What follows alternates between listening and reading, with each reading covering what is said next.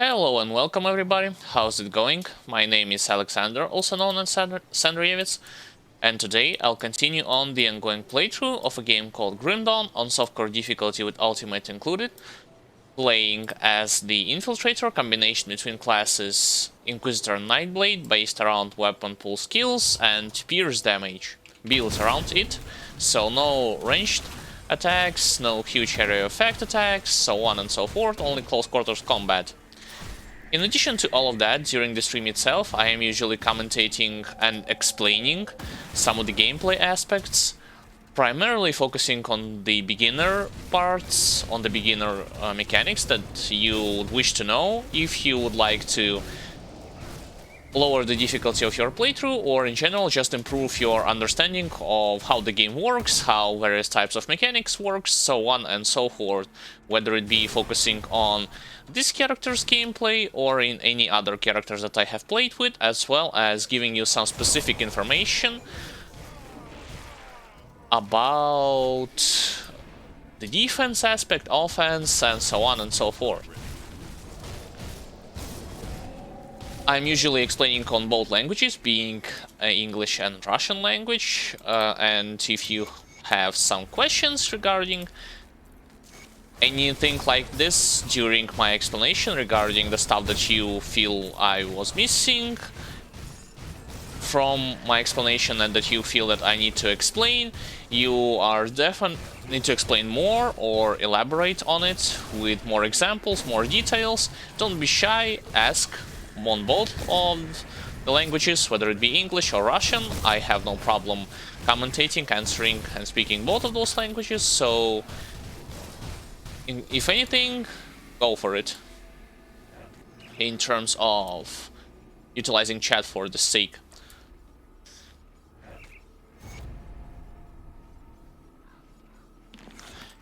In addition to all of that, I am using a mod called Grim Internals that allows me to auto-pick up blueprints, lore notes, rare items, components, highlight my HP bar, my enemy's HP bar, debuff icons on me and on them respectively, as well as the sole reason behind me using this mod in the first place is the incoming DPS graph that allows me to see the strong points and weak points of any of the characters with which I am playing, so that I can manipulate the variables of those defensive components to gain the advantage, whether I am seeking to improve my defense or offense. Anything is possible with the help of this mod, since you can rely, since the instruments that it is going to offer to you in order to get more information is way more intuitive and logically built, unlike the things that developers have included in this game by default. It's not like you cannot play this game without this mod, you most certainly can, but if you wish to go for higher difficulties and most challenging modes like Shattered Realm and Crucibles, like I said to you, you cannot rely solely on the things that developers have included here. You most definitely would wish to know as much information as possible, especially when you take into account defense and offense in this game. And it's not like this mod requires from you any kind of hard installation process. You basically download the archive, you unpack it into your main game folder, and you launch the game by clicking on the mod icon rather than clicking on the game icon, and you're good to go. In the game, by pressing Ctrl F5, you can toggle on and off some of the functions. Perhaps you do not wish to see the incoming DPS graph, you can basically turn it off. And various other options you can turn off and on demand. Now, with all that said, I would like to add to this such things that if you would wish to see the specifics of this build, and that includes the exact skill points allocation, devotion points allocation, gear that I am going to obtain in the future, as well as anything else, there is a command that you can utilize called !build, and from it, by seeing a Grim Tools link, you can click on it and You can see the template that I had theory crafted. Perhaps you would wish to keep everything the same and utilize it in your own playthrough, or you wish to change something in your favor. The option is there. And similarly, the other commands, list of which you can find below in the description and how exactly you're supposed to write them, you can find out additional stuff, for instance, where to farm in this game most efficiently, what classes I considered are the good ones for you to start with in case you do not have any experience, as well as you do not have any gear laying and waiting for you and on a specific level. All of it you'll find in the description. But commands are just one way to do it. The other way I have told you before is asking me directly in chat.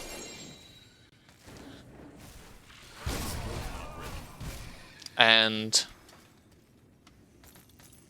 whether it be the question or some statement from my part, I'll do my best to either comment on it or answer to it directly, as informative and as elaborate as possible.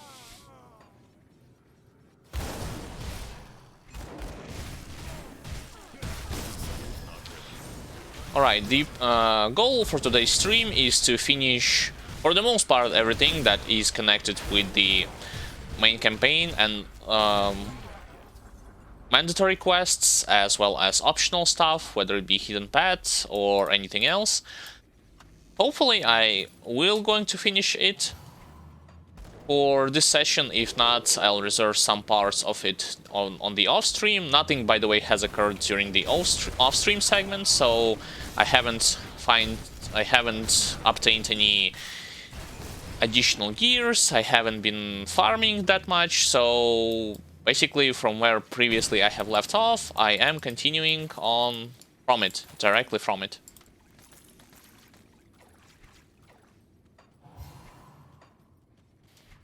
This is the stuff that I am going to do basically on this stream, like I told you. If I am going to manage, that's good. If not, I will finish some parts of it during off-stream, mainly the main campaign segment. In addition to that, well, since I have done the presentation on English language already, I would like to do the same presentation in Russian language, but before that, I decided to freshen up a little bit the discussion of the stream that I am going to do, and before moving on to the explanation of the mechanical parts of this game, I also would like to comment, but not only comment, but express my take on the recent gaming news, primarily focusing on two of the games, that being Last of Us 2 leaked spoilers, as well as the recent announcement, teaser trailer of new Assassin's Creed called Valhalla, I believe. But first and foremost, I am going to do the presentation in Russian language. Итак, всем привет и добро пожаловать на стрим по игре Гримдон. Играю за персонажа Лазутчик на проникающем уроне, построенном вокруг обычных атак и вокруг ВПС. То есть никаких атак по площади, никаких атак с дальней дистанции, только все направлено на ближний бой. Также во время стрима я объясняю какие-то нюансы в плане механики, в основном направленные на помощь новичкам, какие-либо аспекты за разных персонажей, либо же какую-то общую, или специфическую информацию, что позволит вам облегчить не только ваше понимание игры, но также снизить уровень сложности на определенных этапах. То есть вы будете знать, чего вам следует опасаться, как лучше всего избежать каких-то проблемных ситуаций и так далее и тому подобное. Также в самой игре я использую мод Grim Internals, что позволяет мне выделять полоску здоровья моего персонажа, врагов, положительные и отрицательные эффекты на мне и на них соответственно. Но основная причина, по которой я пользуюсь этой модификацией, это шкала входящий урон. Она, в свою очередь, позволяет на абсолютно любом персонаже выявить наиболее точно его сильные и слабые стороны к определенному типу урона. что в свою очередь позволяет манипулировать подбором компонентов, направленных на защиту или на атаку на любом этапе игры. Вы, конечно же, можете играть в эту игру и без этой модификации, однако здесь вам следует знать то, что инструментарий, заложенный разработчиками игры, не модификации по умолчанию, не позволяет точным образом отображать те функции, которые я вам описал. То есть новичку становится тяжелее понять, что происходит, то есть с защитой, с атакой и так далее и тому подобное, полагаясь лишь на информацию, вложенную в саму игру. Кроме этого, если вы захотите пройти более высокие сложности, более сложные режимы, такие как горнило и расколотая реальность, вам все равно следует воспользоваться данной модификацией. Опять же, просто потому, что она намного облегчает жизнь новичку. Даже если вы уже имеете определенный опыт в каких-либо других экшен-РПГ, все равно с данным модом ситуация станет наиболее понятной, вы сможете разбираться более проще в каких-либо дополнительных нюансах в плане механики. И этот мод не требует от вас какого-либо сложного процесса установки, просто качайте архив, распаковывайте в корневую папку с игрой, запускайте игру с помощью этой модификации, кликая по ярлыку,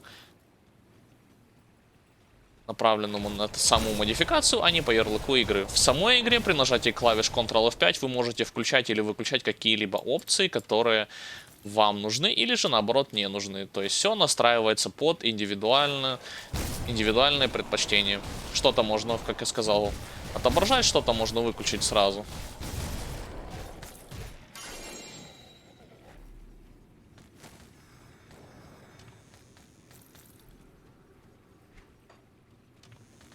Также, что касается билда, к примеру, если вы хотите посмотреть, как этот персонаж будет выглядеть на максимальном уровне, а именно на 100-м, его раскладку очков навыков, очков созвездий и так далее и тому подобное, есть команда, восклицательный знак build,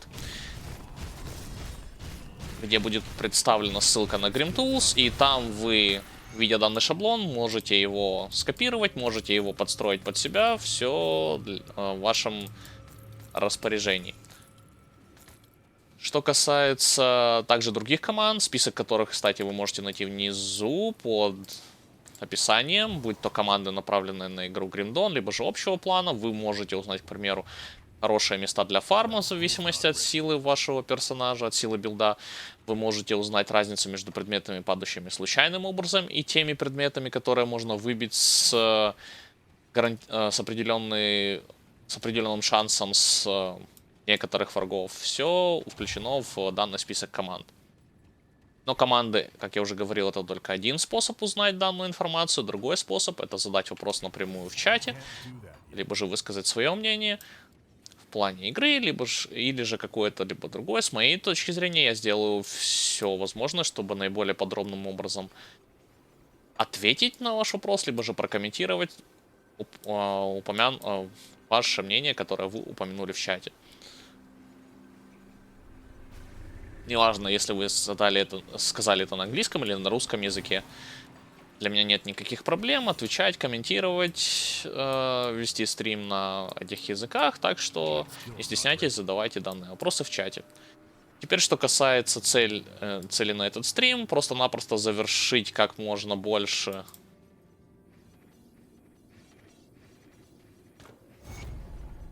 всего того, что связано с основной кампанией, будь то главные задачи, второстепенные задачи, скрытый путь, какие-то либо незакрытые рогалики и так далее и тому подобное. То есть все вот это вот цель как раз-таки выполнить как можно больше за сегодняшний стрим. Если не получится все за сегодня выполнить, я уже вне стрима добью какие-либо рогалики для того, чтобы на следующем стриме отправиться в дополнение Пепел Мальмута. Ну, вот такая вот задача. Теперь, так как я завершил вступительную часть на русском и на английском, прежде чем перейти к объяснению каких-либо нюансов в плане механики, я бы хотел поговорить по поводу игровых новостей, которые произошли в недавнее время, а именно слив, она же утечка информации по поводу сюжета Last of Us 2, одни из нас 2, и по поводу анонса, тизер-трейлера нового Assassin's Creed, называющегося Valhalla. Вначале я выскажусь по этому поводу на русском, на английском, а потом на русском.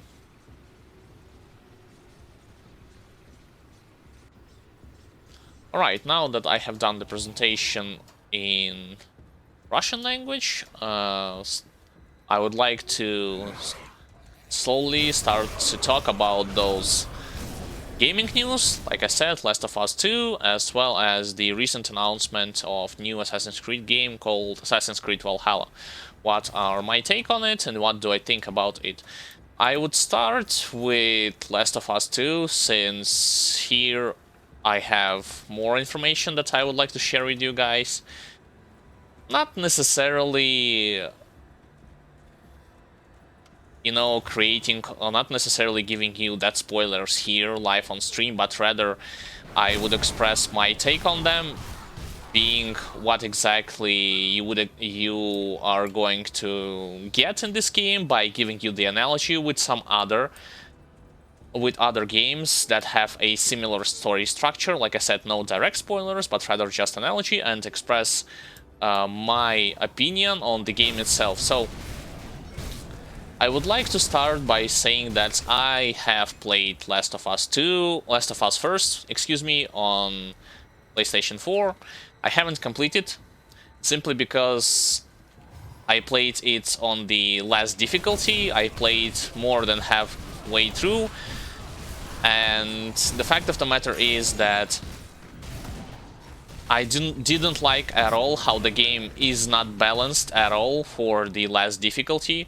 I haven't recalled how exactly it was called, but I was so infuriating with the fact that it was nowhere near the smooth experience compared, for instance, from another Naughty Dog game called Uncharted, where I beat like all 4 of the games on last difficulty, and here in Last of Us I was struggling so hard with the way how the game design. You basically kill in stealth like 20 to 30 people, and you only get like 2 to 3 bullets from them and some wood plank that is going to break with 2 swings, and you instead die like from 1 and 2 hits, which is nothing that I was terribly excited about, especially considering the fact that in the past I played Metal Gear games, whether it be the old ones or the Phantom Pain, and I know how stealth should be done properly and how it should reward you, but in Last of Us this was just pain to go through, to play through on higher difficulties.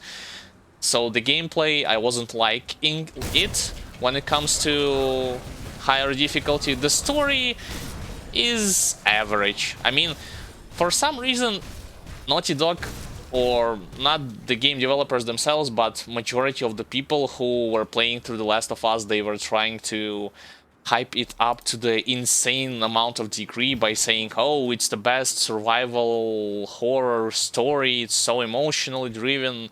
Nope. Well, for me it's nowhere near on the same level of excitement, simply because in order for me to get some kind of like an insanely high emotions, I would want to spend more times with the characters that I'm playing with, you know, like in any kinds of ARPGs, whether it be where you following along your main hero, or you are going for the full team, and you would want to know like their backgrounds, so on and so forth, before actually something critical is going to happen in the story, like some characters might die, so on and so forth.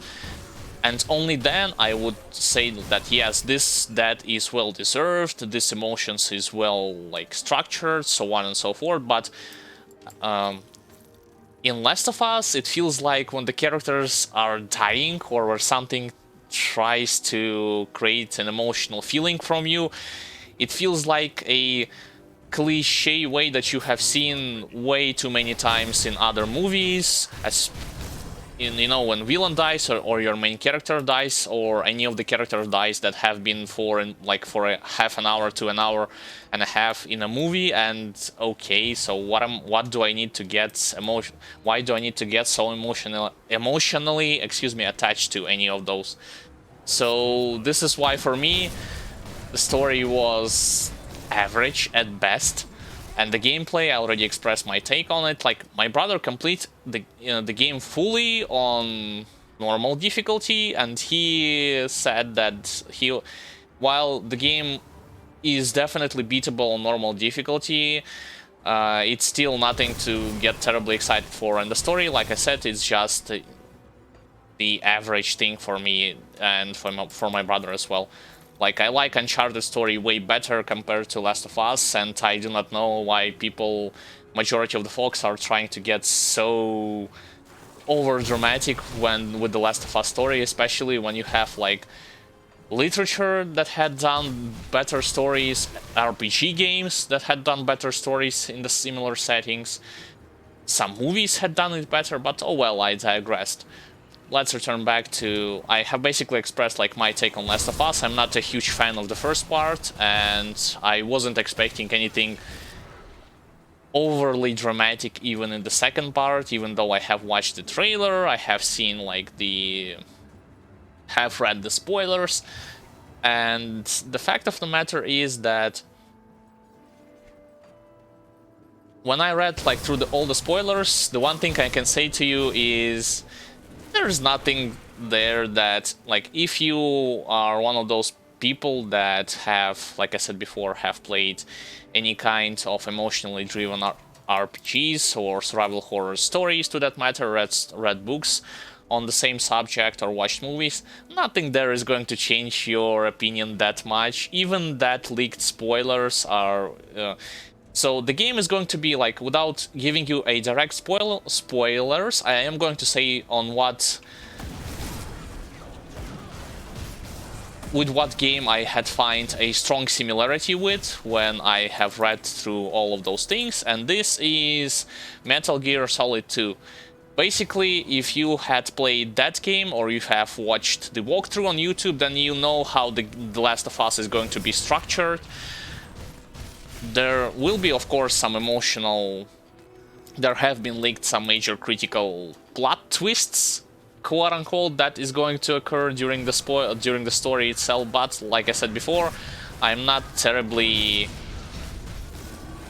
hyped about it, and I do not... The only thing that I am going to add is... To me, personally, it feels even weaker than the first part, even though I had said I wasn't that pleased with the way how story turned out, with the gameplay and the ending of Last of Us first. So this is the things that I wanted to share with you guys. And about the guy who leaked the spoilers, well, there is a rumor that he was basically pissed off because campaign didn't paid him well-earned money when he did like overtime job, which is called crunching period, and now he decided to leak full game, well, almost all of it, spoiled it to everyone, and this is what happens. We have those spoilers leaked online. I can't do that yet. But like I said before, nothing there has changed my mind and forced me to instantly pre-order this game. I wasn't a fan of the first part, even though like I said, I tried to play it, and I watched how my brother played it fully from start to finish, and the game's mostly average. So for me, this is just my like subjective take on it. When it comes to Naughty Dog, situation with everything like that, I would say that please do not mix and match those developers between each other, who created Last of Us and those who have created Uncharted.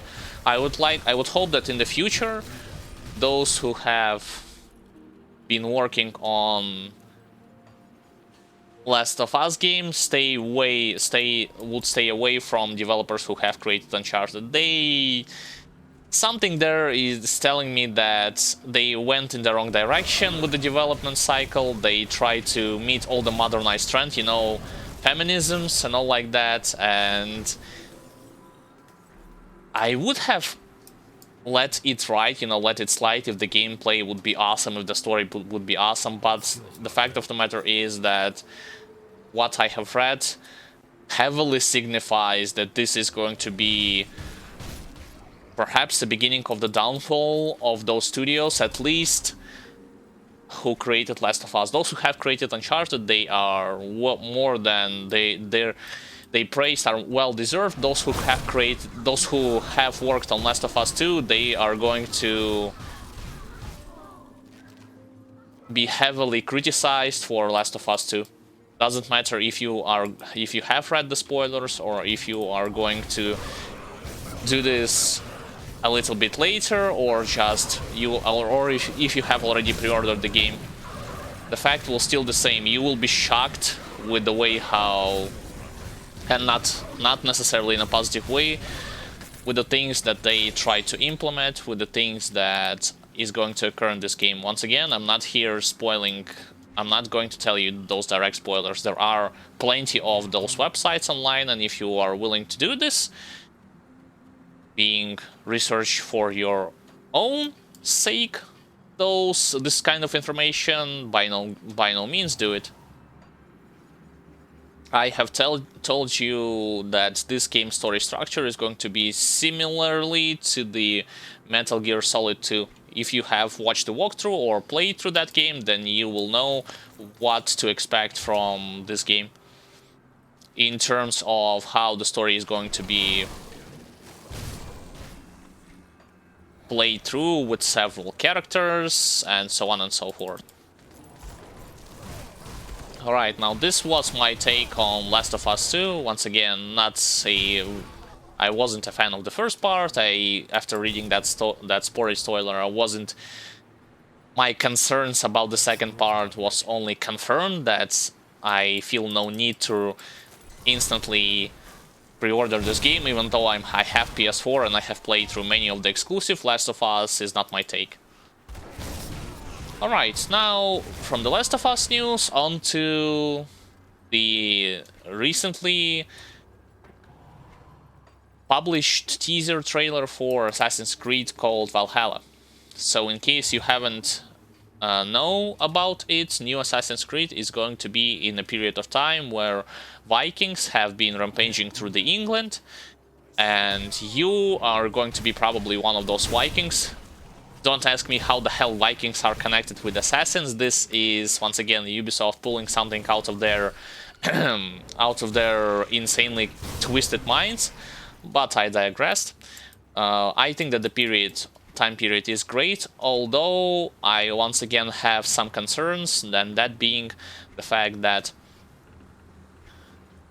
with the way how the gameplay in modern Assassin's Creed looks like, because it's now an action RPG and it's not a good designed action RPG where you have a strictly limited level cap, as well as you cannot instantly kill anyone that you would want with Hidden Blade unless you level your character fully.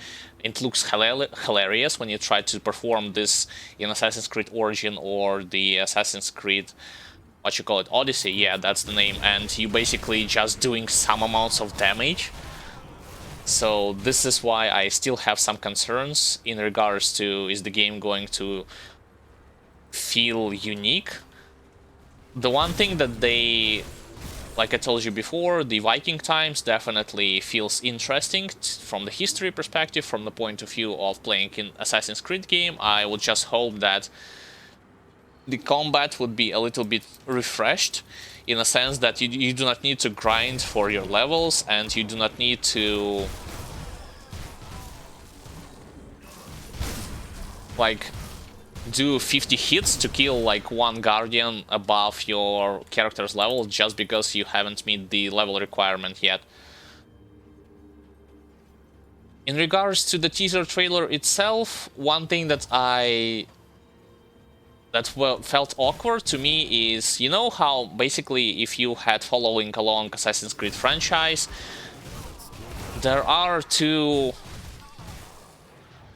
installments that are heavily appreciated by the audience, and that being Assassin's Creed 2 and its DLCs, as well as Assassin's Creed 4.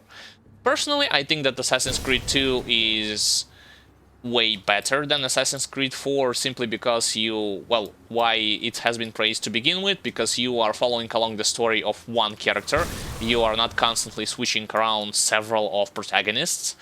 between several protagonists, as well as you'll see his stories from start to the end, basically from where he was a young teenager up until the point where he is an old and wiser assassin, and you are emotionally connected with him, with everything that he has been doing, so on and so forth.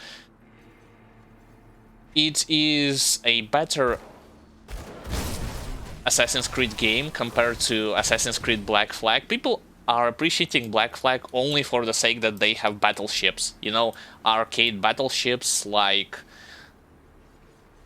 you are fighting always on the sea, but everything that has been connected with Assassin's Creed, they hated it, directly hating it in Black Flag. So if not for ships, then Black Flag would have dropped, like the ratings would have dropped significantly below the requirement margin.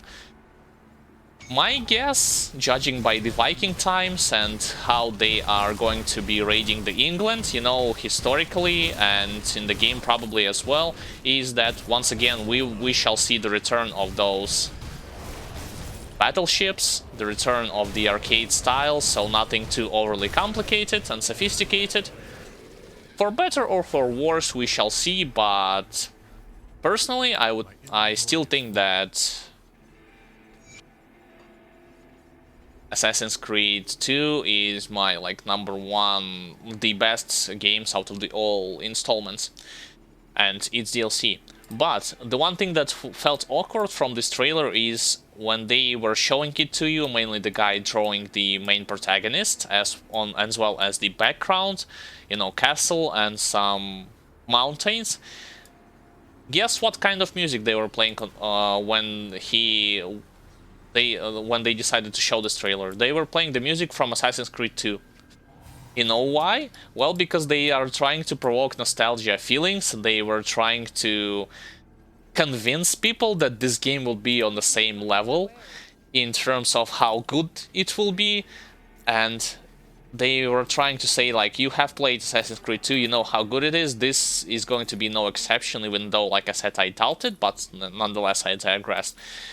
It feels awkward because if you are creating a new game, like new game in the series, why would you rely and not remaking the old ones? Why would you heavily rely on nostalgia feelings about the older installments? Like, I don't get it. Or you would wish to tell me that the music in new Assassin's Creed is so bad that they cannot even include it in the teaser trailer, and instead they were forced to include like the music from Assassin's Creed 2?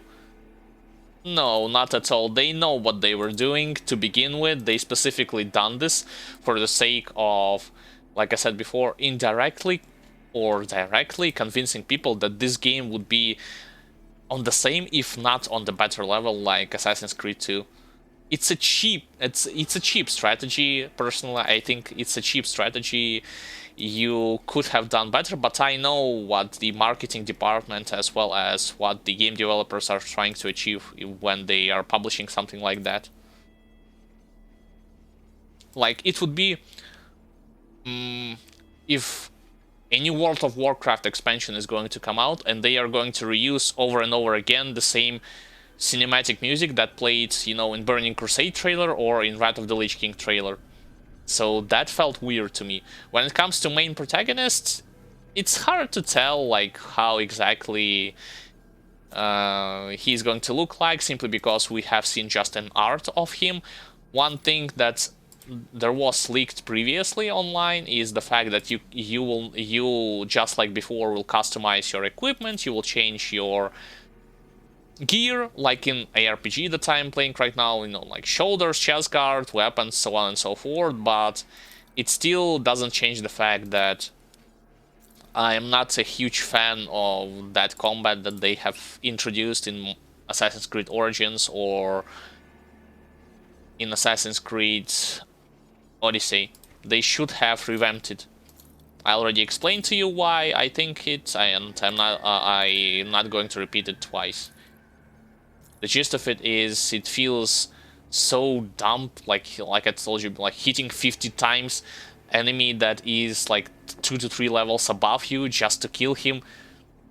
Pointless, and you cannot even instantly kill him with a hidden dagger. It's also pointless. Like, it would be one thing to let the players kill them with the hidden dagger, you know, even if they are on the higher levels, like 2 to 3 levels above you, but you will actually, if you are getting hit, you'll lose massive amount of health, but not to the point that you're using hidden dagger, you're only dealing like 1/4 of or 1/3 of his health damage. Is going 1/3 of his health is going to lose, and he's going to be back on feet, and with the one swing he will instantly kill you. This is so dumb in my opinion.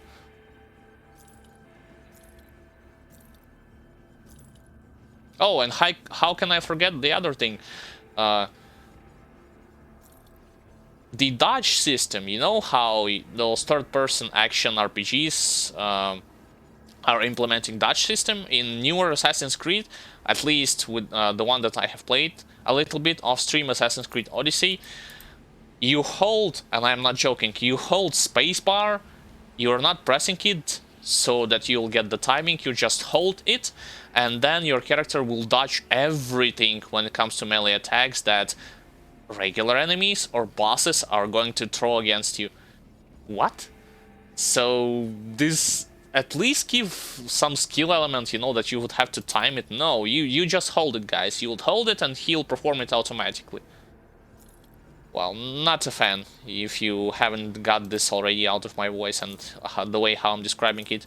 In regards to the newer Assassin's Creed, I am going to be keeping track of it, but if I will see, like, judging by the trailers, the gameplay-wise, and the gameplay segments, that it is going to be, you know how it is a joke that every newer Assassin's Creed is basically a reskin of the previous game, but in other time period? If this is going to help through in Assassin's Creed Valhalla, so I'm not going to even try to play it.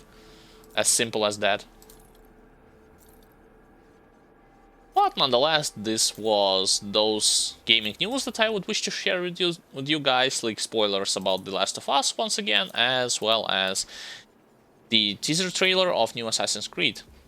Now that I have talked about it in English language, I am going to do this in Russian language, mainly the gaming news stuff, and then, slowly but surely, I'm going to switch my discussion to the Grim Dawn's mechanics.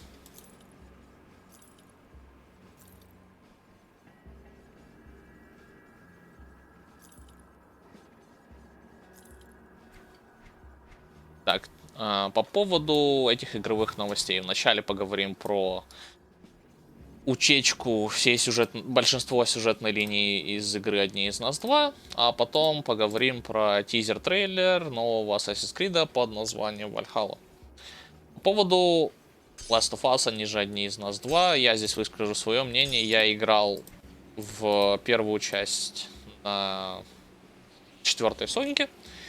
Прошел больше половины на максимальной сложности, но так, вначале скажу в общих чертах. Я не фанат этой игры. Для меня серия Uncharted намного лучше сделана, чем Last of Us, особенно с точки зрения геймплея.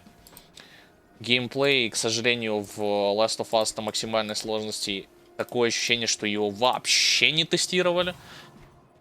Даже если мы возьмем в расчет то, что я прошел всю серию Uncharted на максимальной сложности, «Одни из нас», я еле-еле со скрипом прошел больше половины, просто-напросто бросил эту игру, потому что, вы меня извините, но убивать, и здесь я не шучу, убивать 20 врагов подряд, потом получать с них, то есть нескольких комнатных, 3 патрона и одну доску, которая ломается после 2 ударов, а сам главный персонаж умирает от 1-2 ударов, это вообще не продуманный геймплей, с моей точки зрения. Мы, если возьмем для сравнения серию ту же Metal Gear, где стелс-экшен намного лучше сделан, неважно на какой сложности вы играете, неважно про какой Metal Gear говорим, Last of Us вообще не про это. То есть та студия, которая делала, да, я знаю, что она Naughty Dog, но у них есть разные подразделения.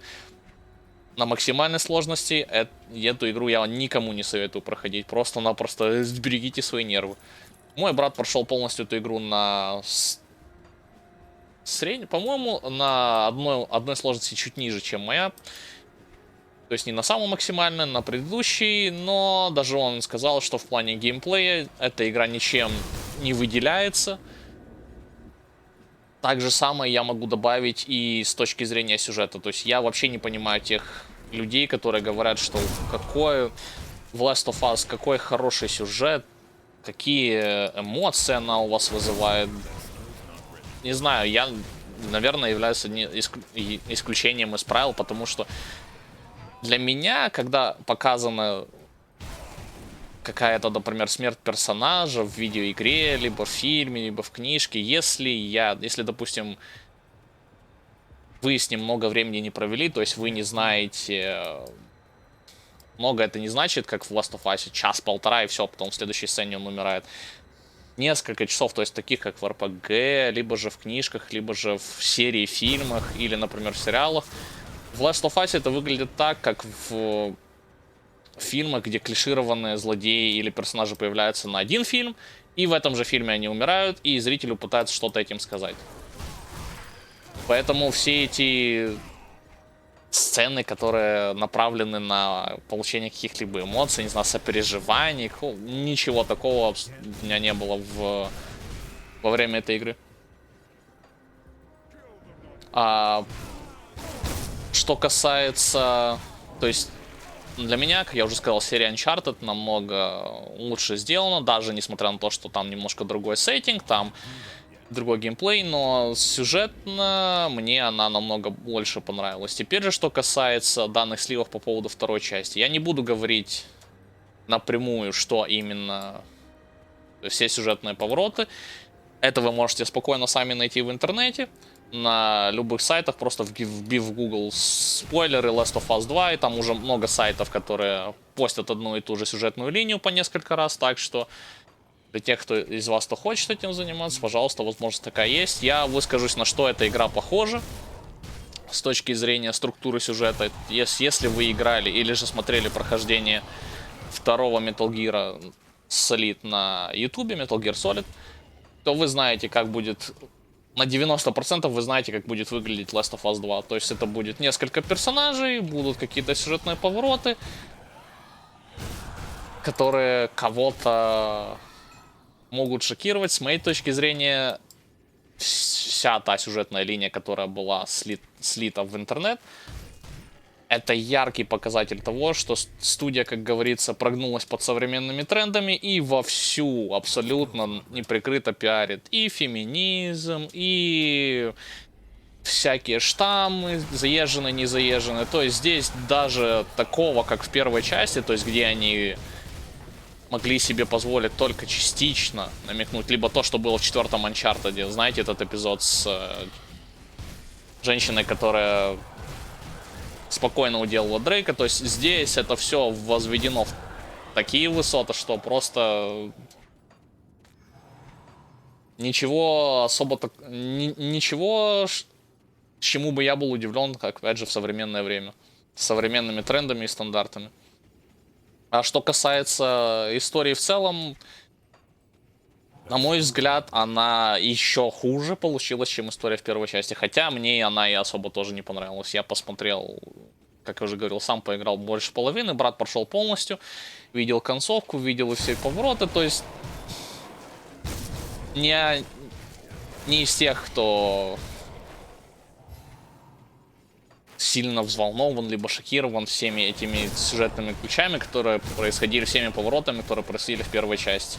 Были литературные произведения, сделанные с лучшим сюжетом, были и произведения в кино, и произведения в тех же играх, сделанные с лучшим сюжетом.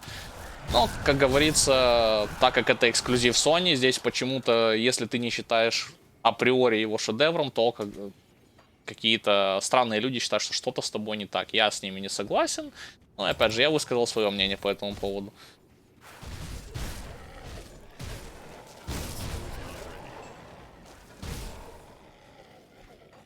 Что касается нового Assassin's Creed. Здесь, опять же, ситуация тоже приняла немножко странный оборот в том плане, что... То есть был тизер-трейлер, да, где показывали художника, рисующего главного протагониста игры. Если вы не знали до сих пор, то есть я вам скажу, действие будет происходить во времена викингов, а именно в то время, когда они занимались набегами на Англию. То есть само по себе я считаю время интересным, но вот геймплей такой, который они применили в истоках и в Assassin's Creed Odyssey, я не знаю, как он будет хорошо работать в новом Assassin's Creed. Геймплей, но нам еще ничего не показали. Тот геймплей, который я сам видел, то есть в Assassin's Creed Odyssey, он у меня каких-либо положительных эмоций не вызывает. То есть это выглядит глупо, когда ты не можешь с помощью скрытого клинка убить кого-то со спины, а лишь снимаешь ему часть здоровья. То есть, если вы не знали, Assassin's Creed перешел в экшен RPG, но они, на мой взгляд, плохо сделали эту механику. А то, что ты... То есть у вас есть теперь уровень, у врагов тоже теперь уровень, и врагов выше вашего уровня на 3 или же 4 уровня вы не можете, чем ваш персонаж, вы не можете не то что убивать скрыто со спины, вы, чтобы убить их обычным образом, будете бить их, ну, раз 40-50, даже если у вас хорошее оружие на ваш уровень, чтобы хоть нанести какой-то урон, а они же, в свою очередь, касаясь вас одним ударом, легонько могут вас убить с одного удара.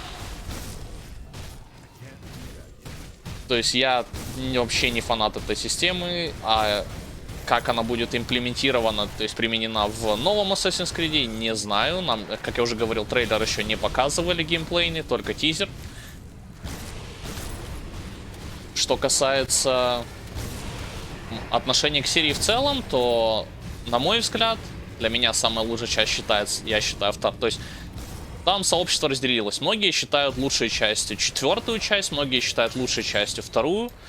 Для меня это вторая часть, а не четвертая, потому что спроси любого касательно четвертой части, они все скажут, почему им понравилось Assassin's Creed Black Flag. Ну, потому что там есть кораблики.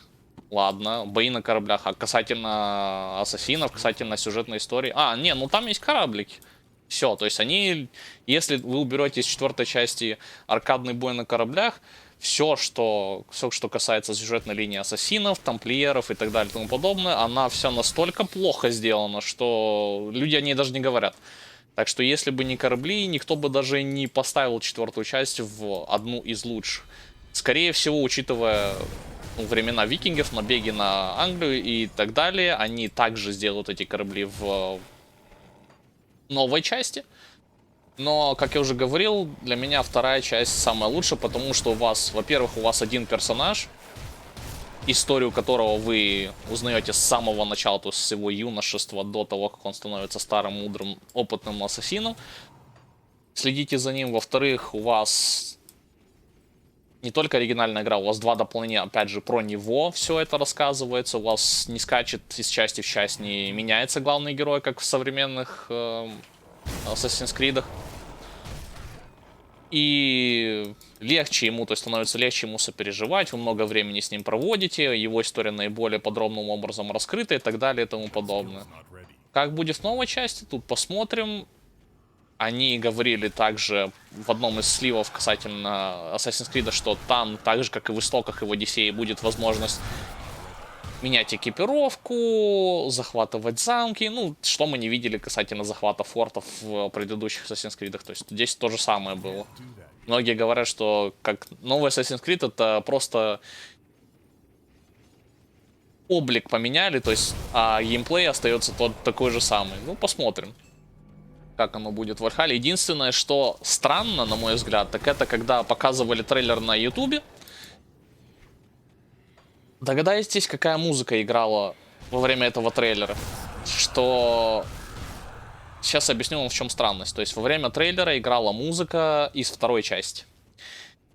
На мой взгляд, это дешевый трюк. Я понимаю, на что это рассчитано, на что рассчитывали разработчики и маркетологи, когда делали это. То есть, почему это дешевый трюк? Потому что они таким образом вам намекают, что эта новая часть будет не лучше, точнее не хуже, а может быть и лучше, чем вторая часть. То есть поэтому вы ее должны приобретать тут же, как только откроются предзаказы.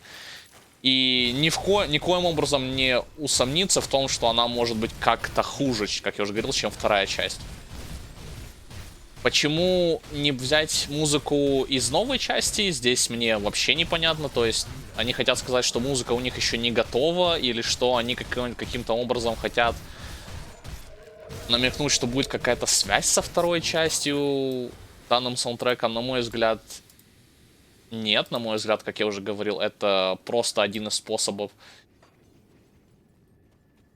выбить так называемую ностальгическую слезу игроков, сказать, что вот вы играли во вторую часть, так вот, это будет не хуже, а лучше даже, то есть если не на одном уровне, то лучше, чем вторая часть, поэтому вы просто обязаны в нее брать, как только она выйдет. То есть, ладно бы, если бы это был какой-то ремейк, или какое-то переиздание, но делать так подобным образом это странно, на мой взгляд. Использовать музыкальный видеоряд из второй части, подставляя это под новую часть, это просто-напросто, то есть вводит игроков в заблуждение.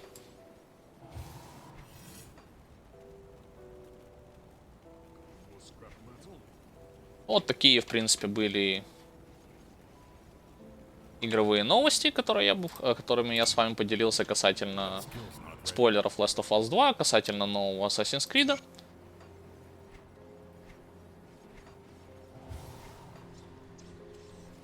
Как я уже говорил, Last of Us 2, несмотря на то, что есть консоль 4, я не собираюсь не то что играть, даже прохождение не буду смотреть, потому что после первой части все желание напрочь отпало. По поводу нового Assassin's Creed, тут надо будет смотреть на геймплей. Если он будет похож на Assassin's Creed Odyssey, то сразу нет. Если же он будет больше похож по боевке, как на старый Assassin, то есть с возможностью убивать врагов скрытым клинком нормально, а не снимать им только часть здоровья, с возможностью использовать, с возможностью нормально контратаковать врагов и не бить их 50 раз одной и той же атакой. Я даже забыл вам рассказать про увороты. Как в новом Assassin's Creed реализованы увороты? Знаете, как в играх Souls, например, серии, вы должны по таймингу прожимать уворот, потому что иначе вы получите урон. И в некоторых похожих играх и работает механика схожим образом. В Assassin's Creed вы просто зажимаете пробел, и ваш персонаж не нажимаете в тайминг, а именно зажимаете пробел. Все, что летит в сторону вашего персонажа, обычная атака от врагов, атака от боссов и так далее, он от всего увернется. Вам не нужно никаких таймингов ловить. Зажали одну кнопку, все, от всего увернулись. Это даже хуже сделано, чем в серии Batman Arkham, неважно, Asylum, Arkham City, Arkham Knight, или Origins, где вам все равно нужно было уворачиваться по таймингам, несмотря на то, что боевка более аркадная в стиле битэмап. Здесь для кого это сделано, зачем так было сделано, непонятно. Ну да ладно. С игровыми новостями все на сегодня. Посмотрим, какие новости будут в дальнейшем, что мы можем обсудить. А сейчас плавно перехожу к Гримдону, к объяснению его механик, с которыми я бы с вами хотел поделиться. И с чего бы начать? Давайте начнем касательно экипировки. Именно по поводу экипировки в целом и по поводу, на что вам следует обращать внимание, когда вы ее подбираете или покупаете у торговцев фракционных или обычных. А потом уже сосредоточусь на персонажах на проникающем уроне.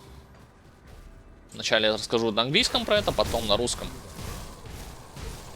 Alright, now that I have done discussing those gaming news on Russian language, I would like to start by explaining some mechanics of the Grim Dawn. I would wish to begin with the equipment that you are going to collect in this game. Mainly, what do you want to look for when it comes to stats on it? Defense-wise, offense-wise, whether you are collecting it, picking it up from the killing enemies, from chests, buying it from vendors, and later on I would wish to focus your attention on the pierce damage characters. Mainly what you need to look on that equipment and what factional vendors or faction in general do you wish to use when it comes to vanilla campaign, when it comes to DLC, you know, first one and second one. Okay, first I need to cleanse, well, secure this rift from those elites. A defender I would wish to kill him first, because otherwise he'll utilize shields, which will grant those enemies more damage absorption against my attacks. Took you long enough. The cult of Cathan is too. It appears that the ritual.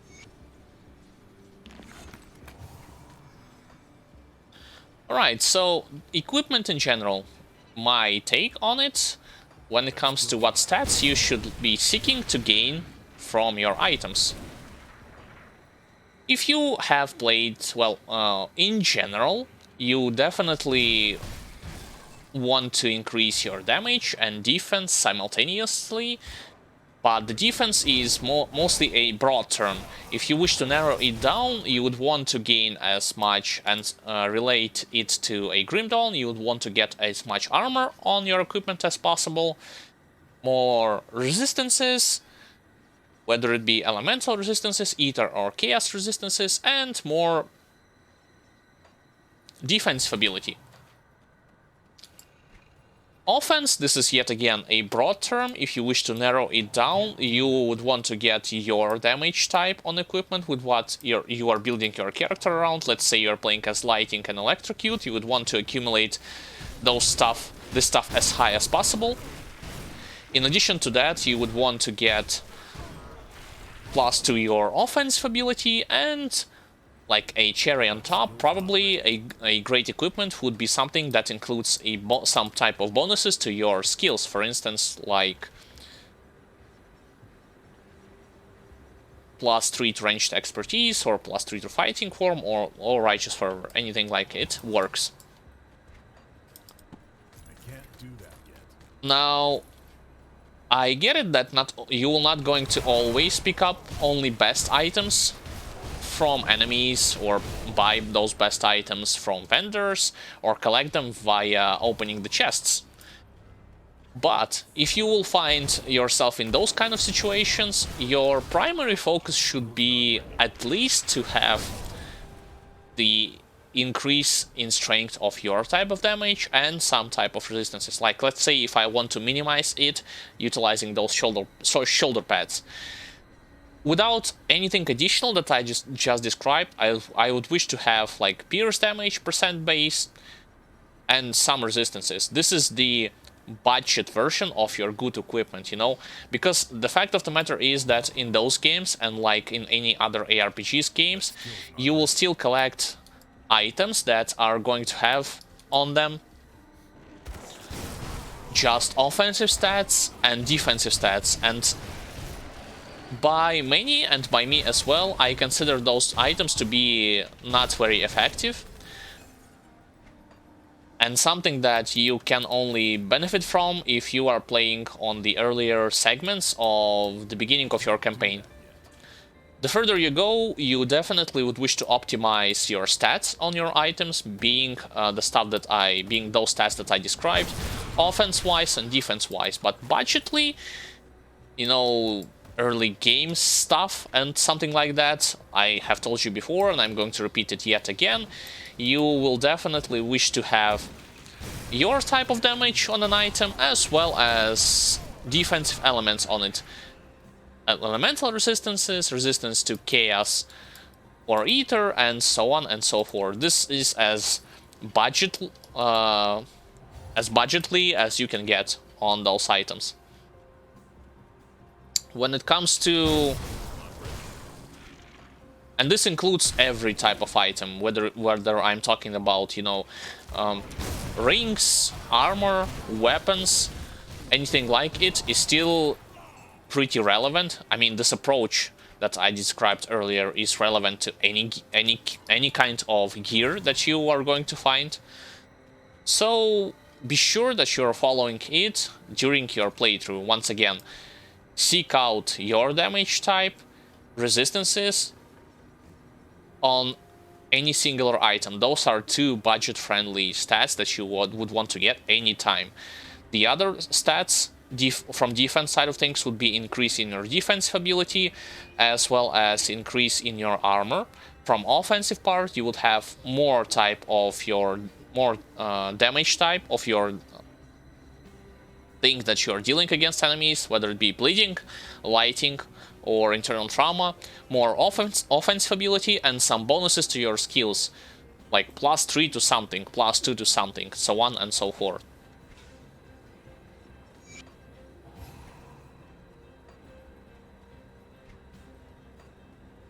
Now, with that out of the way, because I have described to you that approach that I am using, I would like to now talk about the vendors that you would want to utilize if you are playing through this game. First information, I'm going to give you the general stuff, and then I would want to highlight something specific. Now, when it comes to vendors in this game, and I would assume in any kind of ARPGs on that matter, see, the thing is that good stuff you will only get from factional vendors, and that being legitimately good stuff with good value on your offensive attributes, on your defensive attributes, on your +2 skills, so on and so forth. While you will for sure encounter other types of vendors along the way, like in other towns, in other places, so on and so forth, I had come to a conclusion that they 90% of the time will sell you just trash items. Even green items are not that valuable to buy from them when you compare their gear that they are selling to factional vendors. So under any circumstances, your option number one would be always seek out any kind of factional vendors and buy an equipment from them. Only if you are desperately seeking something to buy in order to improve your character's strength or protection, and you haven't reached the required status threshold with your factional vendors, you know, because first you need to improve your reputation with them, and only after it you can buy their piece of equipment. Only this could be an exception from the rule that allows you to visit and buy any kind of equipment from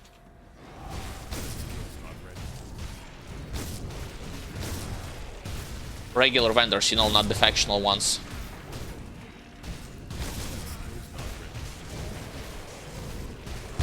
A lot of demons over here, but nothing that my Inquisitor Seal cannot handle, mainly the damage absorption part.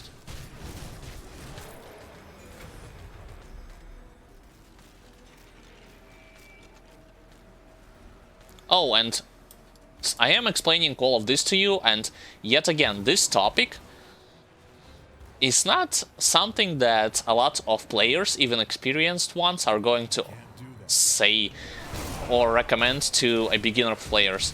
Usually when you are asking any kind of a player who plays Grim Dawn a lot, what type of equipment do you wish to seek out, they will tell you something in general, and after it, they will directly tell you what target farmable pieces you will need. Because let's say they are going to recommend you to play as a Death Knight, and they will recommend you to find his pieces of equipment. You will search for Grimtool's link, and then you will eventually come to a conclusion that his set is only obtainable at elite difficulty once you reach the Malmut city itself, specifically from several places. What will you do beforehand? Like, what vendors you recommend for me to buy from before I am going to reach it, they will not tell you about it. For some unknown reason, they think that this is something that you need to discover on your own. I don't know, perhaps it is ruining the sense of exploration or something like that, but I am telling you straight up front that factional vendors, mainly the factions that I am going to enlist right now for the sake of pierce damage characters, are pretty useful. Oh, and I have collected Mythical Stonefist Rebuke, which is best in slot item for Horse Wave. So they are pretty useful in terms of what equipment you can buy, even before you will reach, you know, the time in the game where you will hunt down for some specific target farmable item from Shattered Realm, from Crucible, or from any kind of a Nemesis bosses. So this was just generalized stuff. Now, if I am going to move on from generalized stuff to something concrete and focus on pierce damage characters, the very first faction that I'm going to name when it comes to having the access to best in slot equipment for you from defense perspective and from offense as well, this is most definitely Black Legion. I am completely aware that there are other type of factions, you know, like Devil's Crossing, Rovers, Homestead, Outcast, because some components are pretty useful from her as well.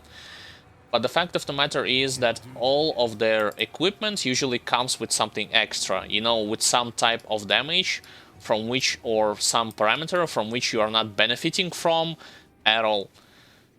For instance, they might have like physical damage, pierce damage, and fire damage, or physical pierce and chaos damage.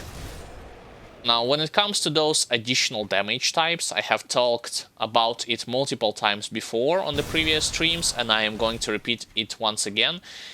Your benefit from it is not going to last that long, meaning that you, on higher difficulties, you cannot rely on added additional types of damage around which you are not building your character, because with monsters having more protection from it, and you cannot allow yourselves to play effectively with 2 or 3 damage types, because you will not be able to fully invest into necessary resistance reduction constellations as well as abilities.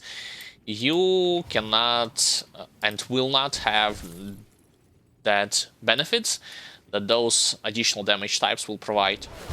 In my case, this is bleeding.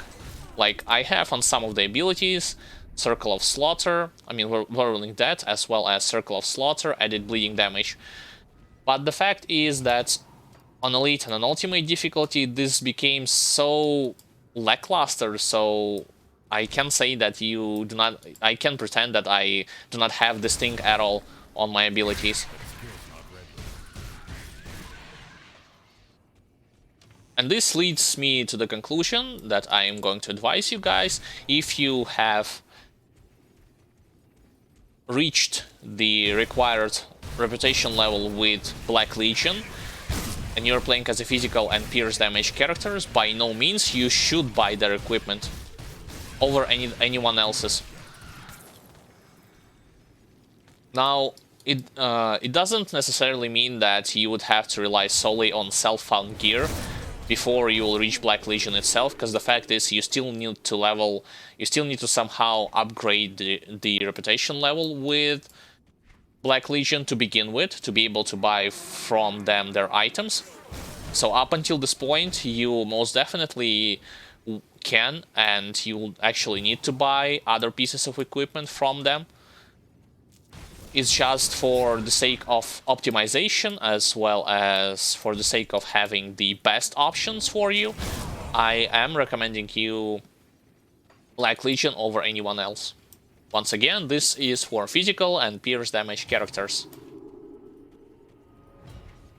When it comes to the first DLC, called Ashes of Malmut, the picture here is the following. Coven's Refuge and Barrowhome, yes, they are going to sell to you some good pieces of equipment, but once again, they have something additional on it which you will not going to benefit from. For instance, I still have those Coven's Combatants boulders with internal trauma damage. I am not receiving any kind of benefits from this internal trauma damage, like at all. Physical, yes. Piercing, yes. Percent or direct based offensive ability, great. More resistances. But internal trauma, nothing here is going to add any kind of value for me. With Barrowhome, picture is the same. The one faction that is the exception from the rule, this is Melmoth Resistance. For physical and pierce damage characters, Melmoth Resistance would be your #1 option to improve not only your strength, but also your protection against any kind of damage that enemies might throw at you, as well as having good value of armor and having on it plus to your general health, plus to your offensive ability and defensive ability. Same approach works as before. Before you will eventually reach Melmoth itself, because there will be some time will pass before you will reach its outskirts and then step up into the city itself and start accumulating positive reputation with Melmoth Resistance. Up until this point, you would definitely going to buy items from Coven's Refuge or Barrowhome. Nothing terrible in it, but once again, for optimization's sake, seek out Melmoth Resistance over anyone else. Mainly their factional vendor. Okay, this is another desecrated shrine. Let's see who comes out from it. Oh, great spot, quote unquote. They have all been spawned around the shrine.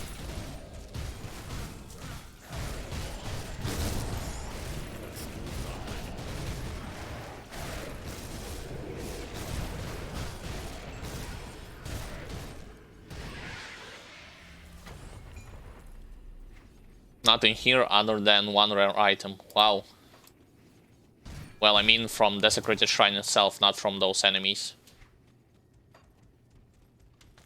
I can't do that. And when it comes to Forgotten Gods DLC, so the thing is that I cannot tell you specifically that one, you know, cult of over the other has something useful. The only thing that I am going to specify is if a Cult of Soleil have more items with physical damage on it compared to Cult of Bismael or Cult of Dreek. Because Cult of Bismael or Dreek have added cold or frostburn damage type of effects, as well as poison and acid damage. And rarely you will see that they will sell to you something with physical type of item that is going to give you high value of physical and pierce damage, in combination with those that with those types that I have just enlisted previously. And even Cult of Soleil itself, while I said that they are going to provide you most amount of equipment with physical and pierce damage types, but the fact is that their type of equipment is not going to will still have added internal trauma damage or chaos or vitality damage, so keep this in mind. Of course, there are some exceptions. For instance, this helmet that I bought from Cult of Soleil actually have a good value of pierce damage characters. From Cult of Dreek, excuse me, compared to the ones that I was wearing when I decided to join Allegiance with Cult of Soleil. But usually this is just an exception, but not the rule. Like, majority of the times you will still going to buy any kind of armor, weapons, or jewelry from Cult of Soleil over anyone else when you are playing physical and pierce damage character.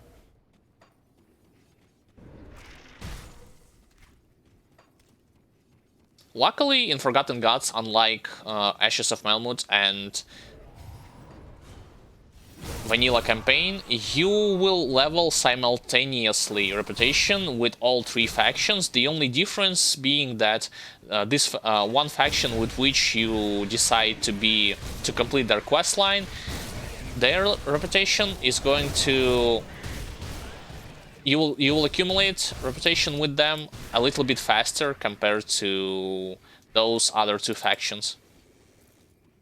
That skill's not ready. But even with that said, there will be a point in the game where you can and will actually allow yourself to buy pieces of equipment from all 3 of those.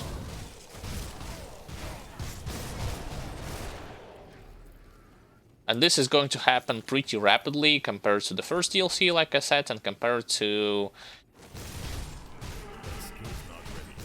vanilla campaign.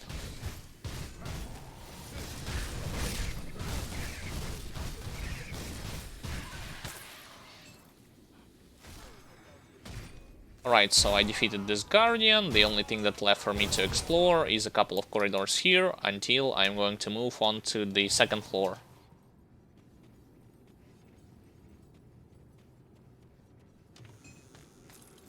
I can't do that yet. So this is the situation that I described to you when it comes to attributes on your items that you would wish to seek out, and when it comes to vendors in general, and some factional vendors, mainly prioritizing the discussion of pierce and physical damage builds.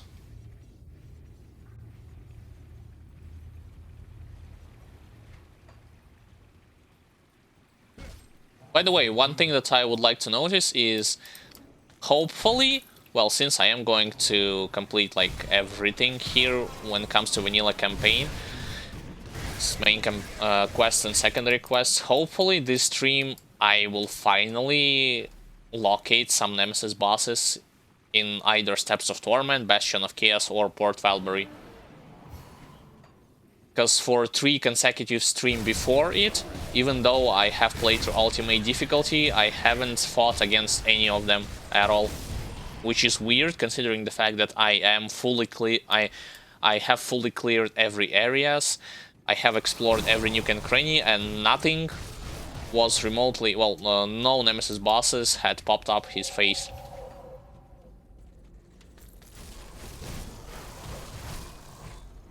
That skill's not ready.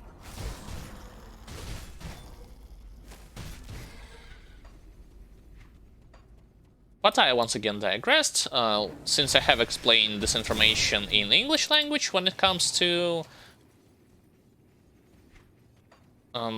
the equipment stuff, its attributes, vendors, factional and general ones. I would like to do the same in Russian language, but before doing that, for those who still have any kind of a question about it, be sure to ask it in chat, or just express your take on it, like what kind of vendors do you feel are most useful My inventory in terms of regular ones or factional vendors, and what factions you prioritize in your playthroughs when it comes to vanilla campaign, when it comes to first DLC and second DLC. I would like to know your take on it, because I have my approach that I have just described. Probably you have something else that you would wish to share. Okay, I need to sell some items first and foremost.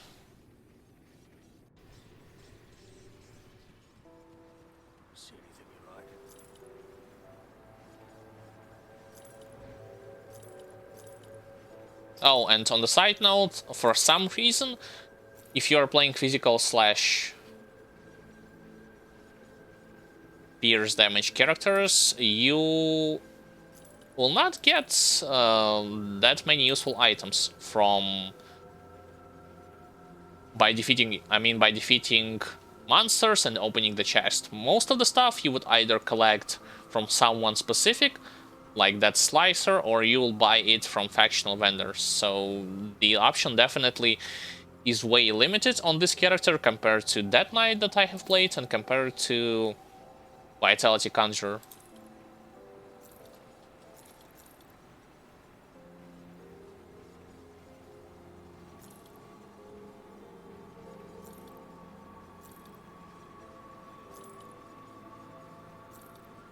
Right, selling those two-handers. I do not need them. Because I already have Mythical Stonefist Rebuke, which, like I said before, is best in slot for any kind of a Force Wave user.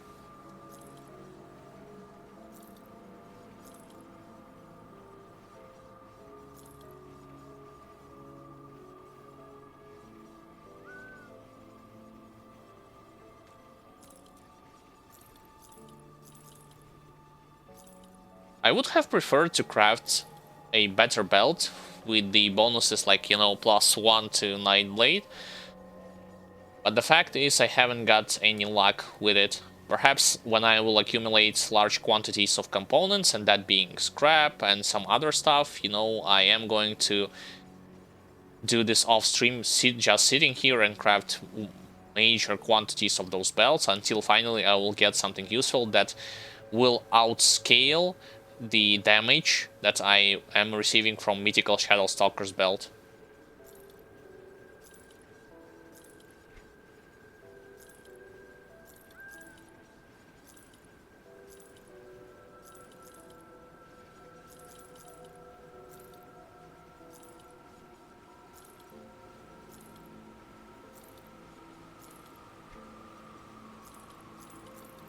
Nothing here to be excited about.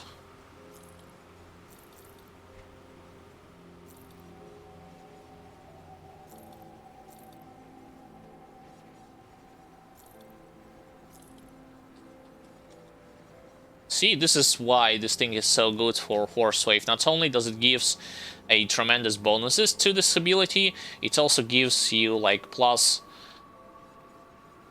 to the Inquisitor, you know, skills +2 to all skills in Soldier 3, quote-unquote, and also it is going to allow you to gain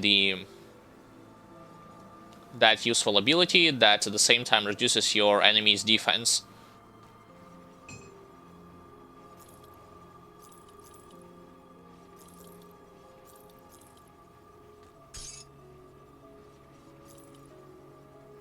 It's funny how right now, even though I haven't played hardcore mode at all, I have collected 2 pieces of Creek equipment, and I have collected the best in slot weapon for Horsewave, which indicates that right now I can play as a Death Knight even on hardcore, even on softcore difficulty, because I have those pieces of equipment laying and waiting for me. Even though this wasn't the intention when I started this run, this playthrough. See, those are 2 Creek set pieces, boots and shoulder pads. And this is that two-hander.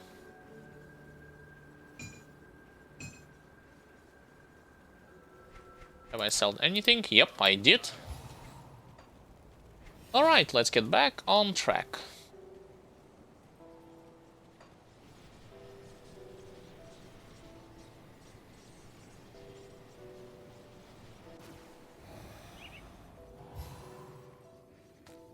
And now I am going to move on to discussion that I have just said about that equipment on Russian language. I can't do that yet. Итак, я бы хотел рассказать больше по поводу экипировки, по поводу тех характеристик на предметах, которые вы будете подбирать, либо же покупать и носить на вашем персонаже, то есть на что вам следует обращать внимание в первую очередь, на что является второстепенным. Что касается экипировки, то в плане защиты вам нужно иметь не только хороший показатель брони, но и какие-либо бонусы к вашим сопротивлениям, либо же к вашему показателю защиты.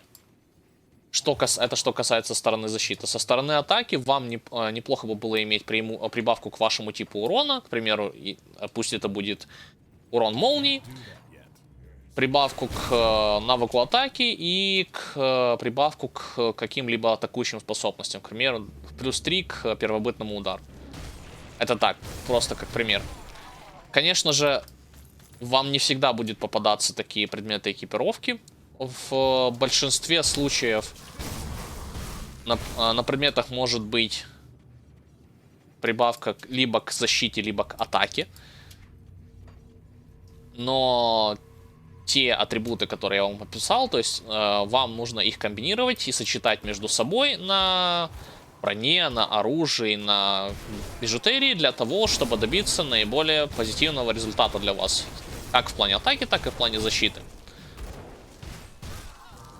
Самый бюджетный вариант, то есть если вы не можете найти ничего хорошего в плане тех характеристик, которые я описал, это получить прибавку к вашему типу урону и получить какие-либо сопротивления, будь то сопротивление стихийному урону, эфиру или хаосу на предмете, даже без учета высокого показателя брони, показателя защиты или каких-либо бонусов к способностям.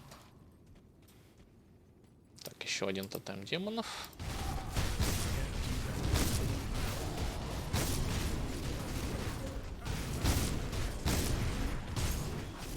Хорошо, что можно стакать печать и увеличивать поглощение урона до колоссальных запредельных значений. С помощью реликвии резня Белгатиана, конечно же. Ну и расовый урон, и защита от расового урона свое дело делает.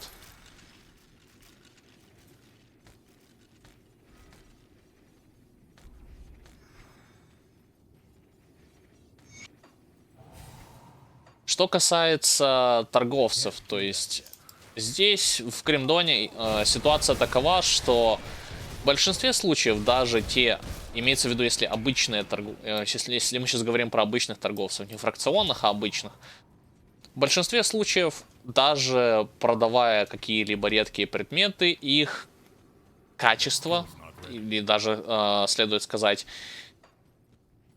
то та прибавка в показателе атаки, либо в показателе защиты, имеющаяся на них, она уступает тому, что вы находите во время прохождения кампании с убитых монстров, либо же сундуков, и особо уступает той экипировке, которую вы можете купить у фракционных торговцев. То есть единственное, когда бы я вам рекомендовал смотреть на те предметы у обычных торговцев, не учитывая фракционных, это если у вас очень плохое снаряжение, и вы давно его не меняли, но еще не увеличили репутацию с какой-либо из фракций, в зависимости от того, на каком участке кампании вы сейчас находитесь. То есть это единственное исключение. Во всех остальных случаях ваш выбор торговцев обусловлен как раз таки фракционными торговцами, но не обычными, несмотря на то, что они присутствуют в этой игре. Теперь же, что касается фракционных торговцев. Как я говорил, я сейчас сосредоточусь больше на персонажей, построенных вокруг проникающего типа урона и вокруг физического типа урона. То есть здесь ситуация такова, что если мы берем оригинальную кампанию, а не дополнение, то ваш выбор, конечно же, это Черный Легион.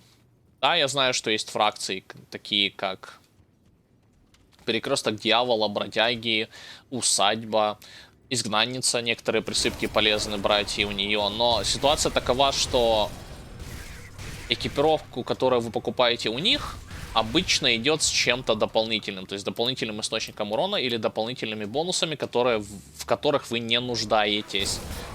И я уже говорил об этом на предыдущих стримах, повторюсь еще раз. Все эти дополнительные типы урона, они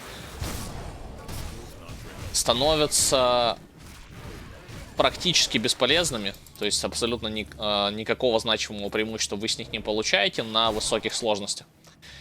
Так как у монстров повышается показатель защиты, у всех причем, значительно, а вы же в свою очередь не можете эффективно этот показатель защиты перебить, так как вам не хватает очков на все резисторезы от созвездий, от каких-либо способностей и так далее и тому подобное. То есть играть эффективно с 2 или с 3 типами урона в этой игре не получится на высоких сложностях. Может быть, на первой сложности получится, на элите или на абсолюте нет.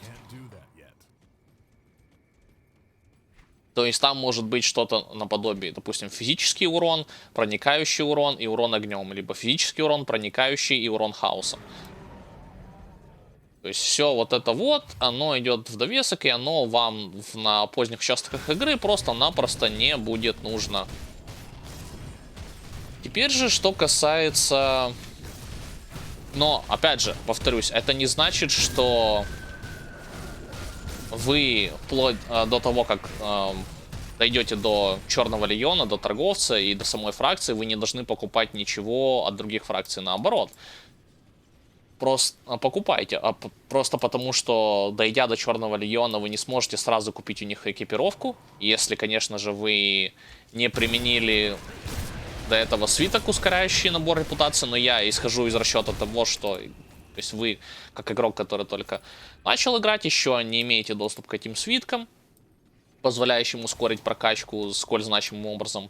Поэтому можно и нужно покупать экипировку и у других фракций для того, чтобы облегчить себе прохождение. Но опять же, как только уровень репутации позволит вам приобрести предметы от Черного Легиона, сосредоточьтесь именно на них, так как, на мой взгляд, нет ничего лучше в плане защиты и в плане защиты и атаки, особенно против сопротивления к сопротивлениям эфиру и хаосу, как экипировка Черного Легиона. Если мы берем в расчет именно оригинальную кампанию. Так, сейчас последний босс в оригинальной кампании. Никаких особых проблем он доставить не должен.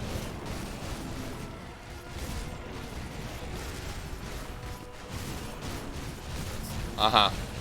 То есть здесь нужно обратить внимание, что когда он бьет этим самым кислотным взрывом, мне следует отойти. Потому что под печатью он меня все равно пробивает из-за низкого количества здоровья. Это еще не взрыв. Вот это взрыв. Все. Там шотган просто слишком сильный. Не потому что печать плохая, а потому что слишком сильный урон в обратную сторону получает. Так, третья фаза.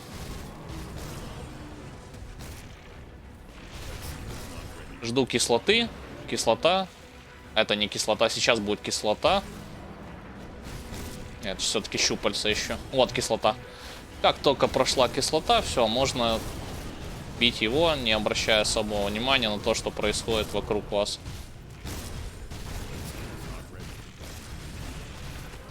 Надеюсь, успею до второго залпа. Не успел, но увернулся от некоторых снарядов.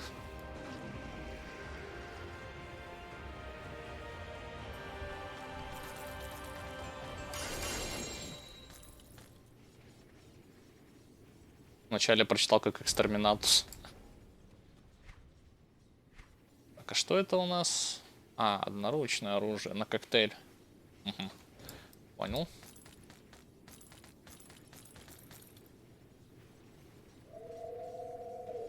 Так, и надо посмотреть, что Крик даст в награду.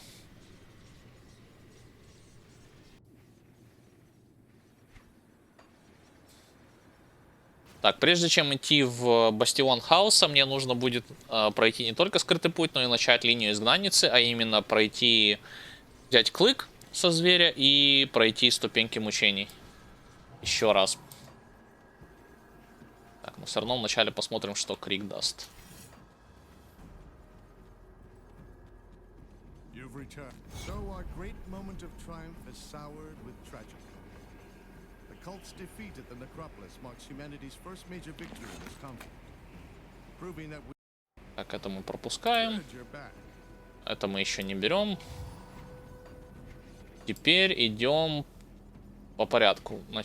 Первый этап скрытого пути. Второй. Третий. И потом, когда пойду в четвертый, уже одновременно закрою скрытый путь и выполню квест от изгнанницы.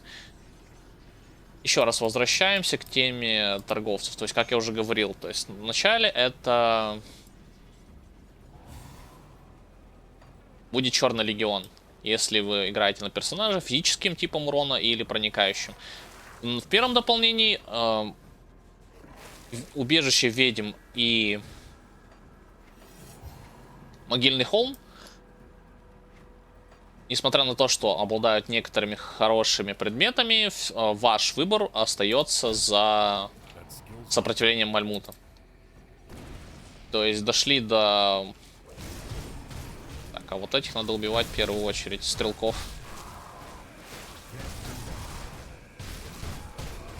Дошли именно до Мальмута, то есть повысили репутацию с ним, что позволит вам покупать предметы, и тогда именно закупайтесь у этой фракции.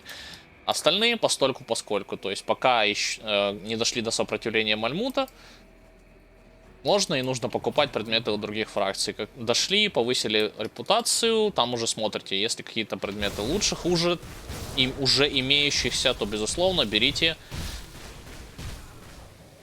у сопротивления Мальмута. Что касается второго дополнения, забытые боги, то здесь я не могу однозначно сказать, что какой-либо из культов, будь то Салеэль, Бисмейл или Эльдрик, обладает теми предметами экипировки, которые можно назвать лучшими в показателях физического или проникающего, для показателей физического или проникающих уроне. Есть исключения, к примеру, этот шлем от фракции Дрига, который сейчас на мне, но в основном больше предметов с хорошим процентным соотношением в плане атаки и защиты встречается у культа Салеэля, и в отличие от культа Дрига или у Бисмаэля. Но опять же, там идет что-то в довесок по типу урона хаосом, либо же уроном здоровья, а у остальных двух идет урон ядом, либо урон холодом и обморожением.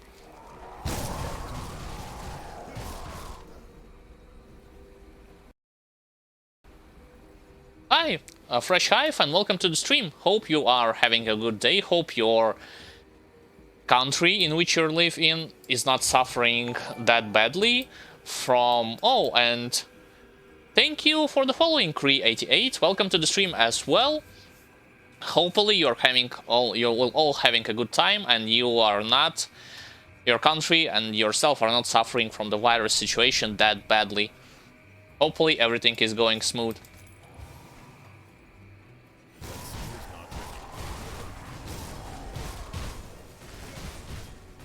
Because in my country, in Moldova, the situation is getting slightly worse day by day, despite the fact that our authorities have decided to loosen up the restraints that they have added for the sake of the anti-quarantine measures.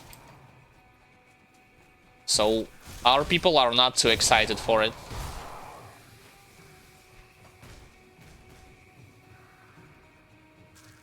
Okay, I need to remove first those eyes of the Guardian before attacking the boss itself, because otherwise I will be overwhelmed with the amounts of poison, acid and pierce damage that those eyes are going to deal against me.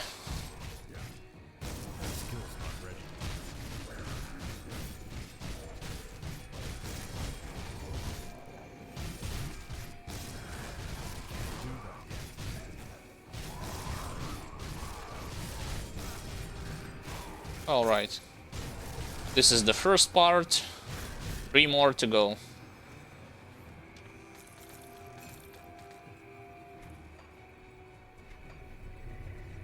Currently I'm finishing the optional stuff that has left for me to do in main campaign, that I had left in main campaign, and that includes not only Hidden Pet questline, but also the Outcast questline. The thing is that if you are going to complete all of her quests on ultimate difficulty, you will receive tremendous rewards from it. I remember when I did this on hardcore, she gave me at the end like a blueprint for a relic called Doom, which is best in slot relic for any physical/internal trauma damage users. Okay, what is this? Riftstone. I need to craft this.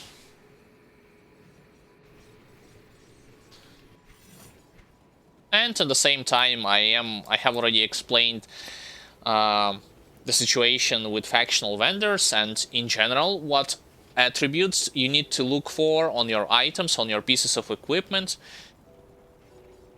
and like in general. And then I have talked about vendors regular ones and factional vendors, what are the benefits of utilizing one of them over the other, and on what factions you can rely, mostly when it comes to physical / pierce damage characters in main campaign and in DLC as well. Right now I was telling the same stuff, but in Russian language. Skill's not ready.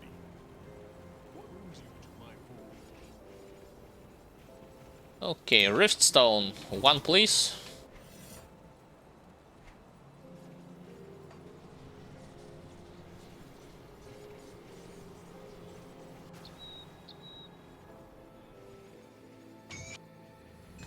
And the purpose for the stream, I have told this already at the beginning, and I will repeat it. If I will manage to beat everything that is optional in terms of main campaign stuff that was left in this session, that I will do it.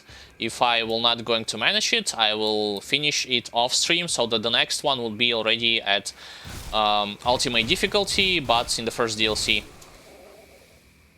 Oh, and fingers crossed, today I will encounter some Nemesis bosses on ultimate difficulty, because previous 3 consecutive stream, like back-to-back on ultimate difficulty, even though I was having like Nemesis status with Ethereals, Arcorian Undead, and Chtonians, no one I haven't encountered any of them in any of the locations, in any of the areas. Even though I have cleared every nook and cranny of those places, the stuff that I am usually doing on any kind of character. So this was strange. Alright, on to the Broken Hills, and here I am going to go for the second part of Hidden Path, as well as destroy this totem. Ancient Spirit, this means tier 3.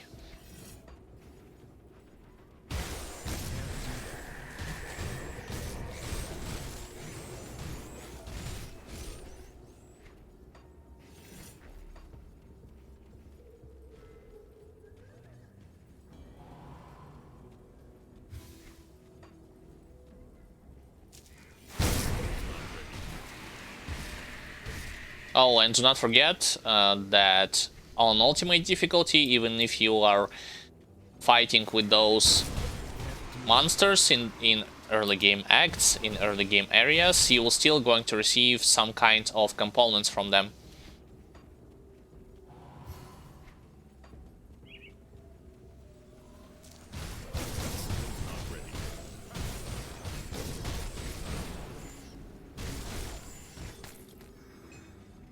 Who is going to come out from here, I wonder? Ghouls and golems, oh. And also those who are going to utilize corrupted pools under my character.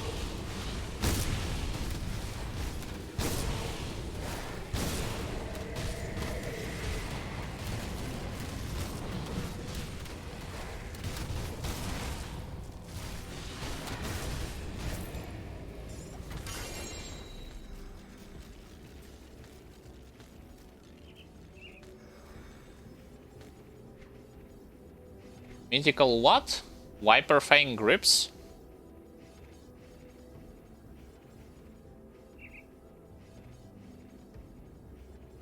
Probably useful for Dervish class combination, judging by the amount of bonuses that you are going to receive.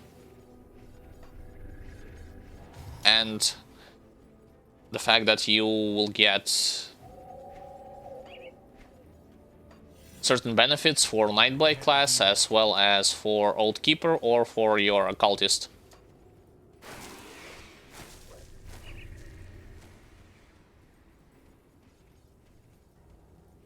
It's funny how, like, I have already talked about it a little bit earlier, that unintentionally I have acquired already 2 Creek set pieces, as well as Mythical Stonefist Rebuke, so I can play on this difficulty yet again with a Death Knight.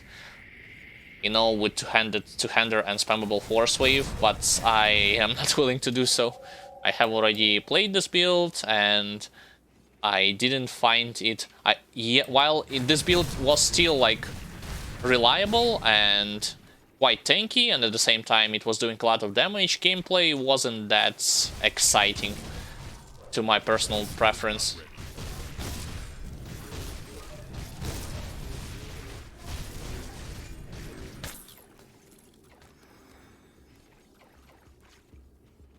Alright, and Guardian of Soleil.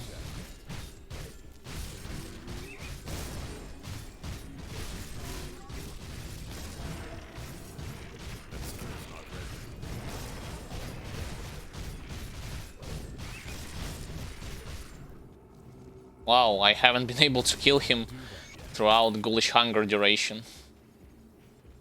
So second part has been completed. On to the third part, which is over here.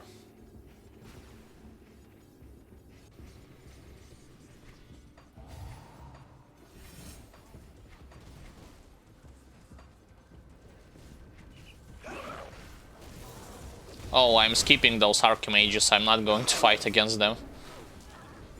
As well as those regular cultists.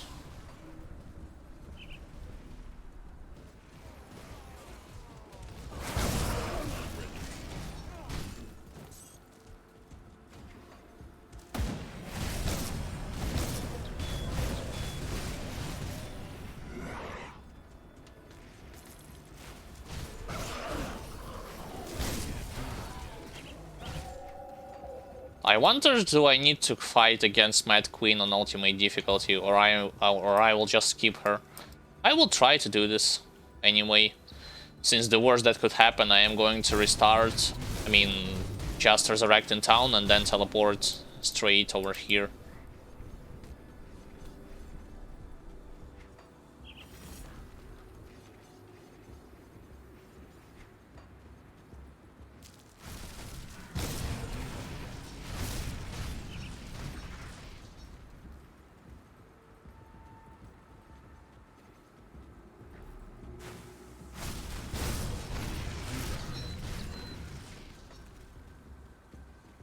But first I need to defeat Guardian of Bismael to acquire the third part, the third stone that opens up the Temple of the Tree.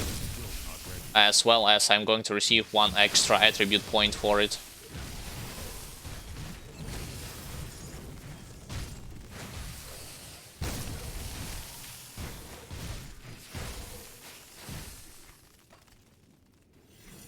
No more spiders. What about the top side, top passage?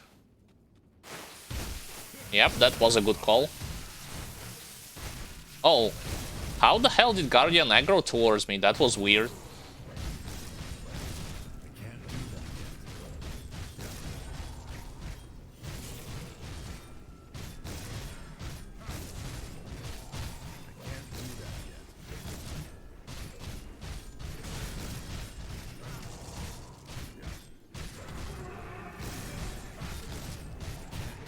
And Face tanked him all the way through.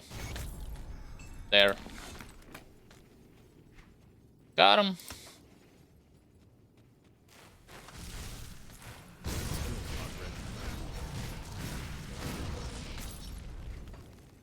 For some reason, those dogs are still hurting mainly their explosion part, even though my resistances, as well as total defensive ability, is quite high.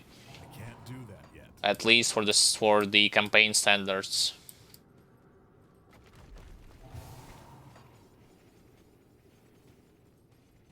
Oh, I need to. Can I do it? I can do it over here. I will open up the rift, personal one, if something goes wrong. And I need to resurrect in town and get back to the same place where I was. Yeah, but this fight is definitely going to be one of the tedious ones. Just because without the nullification effect, I cannot remove her red aura, and instead I need to run, wait until her red aura is going to vanish, and only then I can retaliate against her. One shout, third shout, second and third shout.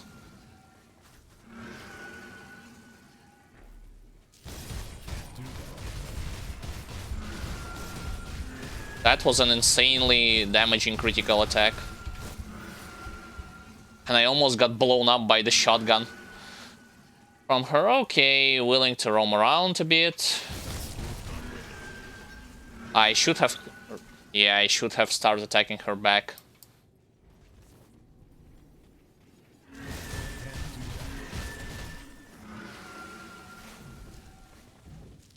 My guess, I will not going to defeat her.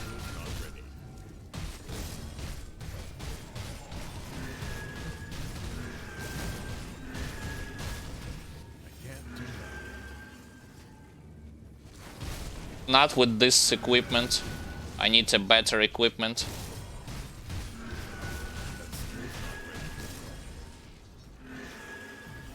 Yeah, because she heals a lot. Yep. I need a better gear to be able to dish out way more damage than she is going to heal back. Oh well, this is not... That wasn't a part of the plan, most definitely. The plan was to go for the Temple of the Tree.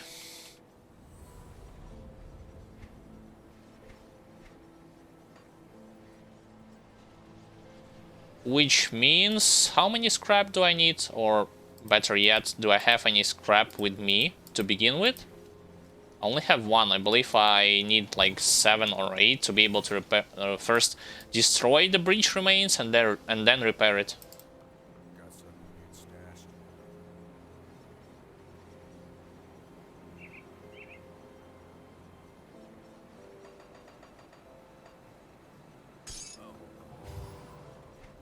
Alright, let's go.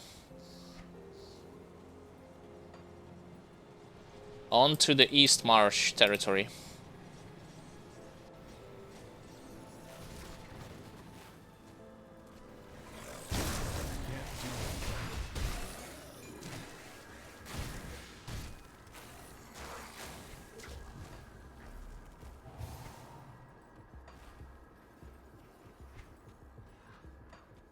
Как я уже говорил, то есть, опять же, вкратце, что касается экипировки, на персонаже, построенном вокруг физического типа урона и проникающего, опять же, шутите, мне нужно было 10. Основная компания — это Черный Легион, первое дополнение — это сопротивление Мальмута, а второе дополнение тут уже на ваш выбор. Шлем я купил у фракции Культ Дрига, а другую экипировку я покупал у культа Салейри. То есть там смотрите по ситуации. Я уже сказал, я не могу однозначно назвать что один культ продает самую лучшую экипировку, в отличие от другого культа. Есть исключения. Просто у культа Салейри более чаще попадаются предметы с физическим типом урона и с проникающим типом.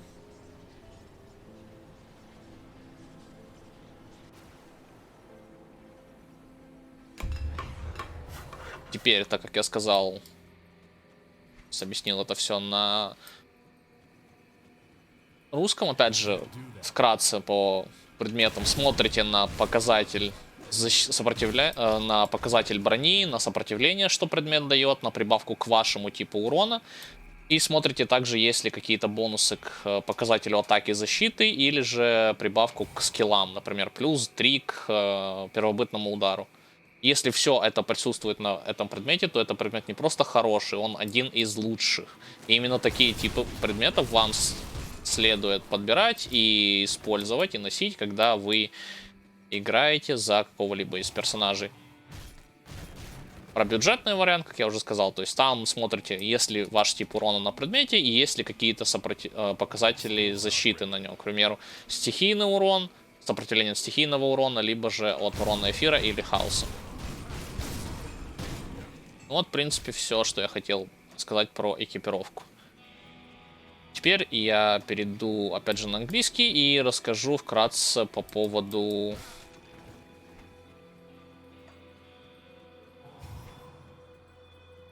глифов, которые вы можете использовать. То есть для телепортации, для быстрого перемещения и так далее и тому подобное. Опять же, выскажу свое мнение по этому поводу, что эти глифы дают в плане атаки, в плане защиты, в плане снижения сопротивления врага и так далее и тому подобное.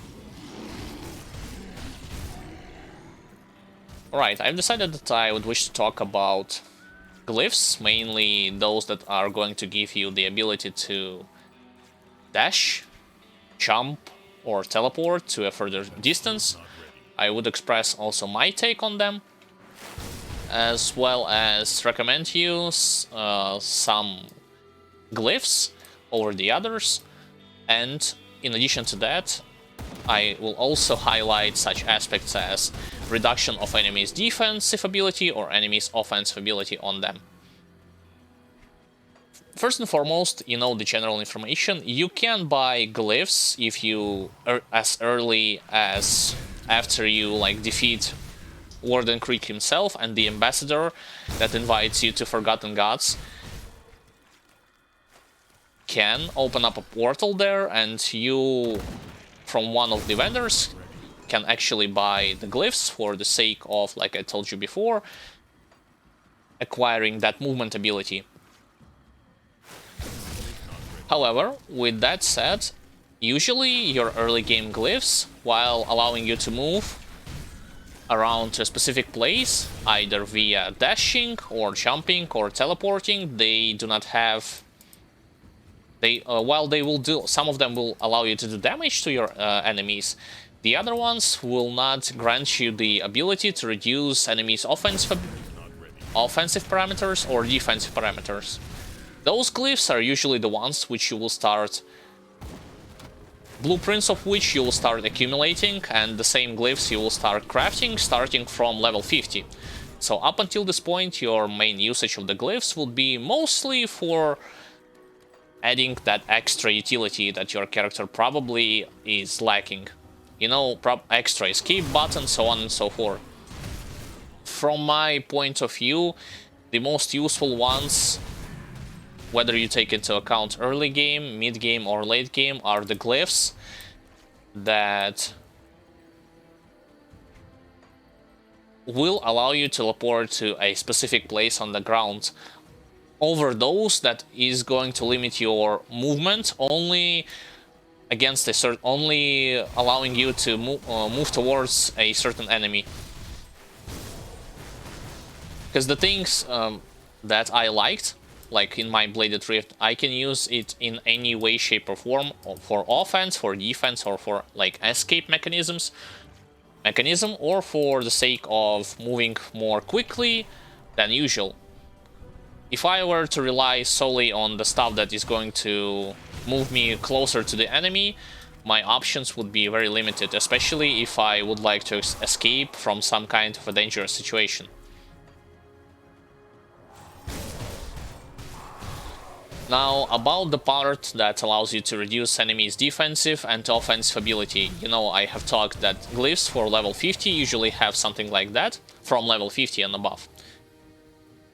While they will actually do it to your enemies, and they will allow you to diminish their protection, and thus they will allow you to increase your damage against enemies, the thing is that you will not see any kind of icons which will indicate that effect on it. You know, I have told you that I am using Grim Internals, and Grim Internals has this function that allows you to see if this debuff had occurred on an enemy and if you need to reapply it or just leave it as it is. With the glyph, nothing like that is present whatsoever. You just relying solely on your eyes, whether or not you had hit them and you had reduced their defense or not. And the only way how you can tell is if the glyph has actually activated, meaning the part where you have reduced their resistances, is with how fast you or how strong your damage has been increased. And this is the only way for you to know for sure, for certain. Personally, I think this is a part that needs to be fixed either by the game developers themselves or by mod developers, because it's pretty easy to, you know, draw the icon which, like for instance, my glyph reduces enemies' defense, like draw a shield which is cracked in the center, you know, broken in half, and this way you will tell that you have actually applied this debuff on them. But it is what it is. We have only this counterintuitive mechanic, which, don't get me wrong, it is working, but for most of the players, especially beginners who got used to play with Grim Internals and they are using it for the sake of showing the debuff process on the enemies and on players respectively, they might wonder, why am I using like glyphs for the sake of reducing enemies' defense and nothing indicates that I actually hit them with it? This is not a glitch or a bug, this has been done intentionally or not, I do not know for certain, but it's still present here. So do not be confused if you not going to spot any kind of extra icons on your enemies, which signifies that you have actually lowered their protection or offense when you have utilized when you will utilize any kind of glyphs.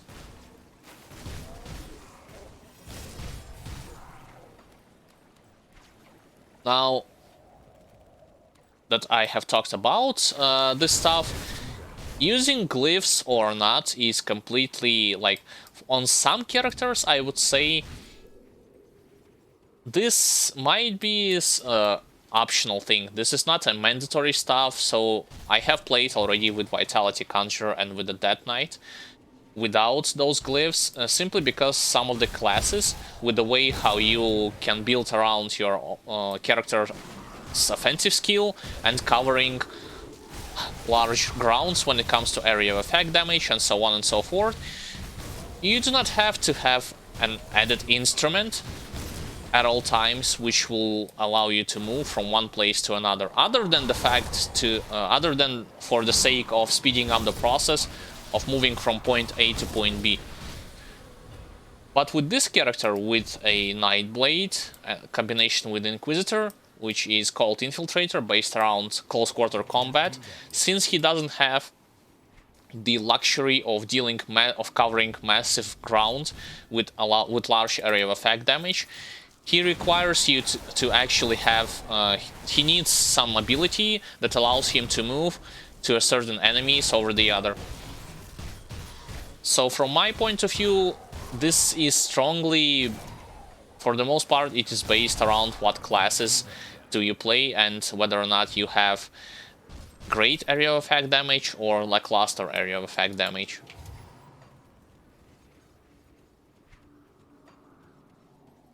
At least from the point of view of going through the campaign. I do not know how the things will occur in Shattered Realm stuff or in Crucible, like if you need there any kind of movement skill ability on those classes. But speaking from the campaign perspective, I would say that on some characters this option is... this is not a mandatory option.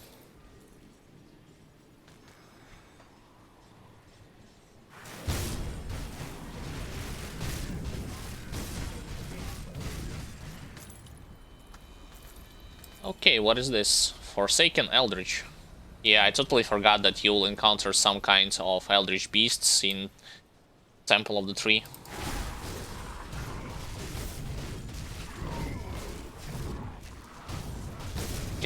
Wasn't able to utilize Seal for a couple of seconds simply because I was stunned.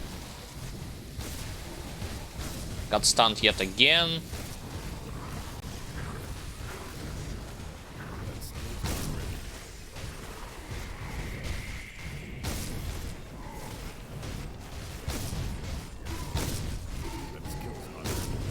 Somebody just healed him, or no? It wasn't actually.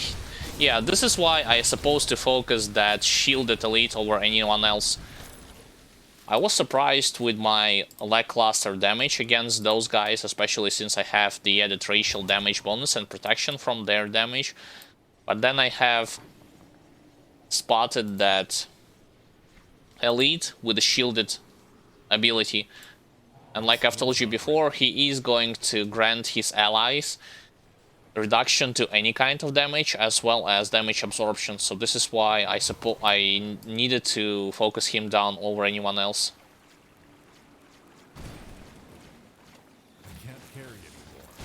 Okay, inventory is full yet again.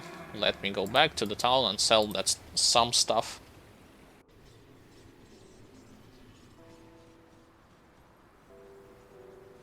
in case you do not have the access to Forgotten Gods expansion, I do not think that in the original campaign or in first DLC you can buy those glyphs. Or to that note, I do not think that you will be able to collect blueprints to craft those glyphs starting from level 50. I think this is the option that has appeared only when developers have created second DLC called Forgotten Gods. Come see what's left of my wares.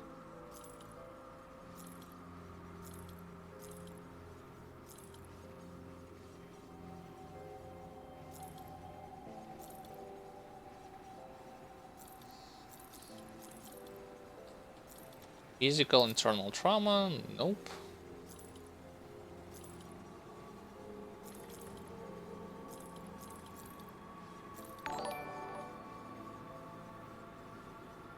King Kong E1, thank you for raiding my channel, and thank you for bringing the attention from other viewers to me. I appreciate your gesture. I am going to present myself. My name is Alexander, also known as Sandrievitz, playing Grim Dawn on softcore difficulty with Ultimate included, finishing the optional stuff of the main campaign, being Hidden Path and Outcast faction. During the stream itself, I am explaining some parts of the mechanic that you will find useful, especially if you just started your journey throughout the campaign, some of the counterintuitive stuff, as well as giving you my thoughts and tips which you can apply to be able to go through the campaign more effectively and efficiently with any kind of the classes. In addition to that, I am also doing this in 2 languages, being English and Russian language, so for any of you who knows that kind of languages, by no means ask directly your questions in chat or post your opinion on it in chat on some of the stuff that you will find interesting or that you will find that I miss something important, something critical, and you will need to have like more explanation. You will require from me explanation of the more stuff that you want to know about.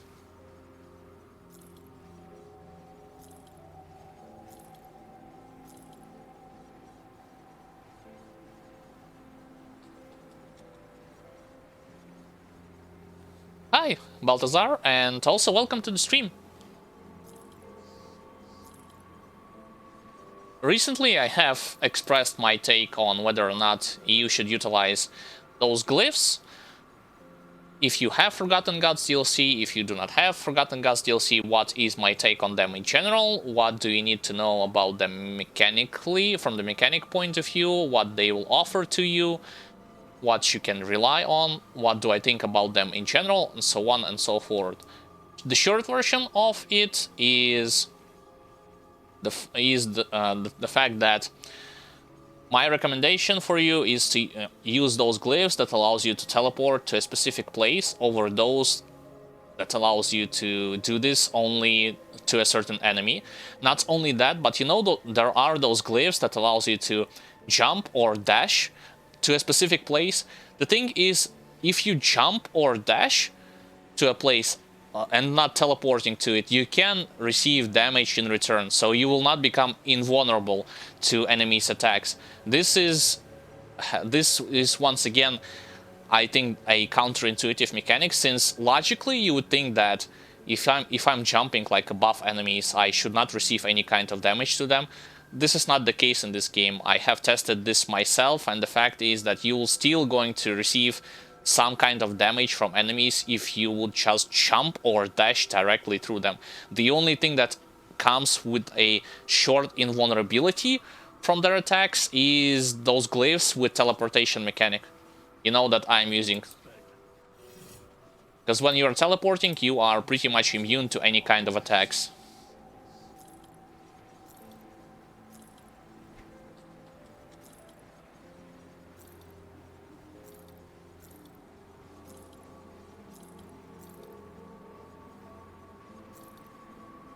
Right now I'm finishing with the Temple of the Tree, you know, Hidden Path on Ultimate difficulty, which, by the way, I recommend you to do on any of your character throughout the campaign on 3 difficulties, because otherwise you will be missing out on 3 extra attribute points and 3 skill points, which you cannot get otherwise. Even if you are... keep in mind that... yeah, I mean... I was trying to create some kind of a name, you know, not that...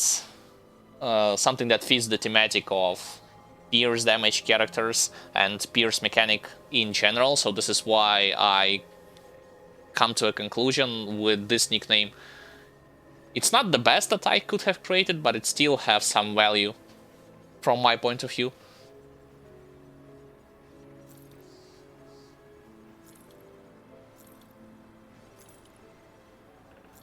But yeah, what I was about to say is the fact that keep in mind, like I know that some that a lot of streamers, a lot of players actually recommend people to utilize grimtools.com, you know, the build section, to be able to make your builds. But keep in mind that usually grimtools.com is going to offer to you the ability points that you are going to accumulate throughout when you complete not only the campaign section and the hidden path questline, you know, the stuff that I have just explained is going to give you 3 extra skill points. On top of that, it is also taking into account such aspect that you have completed Shattered Realm stuff, being 50 levels of it. Because by completing 50 levels of Shattered Realm, you will also receive additional skill points from it. So you will definitely need to keep this in mind when you are going to theory craft, quote unquote, your builds with the help of grimtools.com build section.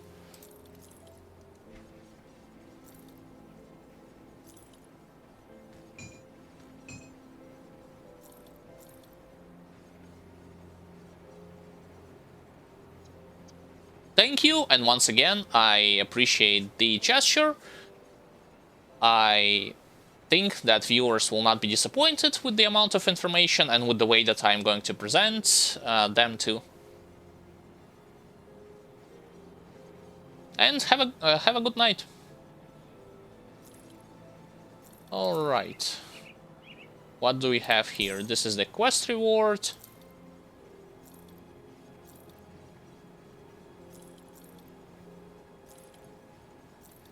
By the way, for those of you who are watching, since I am playing this on ultimate difficulty, I do not know how many of you have completed normal difficulty and went through the higher modes. So the thing is that on higher modes, all of the bosses, you know, optional ones and act bosses, not only will deal more damage to your character, but they will also going to move faster, attack faster, as well as create spells more faster. This becomes blatantly obvious on even on some of the early game bosses, like, you know, Warden Creek. I have made, in case you wish to know the specific nuances of it in a more detailed fashion, later on you can watch it on my YouTube channel. There are a whole like beginner-friendly tips and tricks playlist, including several of those videos where I have included such things that is going to occur on higher difficulties. Which, by the way, the game doesn't tell you about it. The game only tells you in default that on higher difficulties your resistances is going to be diminished by 25 and 50% on Elite and Ultimate. But if the bosses is going to have something new, or if you will be facing against some new type of enemies, nothing like that. This is something that you will experience firsthand, so to speak. Especially if you haven't played throughout this game yet on higher modes.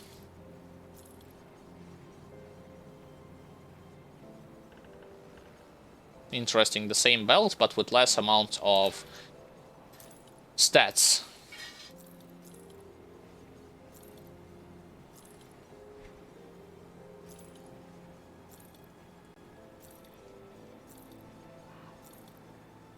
Oddly enough, all of the equipment, well, for the most part that I have collected throughout my playthrough, from enemies, from chests, is not that great. There are some exceptions, for instance, like those mythical empowered, Black Watch Seal, Belgothian Slicer, that Blade Dancer handguards, as well as Rune Lord Leg guards. I had mostly relied on the stuff that I was able to buy from factional vendors. See you around.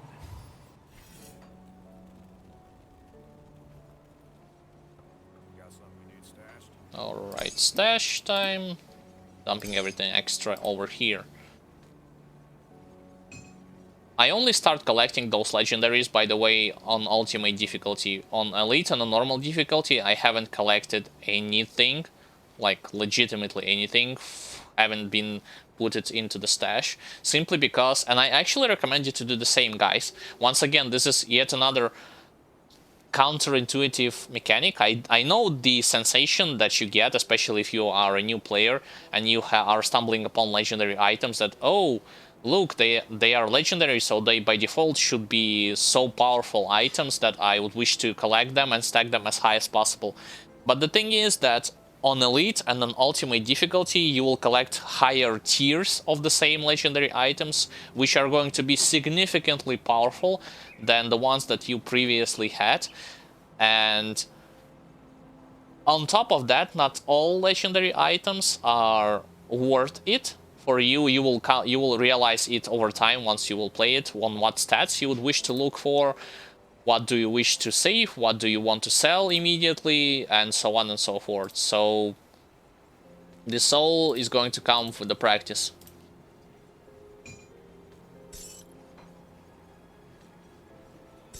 Even I am not that insanely good expert when it comes to analyzing those legendary items straight up front, but at least some of them is recognizable by me, meaning its value and what they will offer to any of the builds that I am going to be planning to play with in the future.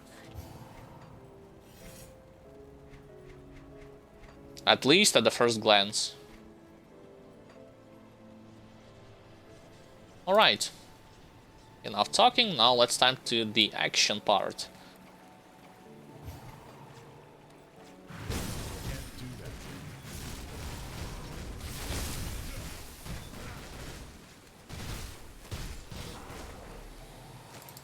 Let's open up those chests. By the way, about I have talked about this on others of my streams, and I'm going to repeat it the same. When it comes to destructible environment and regular chests, I think that you should open them up on start to investigate and research that area, those areas in which throughout which you are going through more thoroughly, and open them up or break that destructible environment, because the chance of obtaining something good from it is going to increase significantly on higher difficulties compared to normal one. I can bring you the example on where exactly I was able to acquire, you know, that there is a weapon called Mythical Stone Fist Rebuke, which is considered by many to be best in slot weapon for any kind of force wave damage user, force wave ability user. I was able to find this item just by opening a regular chest. So yeah, now I haven't defeated any tough boss or any Nemesis boss to that matter. I was just opening a regular chest. This occurred on ultimate difficulty, so on normal difficulty, for the most part, I was ignoring those regular chests. I was only opening the Exalted Stash chest, Treasure Trove ones, and the ones that you can open when you defeat certain bosses. And that's it. You know, in roguelike dungeons.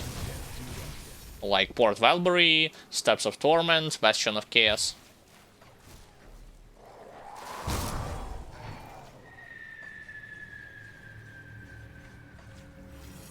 Okay, onto the Guardian itself.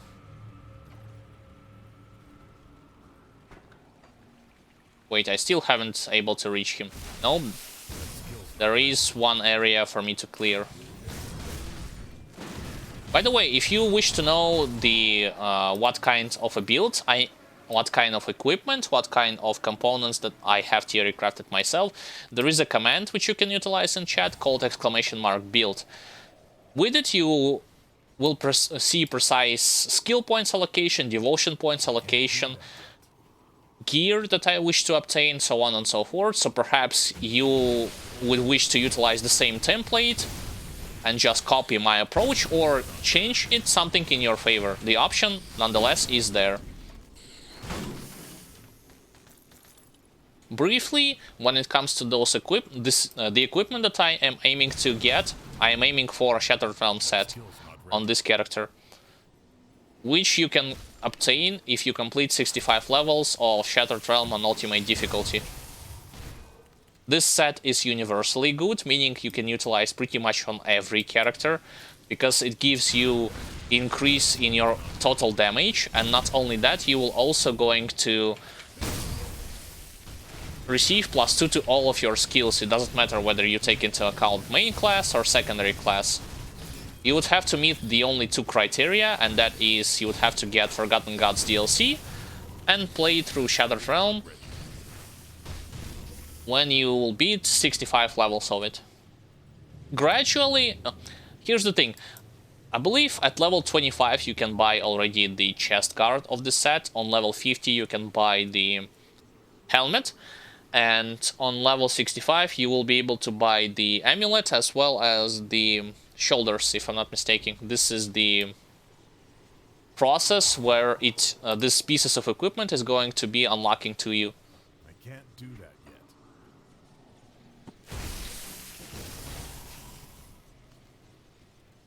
Okay.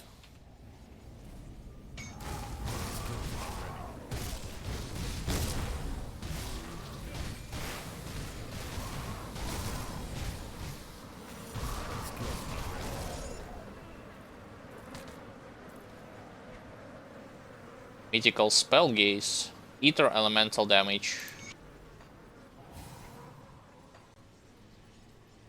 I can't do that yet.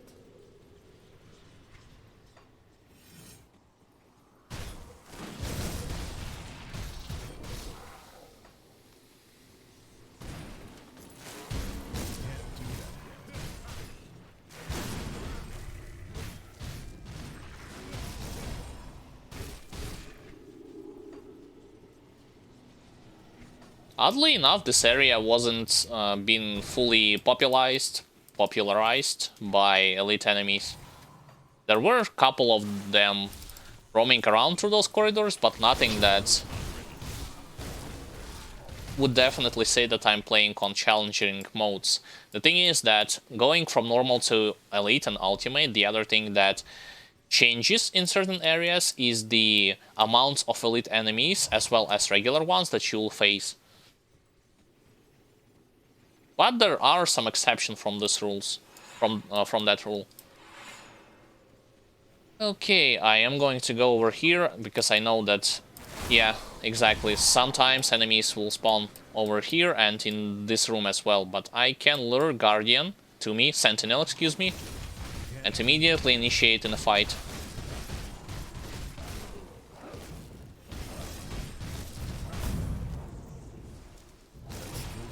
My stun resistance is definitely something that I am not proud of, judging with because of the low amount that I have. He missed Meteor attack entirely. Never mind, he already hit me with it. I need to move away from that stone. Over here.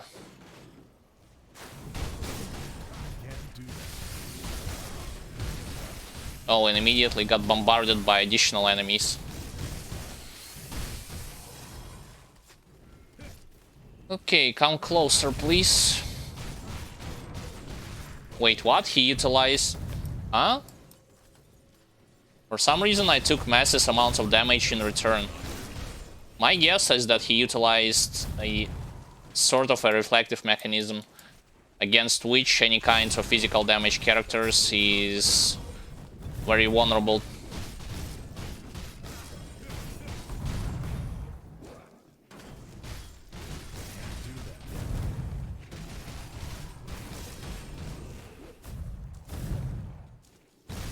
And do not forget, guys, that you need to move him away from the stone itself, just because otherwise he will heal after a few seconds of delay.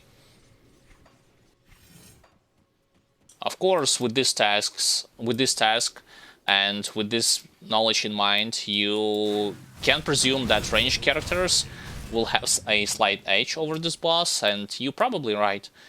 With ranged, it is easier to kite him around and at the same time deal more damage compared to melee characters.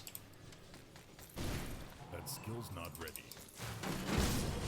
At least from my point of view.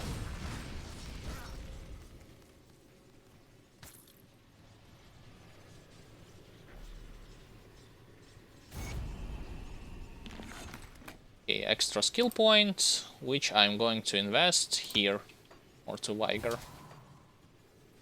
Alright, so now I need to exit from this temple. If I'm going to just run, this would be way longer. Now I'm going to teleport into Burwich Village and retrace my steps in order to get to that Bone Hunter beast. I can't do that yet.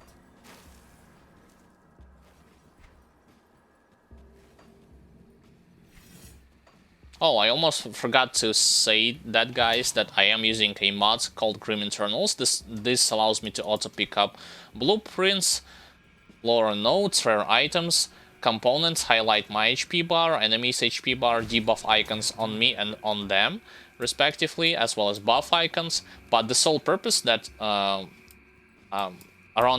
behind which I am using this mod is the graph called incoming DPS. This allows me to show the exact strong points and weak points that every character that I am playing with have, and it also allows me to manipulate the variables of those components, whether it be defensive or offensive, to gain the upper hand in any kind of the situation. Skill's not ready. You can play this game without this mod, but the fact of the matter is that the instrument that developers have, game developers, not mod developers, have been put here, it's not going to show you the full picture of those mechanics that you would wish to rely upon if your goal is to conquer the more challenging modes like Elite and Ultimate, campaign playthroughs, or Shattered Realm and Crucible. So I will definitely recommend you to play with this mod, even if you are a beginner. The fact is that it will not require from you an elaborate process of installation. You just download the archive, unpack it into your main game folder, and you launch the game by clicking on the mod icon instead of the game icon. And you also can toggle on and off some of the functions of this mod in game by pressing Ctrl F5. So let's say you do not wish to see your offensive ability and defensive ability here, you can turn this off, as well as you can set up the custom sounds that this mode is going to make when Nemesis boss is going to appear or when legendary item is going to be dropping. So mostly everything you can set up to your own needs and desire.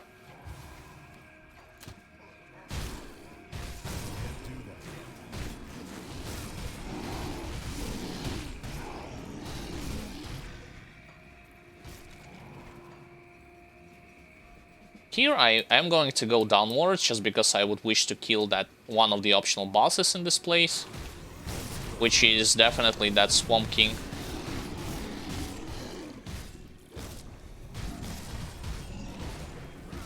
That skill's not ready.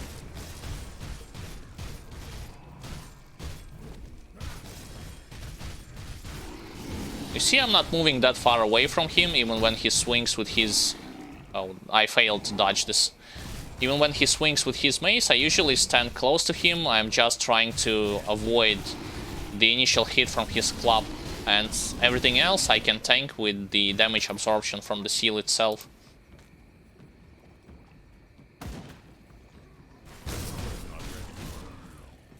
And this is actually one useful tip that I am going to give you.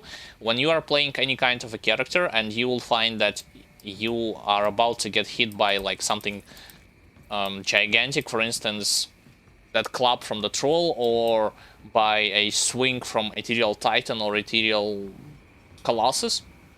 You do not have to move very far away from the enemy to avoid this hit. Let's say this is the enemy, and he is like this piece of wood is his club. In order for me to avoid the hit entirely, I just need to click 1 meter away from it. And even though his club can cover the entirety of my body and even goes beyond that, I will not get hit by any kind of those types of attack if I will just move away 1 meter from him. This is relevant once again to every type of character, whether you are playing a ranged character or a melee character. And yet again, this is something that is counterintuitive, because your instincts would tell you that with such a giant weapon, you would need to move very far away from those monsters, because otherwise you will get hit and you lose less quantities of your health. Nothing like this whatsoever.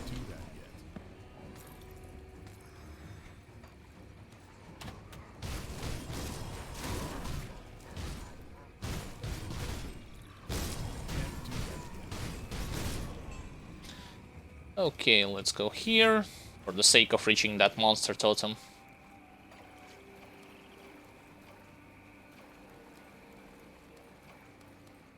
Ancient Savage, that means beasts. With which I, a long time ago, had reached already Nemesis status.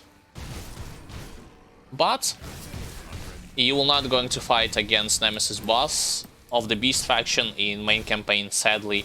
I have already expressed my opinion on it. I think that developers should have included the option to fight against Chupacabra, the Endless Menace, which is the boss of the Beast faction, Nemesis boss, in main campaign that is, but some of the players think that this Nemesis boss would be too hard to overcome by other players, simply because you definitely need to take into account its mechanics, what you need to look out for, and how you can defeat this beast more efficiently.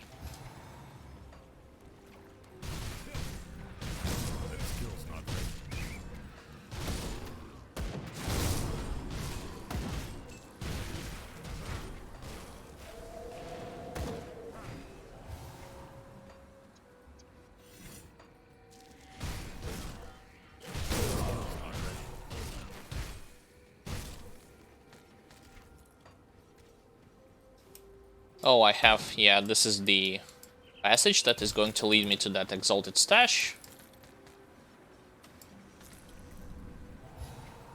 Sadly, no legendary items.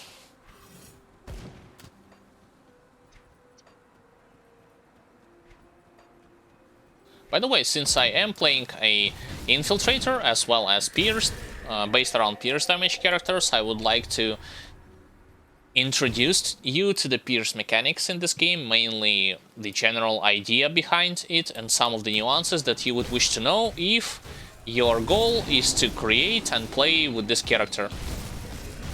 Not necessarily Infiltrator, but with any other character type that utilizes Pierce damage for this sake. Okay, first I need to get rid of those witch doctors.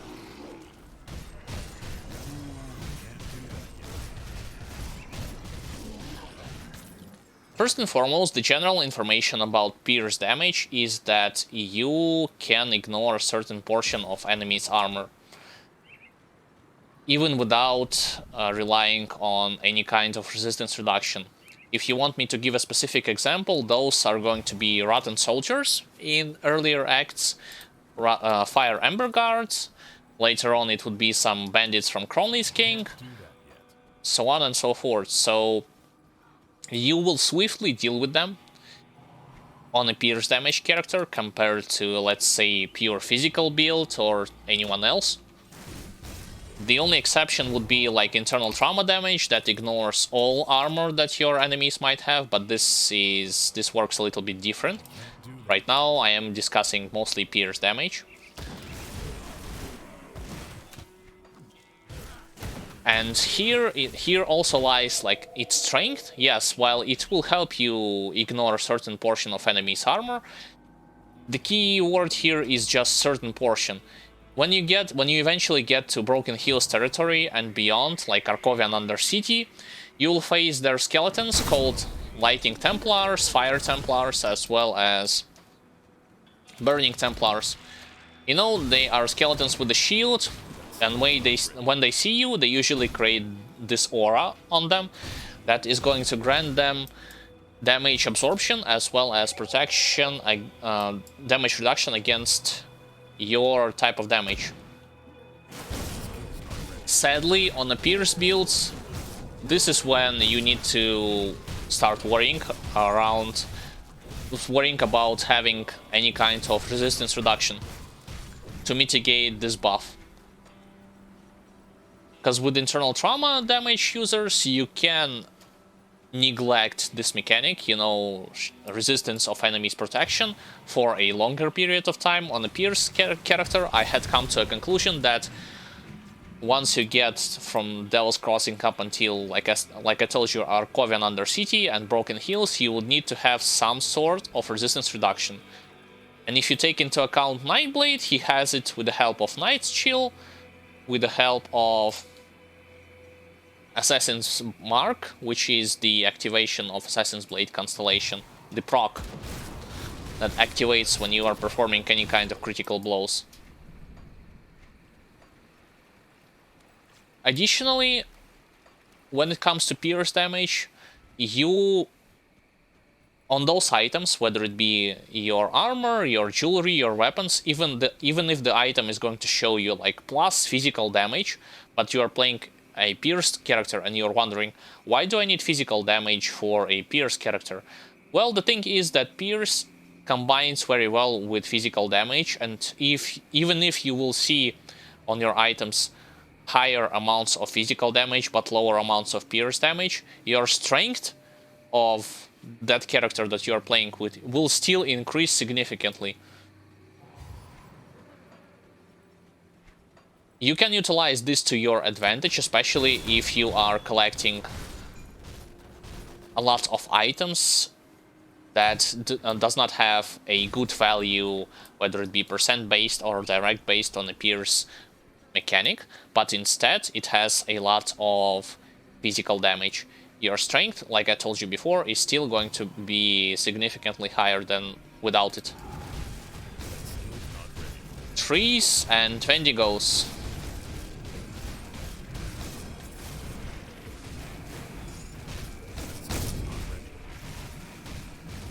Trees is not that tough to deal with, no matter with what characters you are playing, simply because they are slow moving and they will not attack you very fast, and even if you will encounter like corrupted trees or arcane trees, chances are you will quickly get rid of them on any type of a character.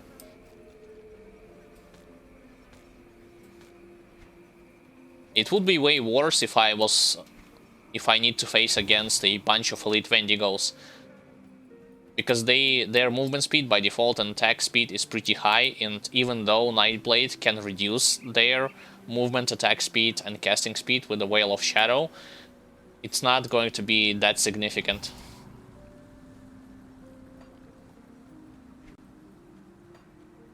Alright, I have told you about some general information on Pierce damage. Now, as well as some specific nuances, I would also want to point out its weakness. Being a part of physical damage, Pierce that is, you will be vulnerable against any kind of reflective aura guys, you know, reflective elites, Archmage that can create reflective auras, and so on and so forth. If you do not know what I am talking about, basically Reflect is a mechanic that allows its user to return certain amount of damage back to the attacker. When it comes to Grim Dawn, this mechanic becomes problematic and something that you need to worry about on physical builds on ultimate difficulty.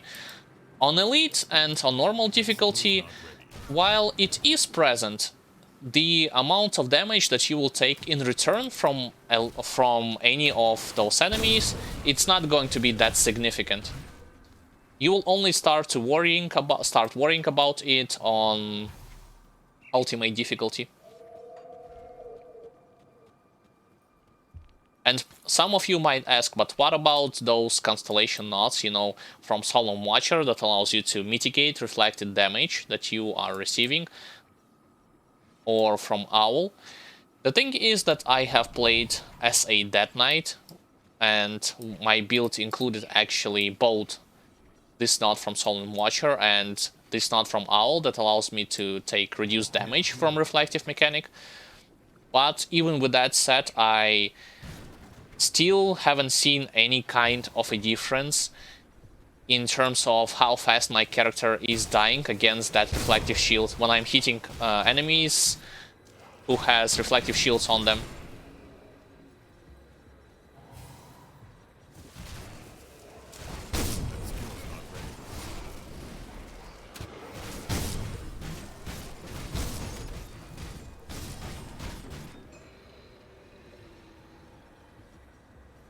I think I'm missing something here. Yeah, that's the chest that I wasn't able to click on to open it.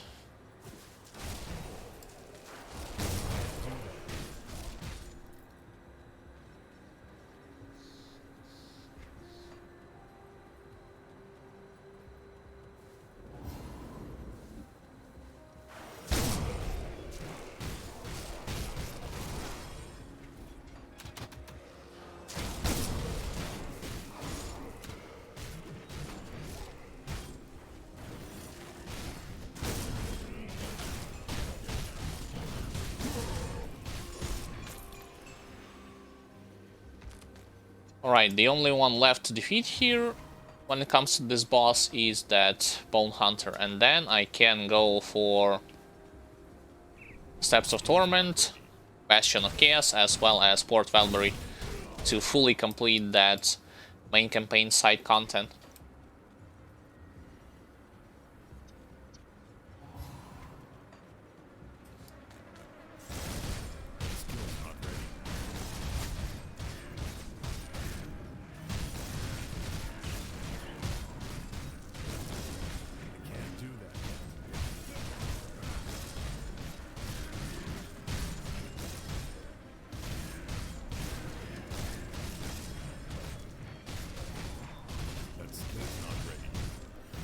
Got him.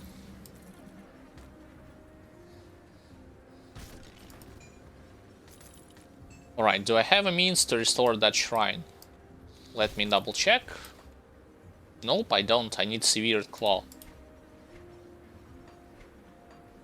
Okay, so let's teleport back to the Devil's Crossing and craft it.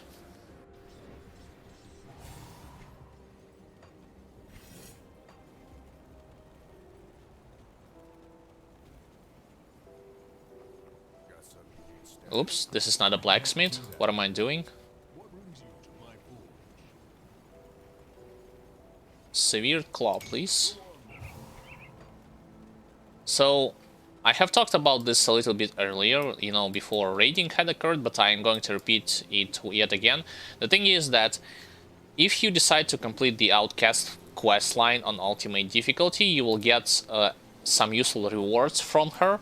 For instance, when I was doing it on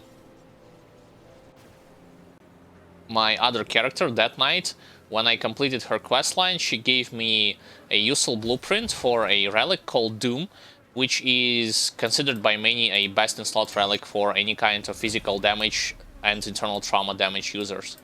So it's not like I'm doing this in vain, like wasting a time, and I should have go into the DLC. No, not at all. I mean, I can add to it that it depends on your perspective. If you have played through this game before multiple times, especially on softcore mode, you have to take this into account. I haven't played on softcore mode at all, so this is why most of the blueprints and some legendary items are still haven't picked up. I haven't picked them up and collected them in this mode compared to hardcore, so this is why I am going through over and over again those quests on 3 difficulties consecutively.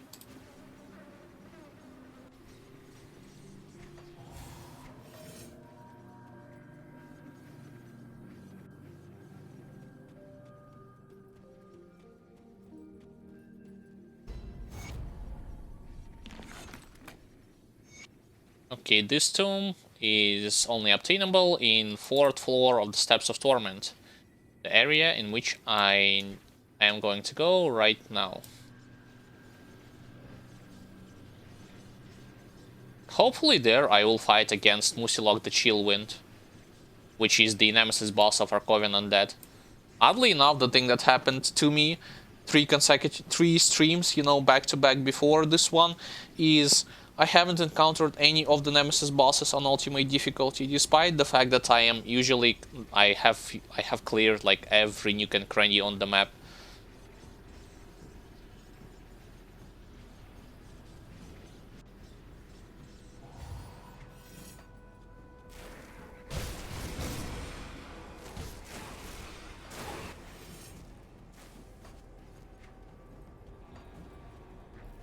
Can't do that yet. Hopefully now you have gotten the better understanding of how exactly the pierce damage type is working, and if you would like to play with this type of damage or not. I personally think that this whole pierce mechanic have done in a unique fashion, and it is by no means a weak damage type. That skill's not ready. I think this all depends on the factor that if you wish to level your resistance reduction earlier, or you wish to preserve some points or invest them into other types of abilities that you have at your disposal, like the ones that are going to deal damage or the ones that are going to buff your character or debuff your enemies.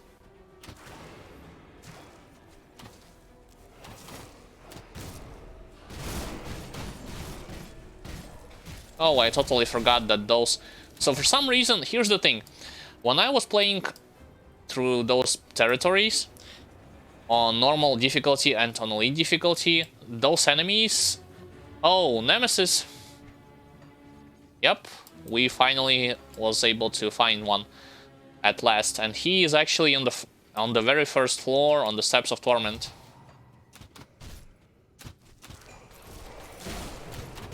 But yeah, here's the thing. When I was playing on normal and elite difficulty, those skeletons with the shield, majority of them, they didn't have that kind or that type of shields that allowed them to reflect certain amounts of damage back to my character. It's only on ultimate difficulty I have started to encounter so many of them, to the point where like every third of them have something that reflects damage back to me directly.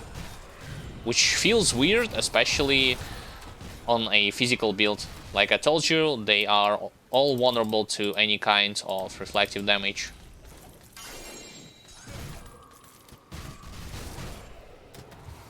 Oh, I accidentally aggroed Musilok the Chillwind. This is not great. Yo, my Ghoulish Hunger procced immediately, even on the first phase. I should have focused down the priests first and foremost. Yeah, nice thing about Musilok the Chillwind, at least when you are playing as a... the ranged characters, you can kite him around and you do not have to worry about his attacks that much, especially on his second phase when he is going to spawn that shards. A lot of them. Yeah, those ones. That skill's not ready. Just move back away. Just move back from him and let him go to you. That skill's not ready.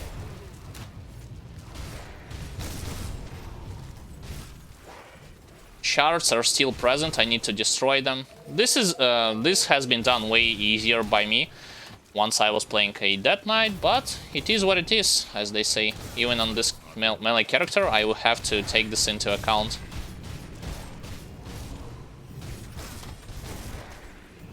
I was frozen.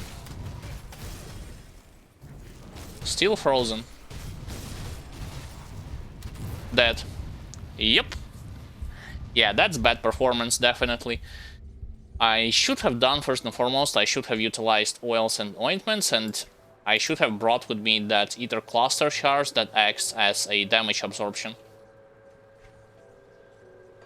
Okay.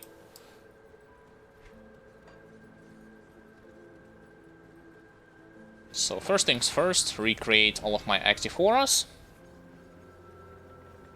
That skill's not ready.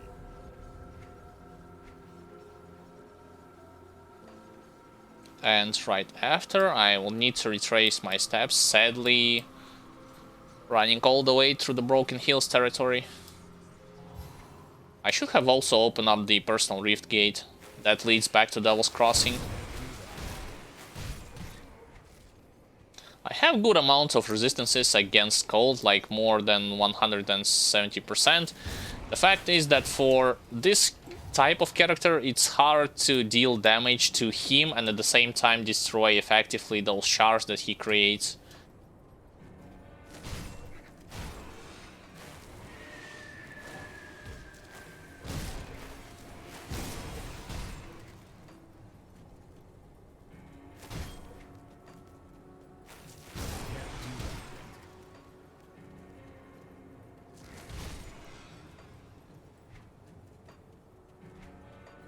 But I guess it's a part of the gameplay. Not every character is going to be looking the same like a Force Wave two-hander Physical Death Knight or Vitality Conjurer.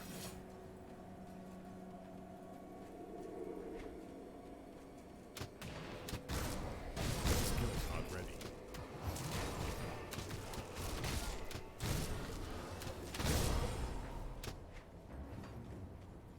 So, let me open the portal, I think in this room.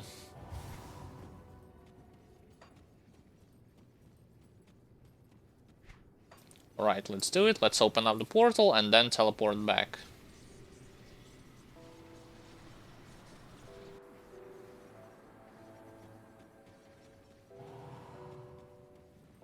He replenished all the health that I was able to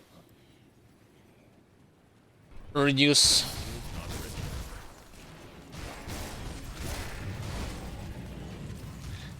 Still, I was only capable of effectively destroying like 2 shards before he is pretty much nuking me with the 3rd shard right back at him, as well as constantly freezing my character in point blank range.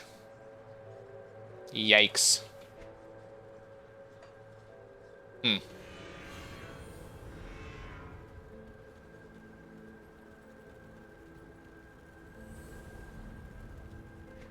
So, what kind of oils and ointments I have? Safe storage. No questions asked.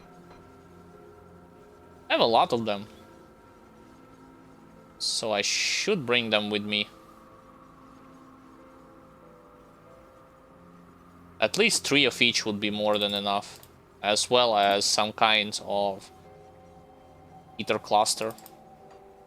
I mean, not some kind, but some amount of ether clusters.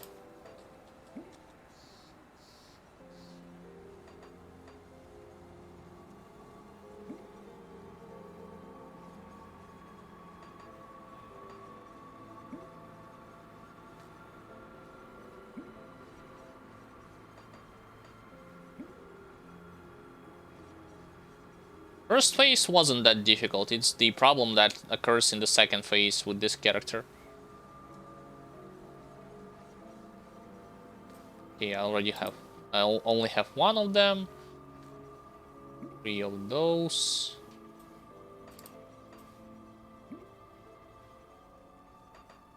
By the way, feel free to utilize the same approach, you know, when you will eventually encounter Nemesis bosses, especially if you are playing on hardcore difficulty.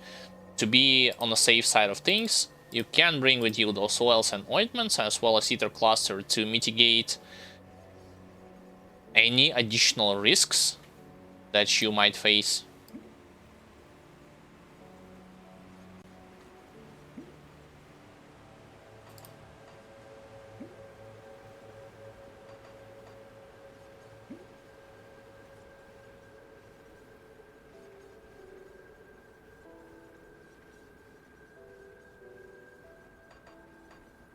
Okay, that's enough. And what about that cluster thingy that I was mentioning earlier? Do I have it with me? I think I should. Yeah, this is the one.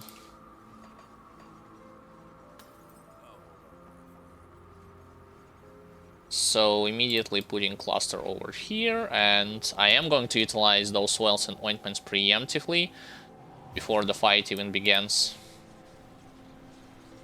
Hopefully it will be enough.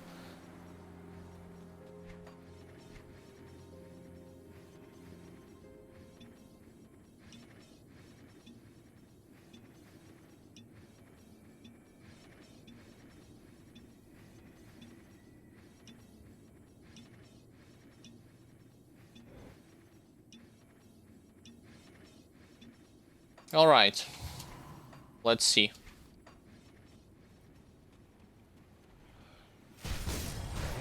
Wow, immediately... Oh yes, sure. Even more of those crystals.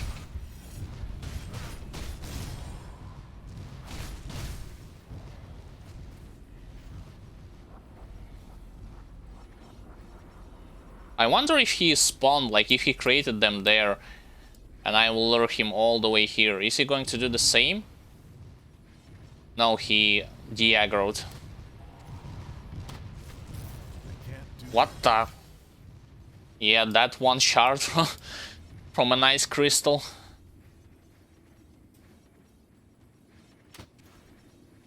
What if I use like blade spirits to remove them? Is it even possible effectively?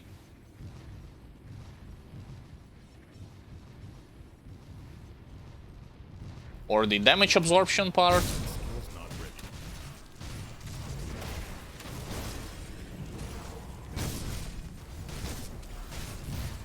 That skill's not ready.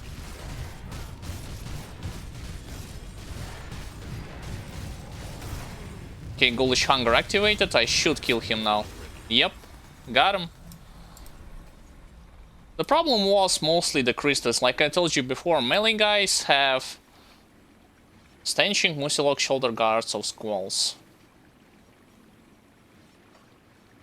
All melee characters have a hard time of efficiently and quickly get rid of those 3 or 4 crystals that he was able to create laying around, like appearing around him. With the range, like, no problem. You saw his movement speed, you saw his abilities, you'll have no worries of kiting him down and eventually dwindle away his health to the point where he no longer becomes a threat. But I find that with melee character, fight against him is definitely tough.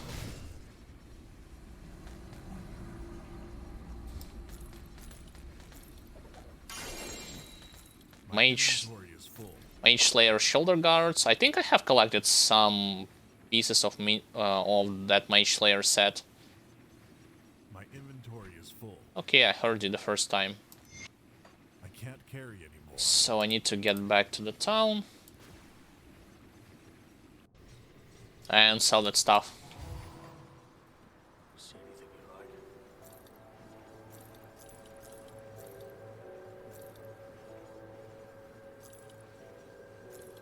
Are those shoulder pads are any good? Like lightning electrocute, that's great. Offensive ability, 61% elemental resistances. Holy moly. Yeah, the problem is that those buffs that you'll receive, I know that Frozen Sky Shard, Ring of Steel, Rune of Haggarad, those are basically your Nightblade and Arcanist abilities, but Stun Jacks, this is the most interesting one, I think.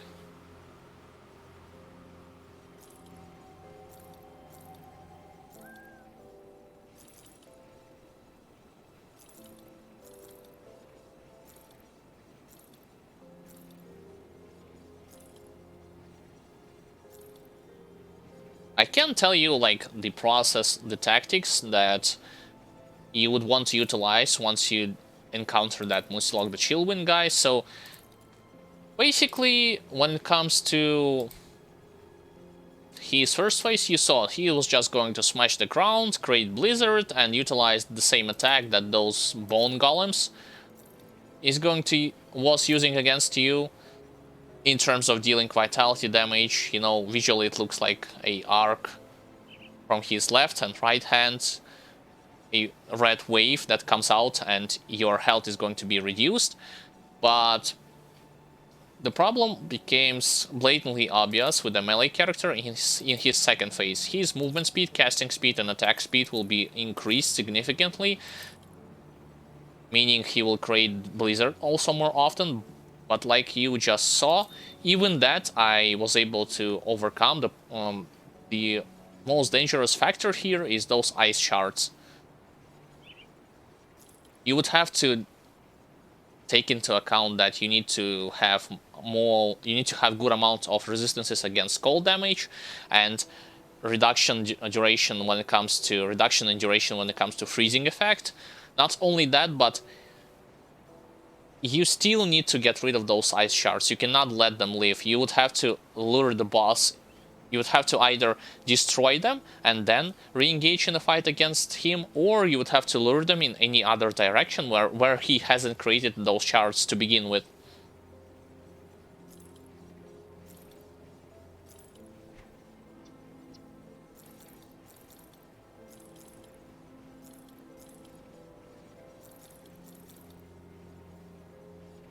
All damage, cold frostburn, elemental.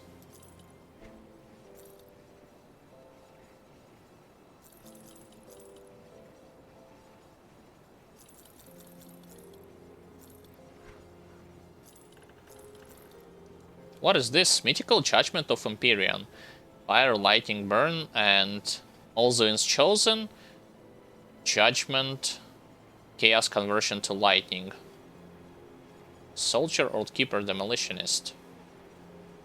Probably useful, so I'm not going to sell it.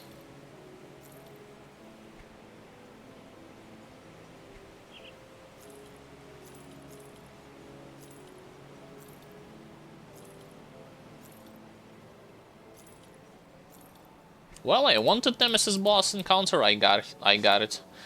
Definitely cost me like 2 attempts. But this is something that like I told you, I was expecting to have problems against him as a melee character. And on that matter, I think that I should reformulate this, like, my thoughts. All Nemesis bosses that I had faced with Infiltrator, compared to Vitality Conjurer and compared to Death Knight, with melee I was having some trouble of fighting against them, despite my resistances, despite my defensive ability and offensive ability.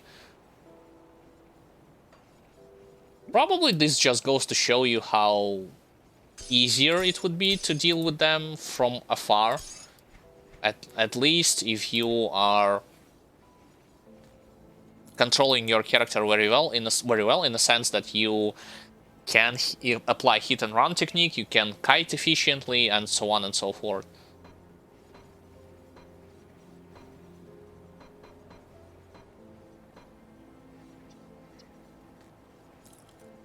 I'll keep an eye out. Let me immediately grab Skeleton Key so that I would not have to return back here to craft it. Can't do that yet.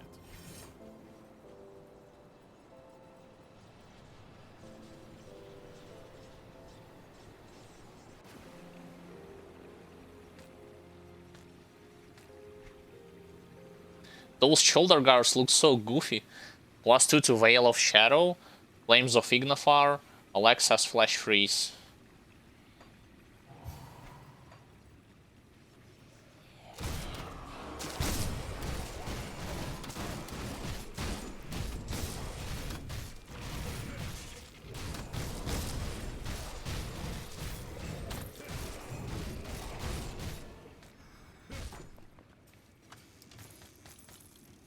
Probably I should have just I should now run straight to the quest area, you know, where I need to defeat that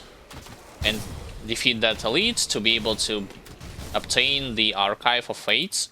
But then again, like I told you, the chance of you collecting something useful from any type of enemies, from any type of chests on higher difficulties, especially on Ultimate, is so high. So, I mean, it all depends from whether or not you are willing to go to the same areas that you visited before for a third time, or you just wish to be done with it, in a sense that you wish to complete the quest as fast as possible.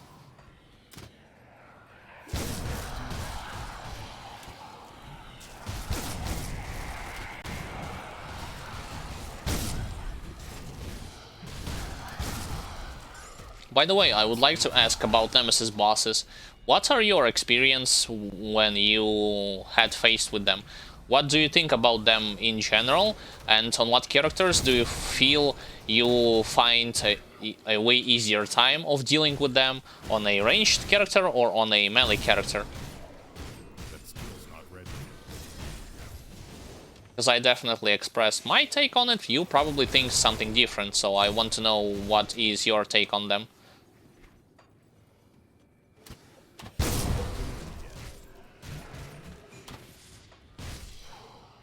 Oh, I should have cleared that corridor as well, because usually there is a treasure trove.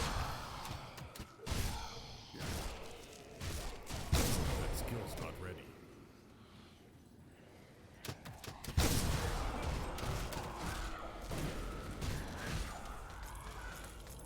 Skill's not ready. Okay, nothing here. I was wrong about treasure trove.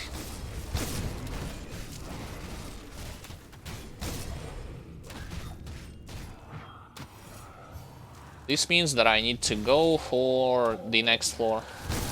Towards the next floor.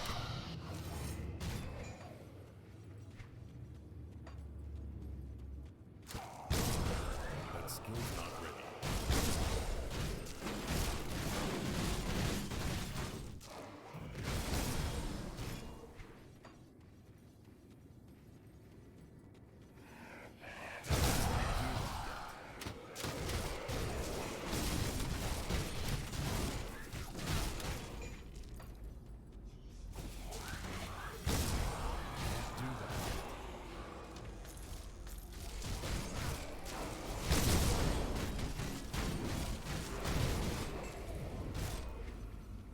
The thing is that when you take into account Nemesis bosses, so parameters that I currently have on my characters is more than enough for you to deal with them, at least for these.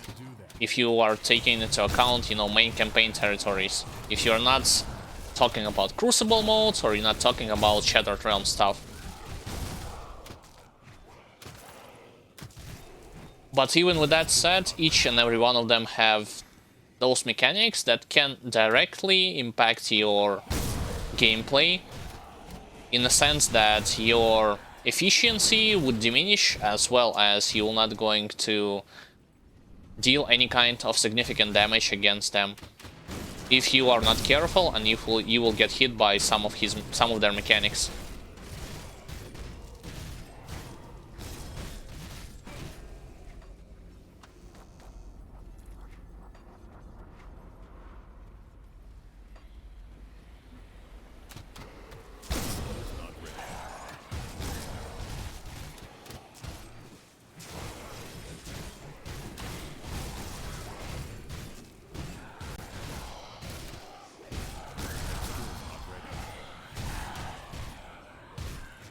I think that, well, from this character's perspective, the toughest Nemesis boss that I was facing was definitely Gravatul the Void Drinker, you know, second Nemesis boss from which you can encounter in Ashes of Melmoon DLC in one of those Clonic Rifts.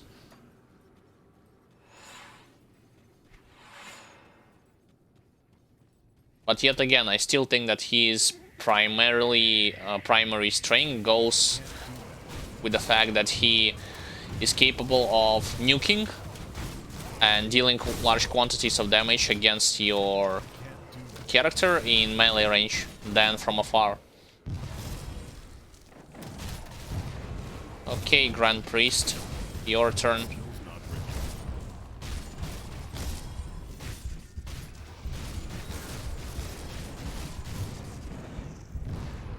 Wow. I had died in midair when I tried to teleport. Whoops, I should have moved far away from that circle of fire. I shouldn't have stand in it like a moron. Oh well. That had just happened. You saw there, right? The animation. My character raised his arm to attempt to teleport, and immediately he got blown away by the damage over time fire type. I can't do that yet.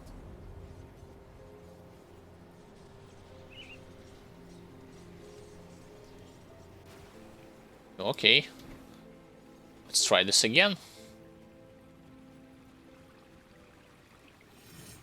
I definitely wasn't expecting anything like this to happen. Alright, but since I'm just running away to the same place, I would like to use this opportunity to yet again introduce myself. Hi, my name is Alexander, also known as Andreyevitz, playing Grim Dawn on softcore difficulty with ultimate included as an Infiltrator, combination between classes Nightblade and Inquisitor, based around weapon pool skills, as well as default auto attack or auto attack replacers, so no ranged abilities at all. Only close quarters combat. In addition, during the stream itself, I am usually commentating and explaining some of the mechanical side of things so that you will get a better understanding of how the game works, what you should know about certain mechanics, how they are functioning, and so on and so forth, so that your challenges with which you will encounter in the campaign is definitely going to be way easier than without this knowledge. Knowledge is power, as they say. Okay, 1, 2, and then fire debuff.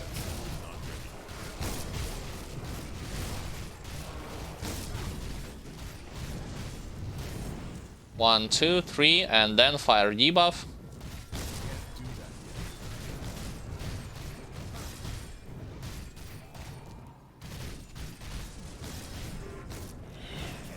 There, got him.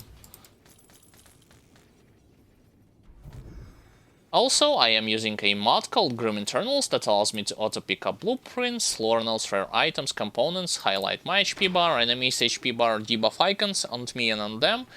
But the sole purpose behind me using this mod is the incoming DPS graph. It allows me to see the exact strength and weakness of my character, of any of my characters that I am playing with at any given time, so that I can manipulate the variables of those components in my favor. Additionally, when it comes to the build itself, what items I'm trying to achieve, what are the exact skill points allocations, devotion points, so on and so forth, you can utilize for this say command !build, and you will see the build that I was able to theory craft. Perhaps you wish to change something in your favor or leave it as it is. Nonetheless, the option is there. And on similar note, there are other commands which you can utilize to gain more information, like the difference between random drop items and items which you can target farmed, and so on and so forth. The list of those commands you'll find in the description below. But commands are just one way how you can do this. The other way is you can ask me directly in chat, whether you ask it in Russian or in English language. I do not mind, and from my part I will do my best to answer your question as informatively and as elaborately as possible.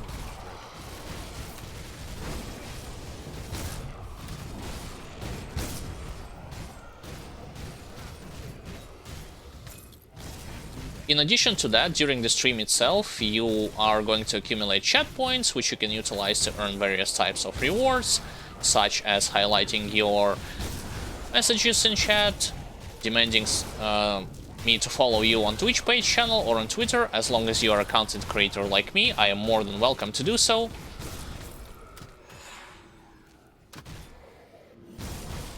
Plus, you can support this channel directly during the stream itself by cheers, bits and tips, by subscription, and unlocking various type of icons, chat statuses and emotes, as well as becoming a Patreon. So those are not mandatory options, but they are for those who are willing to support this channel directly. and everything that you is going to invest will be directly implemented into the improvement of audio, visual quality of the streams themselves, the edited videos that I am going to make in the future, as well as your name is going to be mentioned in the future videos. Alright, now that I have done this presentation part in English language, now I would like to do the same in Russian language. And then I am going to talk about something else when it comes to mechanics. Итак, еще раз всем привет и добро пожаловать на стрим по игре Grim Dawn. Играю за лазутчика на проникающем уроне и на ВПС-ках. Также атак ближнего боя. То есть никаких дальних атак, никакого большого урона по площади. Как я уже говорил, только ближний бой. Также, что касается билда, если вы хотите посмотреть, как этот билд будет выглядеть, то есть на какие предметы я намерен получить, вы можете использовать для этой цели команду восклицательный знак билд. Увидите точное распределение очков навыков, очков характеристик, предметы, и присыпки, компоненты и так далее и тому подобное. Не забывайте также, что есть и другие команды, которыми вы можете пользоваться. Например, чтобы узнать разницу между предметами, падающими случайным образом, и предметами, падающими с определенных врагов. Но команда только один способ узнать эту информацию. Другой способ — это спросить напрямую в чате на английском или на русском языке. И я с удовольствием отвечу вам наиболее информативным способом. Также во время самой трансляции я обычно объясняю какие-то части механики для того, чтобы в основном направлены на новичков, чтобы вы имели наиболее лучшее представление о том, как работает та или иная функция. И вы тем самым облегчите не только ваше понимание игры, но и ваше прохождение игры в целом.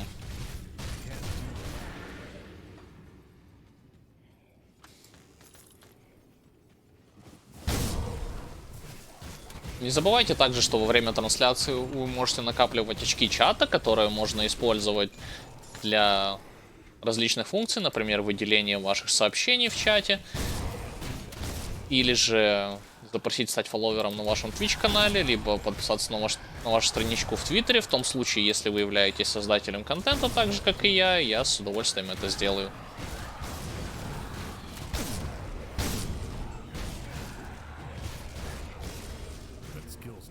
Во время самого непосредственно стрима вы можете поддержать данную трансляцию с помощью cheers, bits и tips в чате, либо же с помощью подписки различного тира. Тем самым вы разблокируете различные статусы в чате, эмоции и иконки. Либо же донатами в Streamlabs или на Patreon. Все эти средства пойдут напрямую на улучшение визуальной и аудио составляющей во время самих трансляций, либо же во время монтажных видео. А также ваше имя будет фигурировать в списке благодарности в следующих монтажных видео.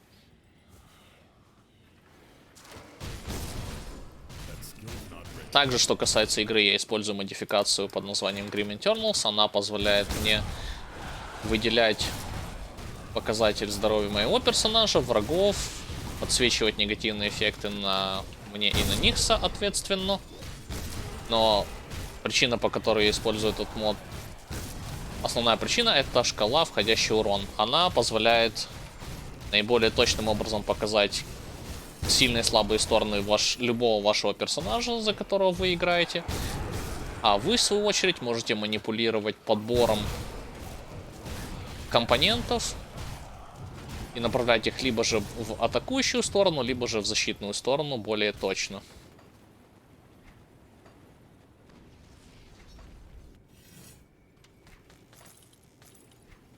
Теперь, что касается еще раз, что касается этой части, вступление я уже закончил на английском, на русском. Хотелось бы выделить то, как раз, что произошло в битве с боссом Немезидой. Тут вы видели, что Я опять же остаюсь при своем мнении, что этого босса намного легче убивать за персонажей дальнего боя, особенно во второй фазе.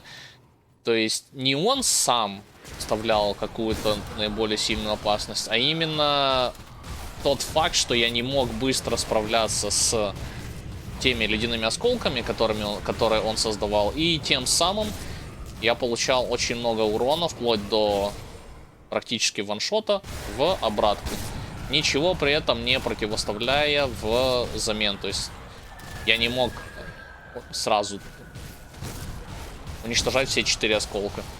За дальнего боя, персонажа дальнего боя просто-напросто можно кайтить его вокруг да около, то есть никаких проблем с ним возникнуть не должно, а вот за всех рукопашников во второй фазе есть проблемы. Именно из-за осколков, не из-за Бурана, не из-за его обычных атак, так как сопротивление, собранное мною на данной стадии игры, и мой показатель защиты, по крайней мере с точки зрения компании, более чем позволяет мне эффективно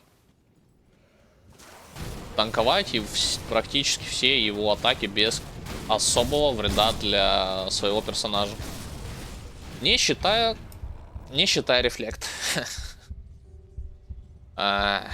Рефлект. Ладно, заговорился.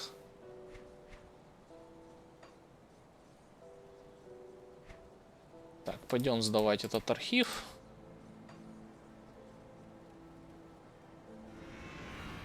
Вот к чему приводит то, что я не проконтролировал духи клинков, а ушел из печати, потерял поглощение урона. Они, в свою очередь, просто-напросто атаковали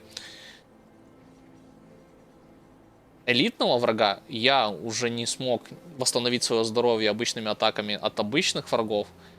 Нужно было мне перефокусироваться на элитного. Я понадеялся на банку, но банка никоим образом не спасет вас в этой ситуации. Так что можете о ней вообще забыть, играя на персонаже на физическом уроне против механики отражения. Ну, что делать? Главное, что квестовые предметы я взял. Ладно. Идем в порт. Следующее на очереди это Бастион Хаус.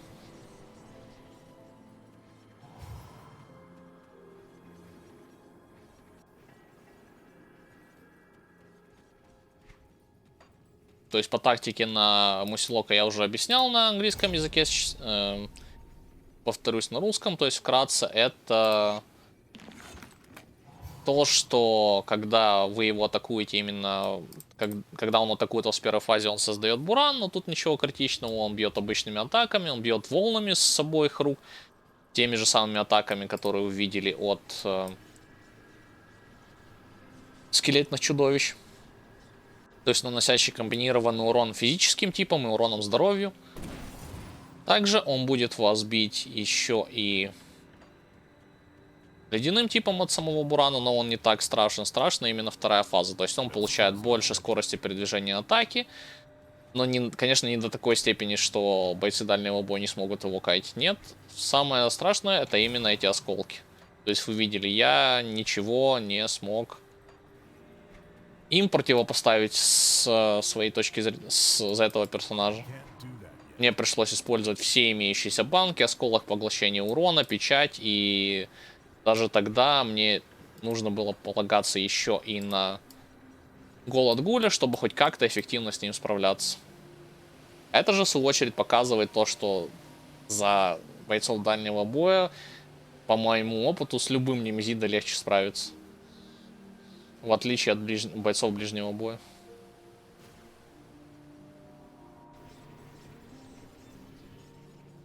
Ладно, сейчас перейду по объяснению механик на английском языке частично, и потом то же самое на русском касательно Бастиона Хауса. Alright, so you probably saw what occurred. I have done the introduction part, as well as I have talked a little bit about that Musilok the Chillwind Nemesis on Russian language. Right now, you saw what just occurred, so I wasn't paying that much attention to the reflective enemy, and because I wasn't able to replenish my health with Ghoulish Hunger, I tried to rely on my health potion, but instead my Blade Spirits were constantly hitting that reflective guy when he had his shield on. I died in a span of like 1 to 2 seconds. Luckily, I was able to pick that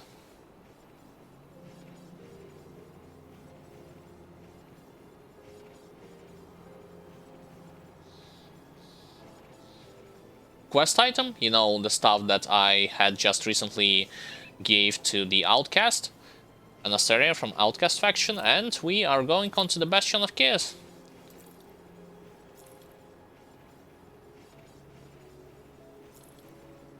Am I going to encounter Bane Gargot there? You know, the Nemesis boss, one of the Tectonic's Nemesis bosses? Who knows? We shall see what is going to happen. I fought against him specifically in Bastion of Chaos, so...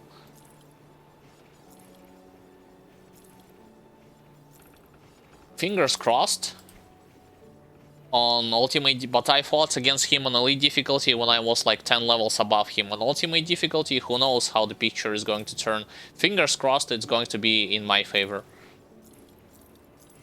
But Bastion of Chaos, yet again, this is, despite the fact that it is a roguelike dungeon, without a doubt, the fact of the matter is that once there, if you have a character with ranged abilities,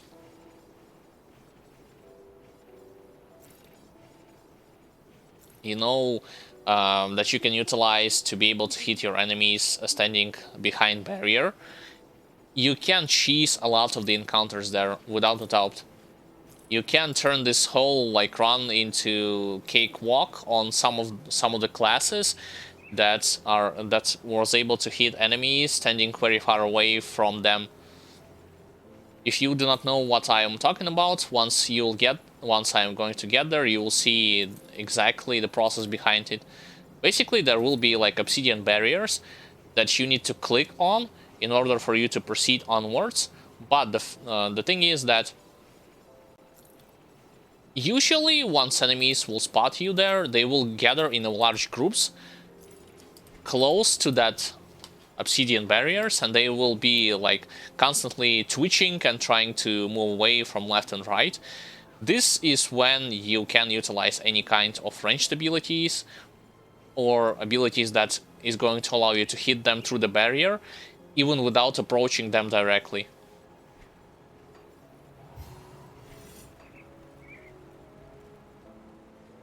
Safe storage, no questions. Okay, everything over here. Oh, I need 40 scraps.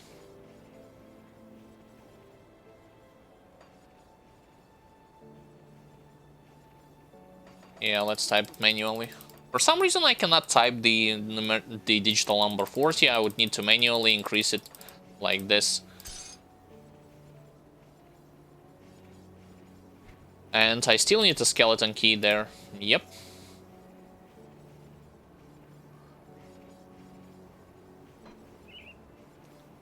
So those were shoulder pads. Yeah, inventory now becomes a mess to look at. I still need to shuffle some things. Got any more scrap metal? Go on now.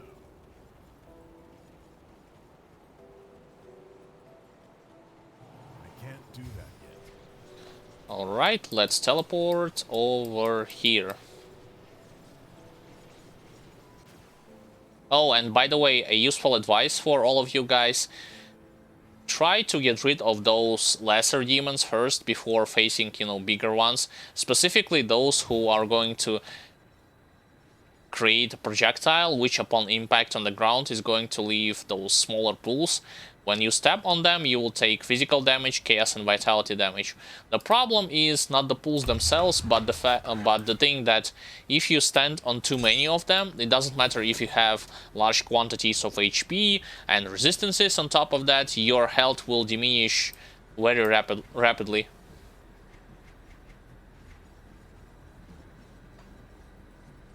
So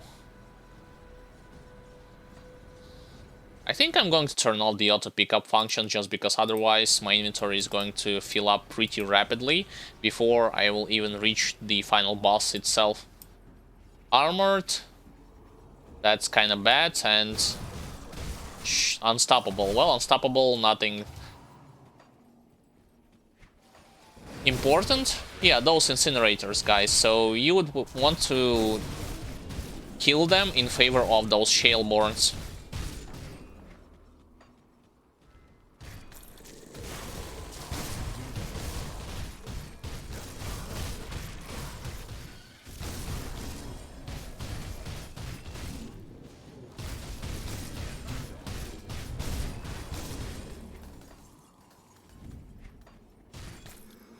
Not going to pick up any kinds of blue or I mean rare or monster infrequent items. I'm going to pick up for the most part only legendaries over here. And that's pretty much it. The only exception would be if I'm going to go for... if I will reach that... I can't do that yet. the room, like when you defeat the Sharzul himself, there will be like several chests which you can open. And this is going to be the only exception. Everything else I will pretty much ignore.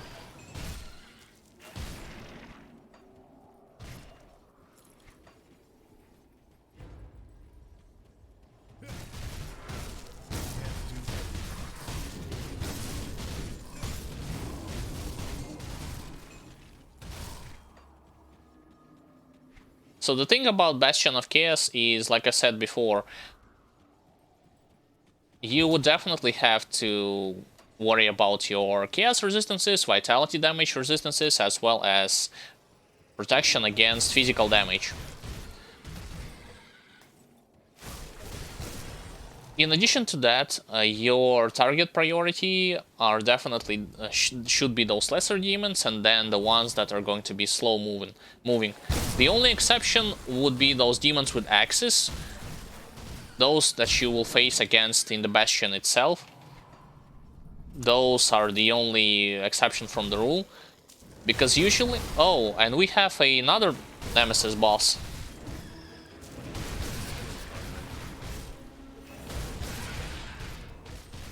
This time he is meeting us at the outskirts of the Bastion itself. I can't do that yet. He also has two phases, just like Musilok the Chillwind. The only difference is that he is not going to be reborn, quote-unquote, to transform into... to transition, not transform, but transition into the second phase. He will gain the boost of his movement, attack speed, and casting speed once you drop his HP below a certain margin.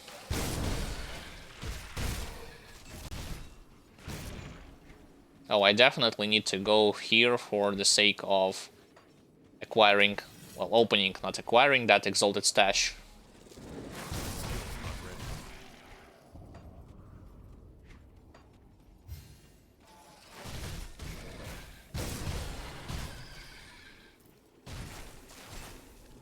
Oh wait, there's a lead. Terror of the Void.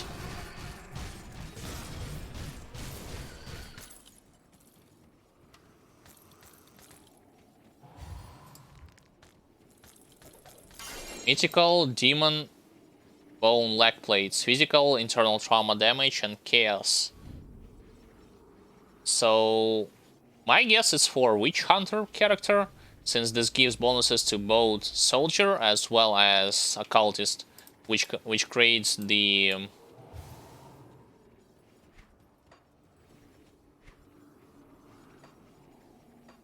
Witch Hunter class. Not the Witch Hunter, but Witcher class. I think it's called Witcher. Oh, he's actually on the top. Over here. Yep, there it is. Facing him on the bridge is nothing that I am terribly excited to do. I would like to face him in a more open areas. Like here.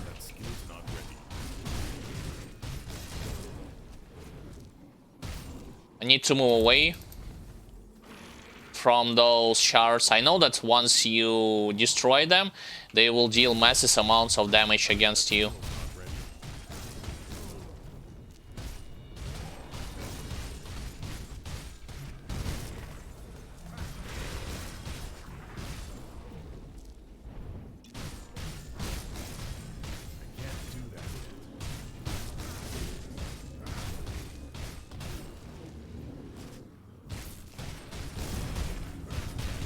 Okay, I have utilized this shard just for the sake of adding extra damage absorption.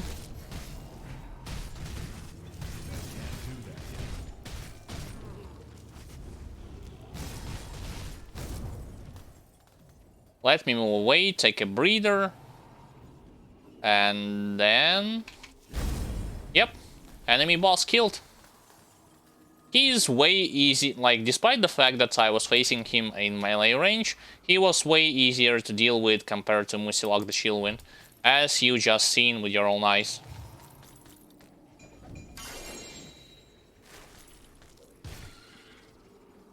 Mythical what?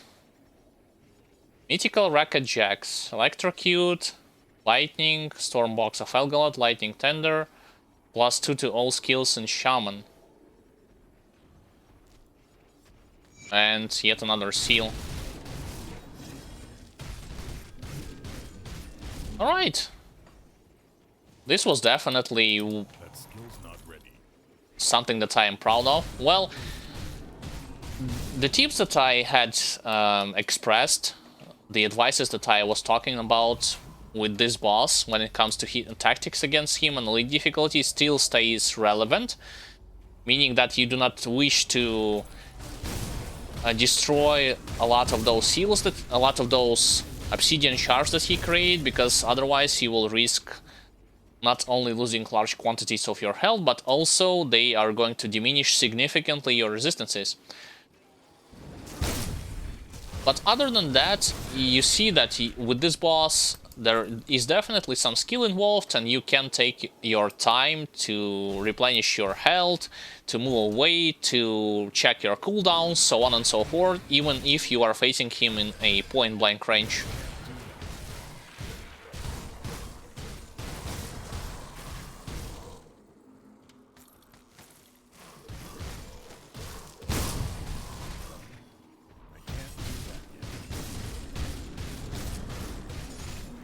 Well, now that he has been defeated, the only problematic parts would be to, when I eventually reach the bastion itself, is to overcome certain waves of elite enemies, as well as defeat elite bosses, and most importantly, grab that quest item for the outcast. Sharzul, well, we shall see how the fight against him is going to look like. I know the tactics, especially the fact that he has at his disposal two of debuffs. One of them is going to diminish your resistances if you get hit by it up to 50%, all of them. The other is going to reduce your offensive ability number and defensive ability simultaneously.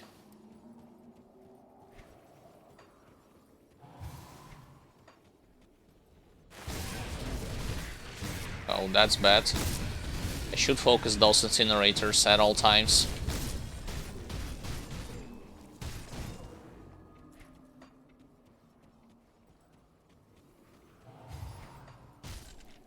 Defender and some other creature which I am not familiar.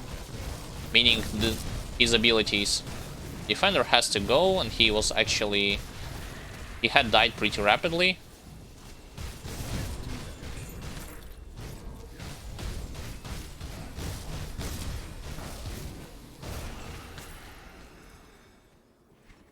Oh, by the way, guys, the nice thing about going into the Bastion of Chaos is the fact that you are going to replenish your resources, the ones that you had wasted or had used to create Skeleton Key. Basically, the fact is that it requires from you to spend some Blood of Catan to create Skeleton Key, and here you can get back Blood of Catan pretty easily. So who is going to come from this place?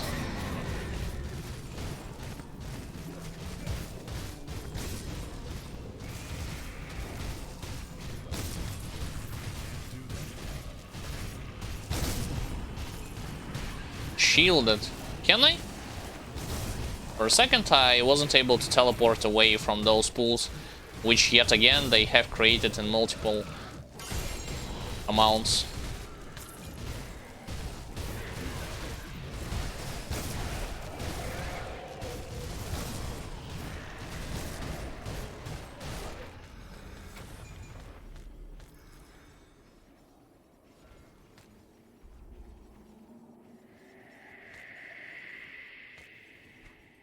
Alright, what is this? Elagast rope, I do not know. Haven't encountered this set yet, so I do not know what is there to talk about from the point of view of its usefulness, but nonetheless, a blueprint for a legendary item is still a blueprint.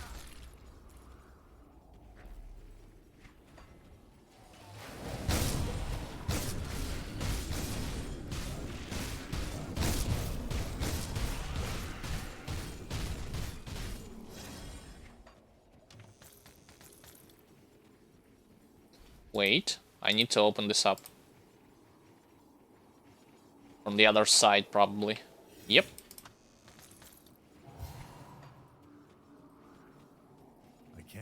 Okay, so this Guardian is not going to present any kind of a challenge against you, no matter on what character type you are playing.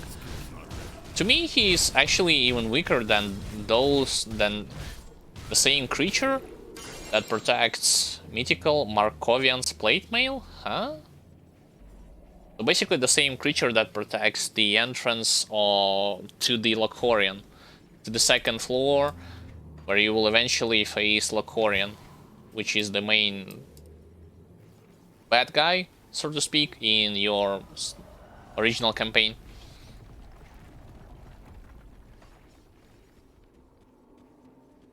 Time warped, less cooldown, vengeful. Less armor but more retaliation damage, and afflicted, this is less health and poison damage.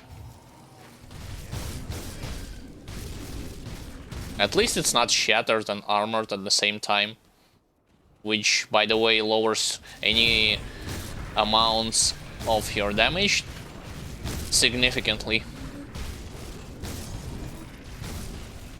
Come on, stop with those pools already, holy moly. Personally, I do not like this mechanic. Here's the thing. Why, for the love of God, if your resistances are so high in terms of vitality, in terms of chaos, so in terms of defensive ability, why you still take an absurd amount of damage from those damage over time effects, especially if they can stack up to the if enemies can stack it up to the absurd amount. The same thing happened to me when I was playing, you know, Dead Knight with full Creek set. I had like 15,000 health, the same if not higher resistances, and even still, a couple of hits from those pools and my HP dwindles so rapidly that I have almost no control over it. This still bothers me.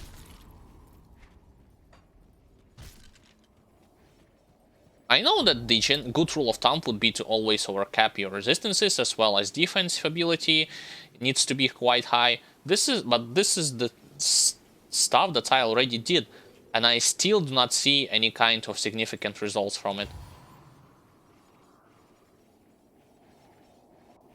The only way when it is going to change is when you will apply either damage absorption on top of everything else via your skills or your constellation, or if you have any kind of immunity from damage. This is the only exception.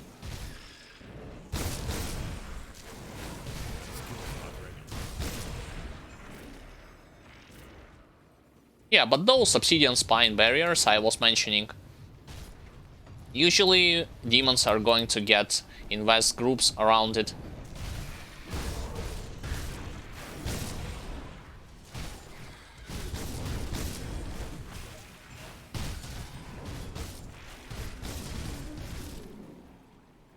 Like for this, in this instance.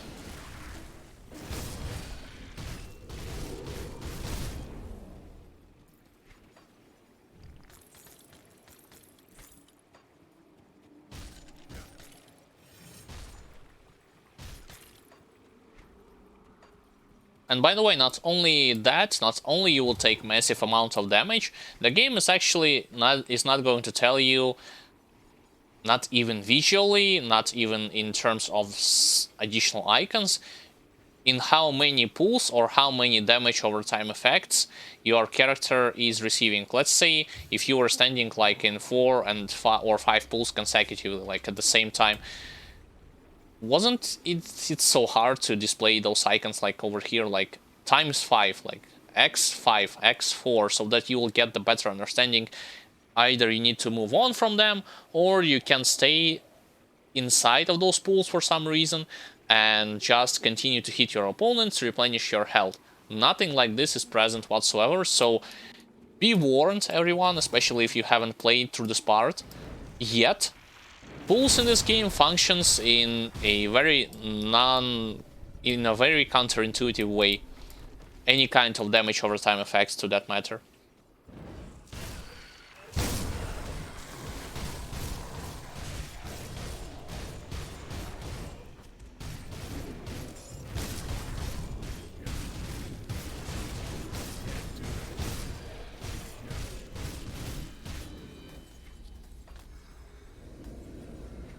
Alright, I forgot, do I need to go to my right or to my left to reach the second floor?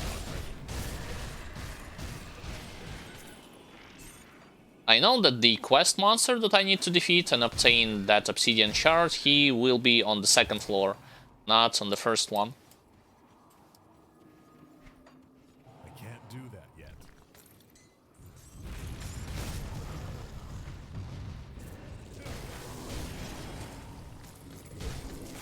That skill's not ready.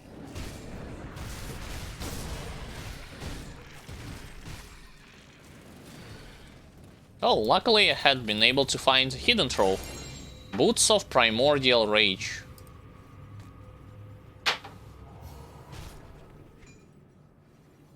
Ether elemental damage, bonuses to Volcanic Strike, the big one, Drain Essence and Cadence. What? All of... Demolitionist, Necromancer, Soldier, and Volcanic Strike, I believe it's the Oathkeeper skill that allows you to dash through enemies.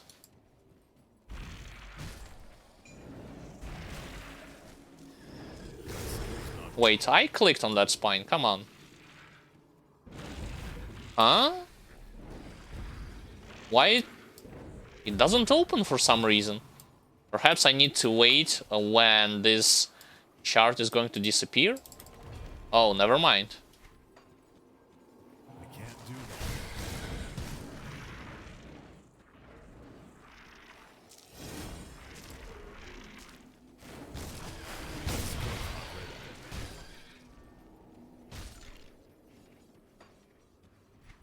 I also find it kind of ironical, you know, the fact that, see, the reason behind me playing Infiltrator character or melee class in this game to begin with is that I wanted to try a melee approach and see if it is effective and how effective it is in the first place, because two of the previous characters that I had played with was, like I told you, Dead Knight with spammable Force Wave and a two-hander, as well as Vitality Conjurer on Vitality damage type. And the thing that I'm seeing right now kind of shows that, for the most part, gameplay with any kind of ranged characters, as long as you are dodging and applying hit-and-run techniques and kiting, your enemies effectively, is way easier compared to melee characters. Like, no joke. Speaking from first-hand experience, a lot of the stuff that Nemesis bosses, regular bosses, enemies, and elites throws at you can be either dodged, avoided, kited, and ignored when you are playing as a ranged character. So if we are talking here like pure effectiveness, as well as how can you lower the difficulty of the most encounters, playing as a ranged character definitely outvalues any gameplay as a melee character, at least from the point of view of the campaign areas.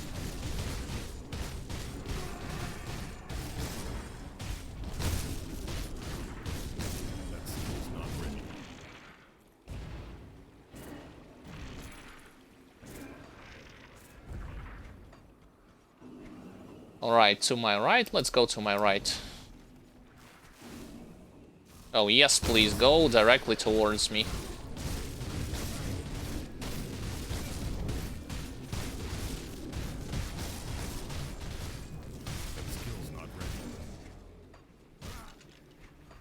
The one thing that I will find like sort of a beneficial on a positive note is not having to worry that you are not going to worry that much against physical attacks when you are playing a melee character, as long as you are playing those classes that have an easier time to accumulate large or good amount of physical resistances.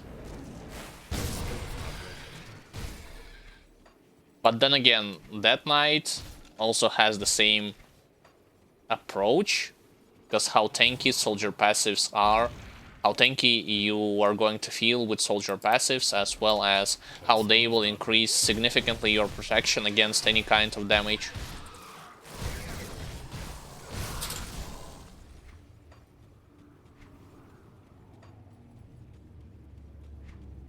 Oh, this path has been blocked. I need to turn to the left.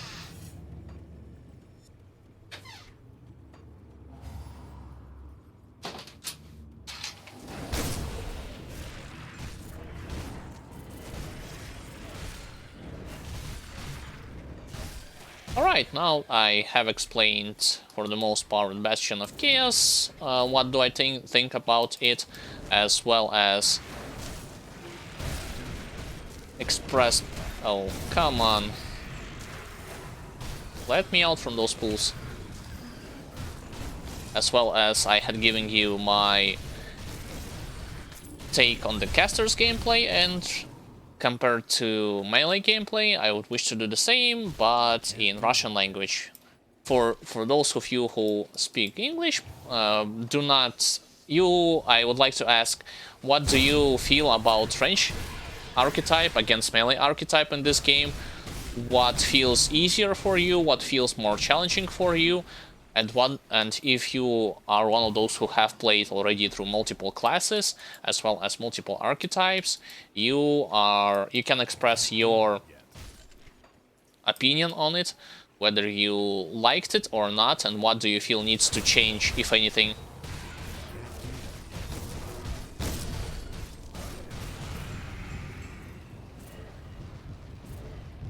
Okay, in this place, just wait a couple of seconds before waves of enemies will appear. Otherwise, they will most certainly trap you once you cross that bridge to the next area.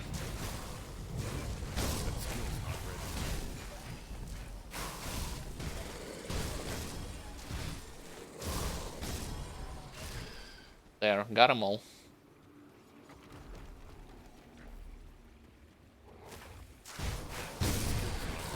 Oh, hello, Reflective. Gee, I wonder what will happen to me if I'm not going to stand in damage absorption mechanism. Or utilize damage absorption, to that matter.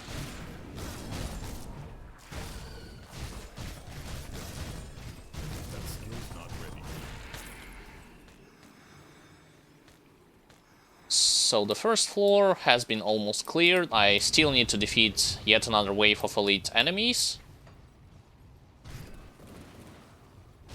Let me check if something here is going to drop. Useful, something useful.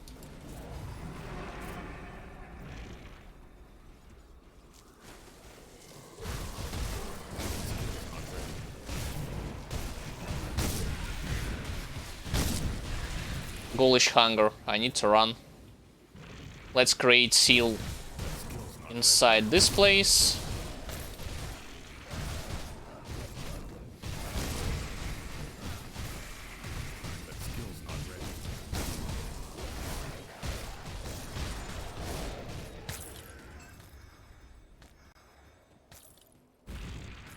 There, finally first floor has been cleared. Now onto the second floor. And I am slowly, since no one has expressed anything in chat, I will move towards the explanation of the Bastion of Chaos. The stuff that I had said in English, I am going to say it in Russian language. Так, что касается Бастиона Хаоса, то тут у тех персонажей, у которых есть доступ к способностям, дающим им атаки на на дальней дистанции, или те способности, позволяющие им бить по огромной площади. У них неоспоримое преимущество в этом месте, так как вы можете собирать большие волны монстров рядом там с этими барьерами и пользоваться способностями дальнего боя для того, чтобы их уничтожать без какого-либо вреда для себя. Что касается тех врагов, которые, на мой взгляд, вам следует убивать, здесь уже не важно за рукопашников или за бойцов на дальней дистанции, то это, конечно же, в первую очередь вот эти самые демоны, кидающиеся снарядами, которые при попадании, при разбивании об пол создают лужи. И эти лужи, стоя в них, вы получаете урон, комбинированный физикой, хаосом и уроном здоровью. Но основная их проблема заключается в том, что они, так как является уроном, который вы получаете со временем, враги могут увеличивать эти показатели до каких-то запредельных значений. То есть даже играя на... То есть из-за этого персонажа у меня урон, сопротивление от физического типа хороший показатель, у меня никаких проблем с этим нету. От сопротивления здоровью больше, чем 200%, то же самое от хаоса, и все равно несколько луж, и мое здоровье опускается колоссально, очень быстро до критических значений. Почему так происходит? Как? Единственное, что меняет эту картину, это если я использую какое-либо поглощение урона, или если какой-то из классов использует иммунитет от урона. Почему так происходит? На что рассчитывали здесь разработчики, непонятно. Кроме всего прочего, опять же, это еще одна механика, которая является контринтуитивной для новичка, так как количество этих же самых луж или эффектов, наносящих урон со времени, вы не поймете, сколько именно одновременно по вас... в скольки именно эффектах вы находитесь. То есть визуально это практически неразличимо, и ничего здесь не показывает, сколько одновременно, от скольких эффектов вы получаете одновременно урон. То есть можно было написать там x3, x4, тогда было бы понятно. А так, ну, одна лужа, вы в нее забегаете, там уже, допустим, как в 10. И тяжело, опять же, во всем этом разбираться. И, как я уже сказал, с моей точки зрения, здесь нужно как-то дорабатывать либо перерабатывать в следующих играх, потому что какой смысл набирать оверкап сопротивлений и защиты, если вы все равно от таких эффектов просто теряете колоссальное количество здоровья по каким-то необъяснимым причинам. Одно дело, если бы у меня не было этих самых оверкапов, и мне бы приходилось избегать этого урона как огня, но другое дело, когда у меня все это есть, я все равно вынужден бегать так, как будто я, не знаю, только начал играть и ничего из сопротивления не собрал. Ну да ладно. Это первое. Касательно этих демонов. То есть убивайте этих демонов, создающих лужи, в первую очередь. Что касается второго, единственное исключение могут быть демоны с топорами, так как они обладают довольно быстрой скоростью передвижения, быстрой скоростью атаки, также накладывают на вас значимые дебафы, понижающие вашу атакующий показатель и ваш защитный показатель. То есть это единственное исключение, да и то, только если они попадаются в больших количествах, если вас окружили и так далее и тому подобное. Во всех остальных случаях все равно вам следует заниматься вот как раз уничтожением этих мелких, но надоедливых демонов. Так, а что у нас там? Там что, элита, что ли? Непонятно. Что за залпы?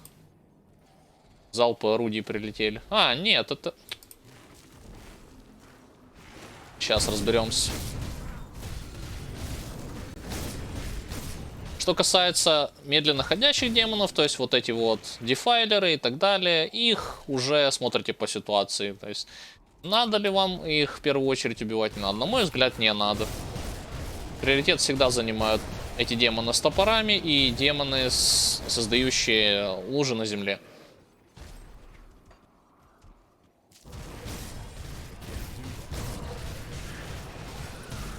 Что касается того босса Немезиды, то есть там вы видели картину, то есть в отличие от единственное, наверное, ну, по крайней мере, пока что исключение из правил, когда за персонажа на ближний бой все-таки удалось мне с ним довольно-таки легко справиться, несмотря на то, что голод Гуля был активирован во время боя. Там можно и отбежать от него, и выхилиться, и он не обладает... Восстановить здоровье, он не обладает такими же сильно бьющими способностями, в отличие от Мусилока во второй фазе. То есть, как я уже говорил, его вторая фаза не дает ему дополнительных способностей, она просто увеличивает его скорость передвижения, атаки и чтение заклинаний, и все. То есть, никаких дополнительных навыков он не получает.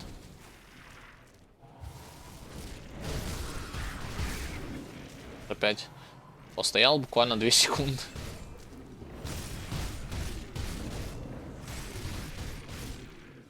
То есть, да, про осколки я знаю, что не рекомендую вам их уничтожать, иначе вы нанесете урон, сильный урон по своему же персонажу.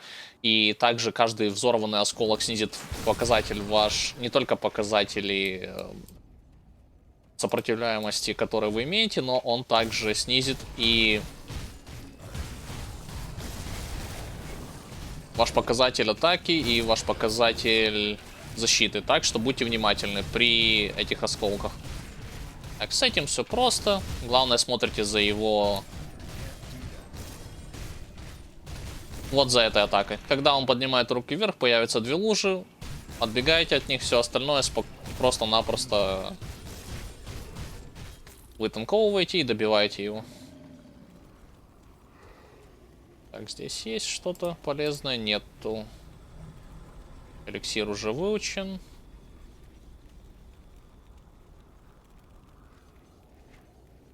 На мой взгляд, это не так уж и полезно. Идем дальше.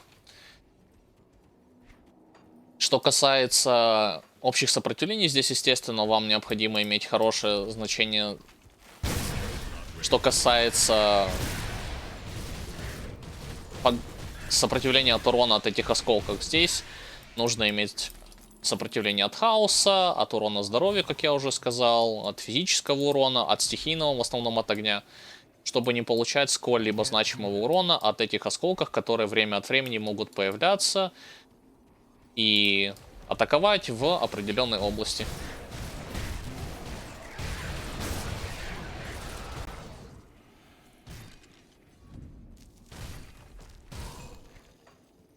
Ага, вот и квестовый моб.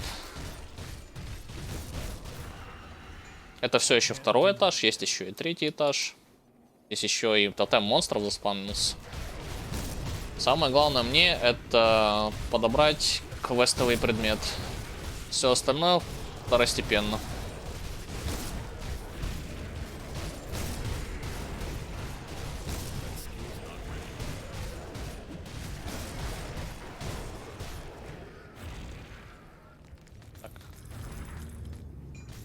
Все, убили волну мобов, здесь больше никто не появится, осколки исчезли, сюда можно, кстати, ввести босса, если его грамотно выманить.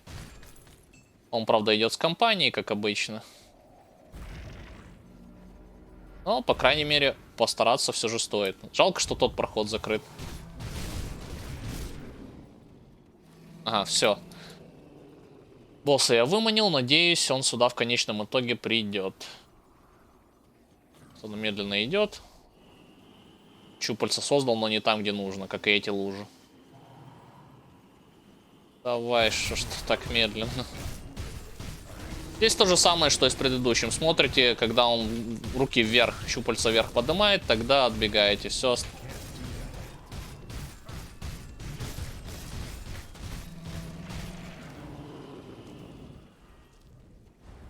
Вот это. Нет, не это. Вот эта способность. 1, 2, 3. Все, можно атаковать.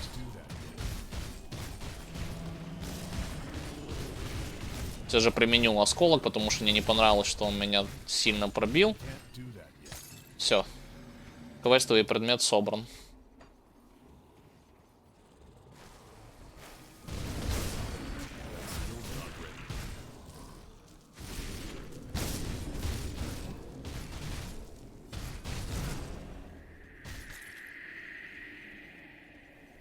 3-го тира. Интересно, что здесь будет. Посмотрим. О, и из пепла мальмута монстры.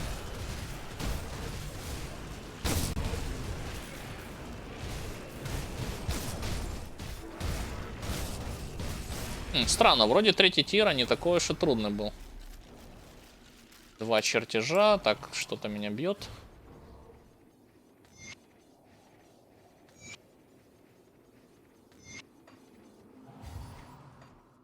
Все, проход открыт, просто-напросто идем на 3-й этаж. Что касается самого Шарзула, то тут, да, там посмотрим по ситуации. Я знаю, то есть тактика на него, про то, что у него есть 2 дебафа, один из них снижает общий показатель сопротивления на 50%, причем всех сразу. Если вы попались под него, визуально это выглядит так, когда он бьет топором по земле и расходится огненная силовая волна. То есть одно касание, все ваше сопротивление снижено на 50%. А другой дебаф, когда, как и вот эти демоны с топорами, он показывает на вас рукой, там снижается ваш показатель атаки и защиты.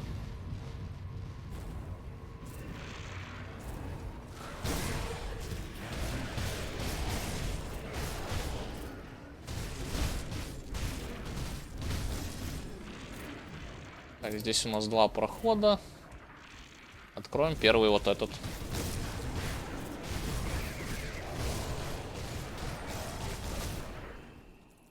Теперь этот. Сколько мелочи.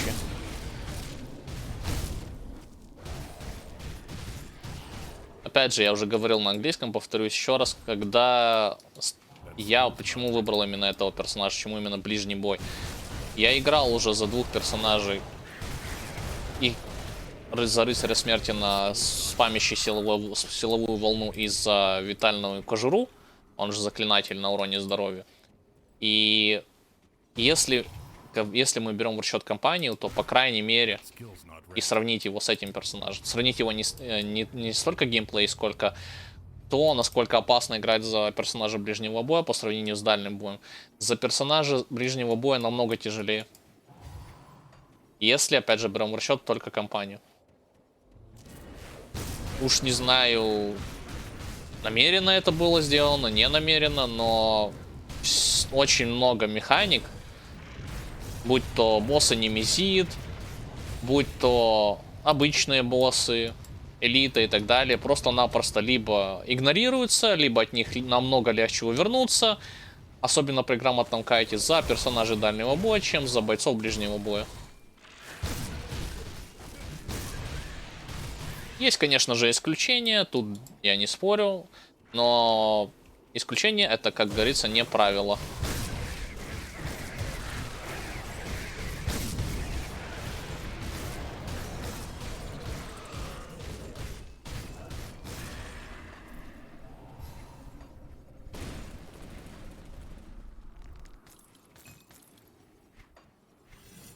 Так, здесь можно сразу идти к Шарзулу, но... Ага, не пойдешь, потому что оба прохода заблокированы.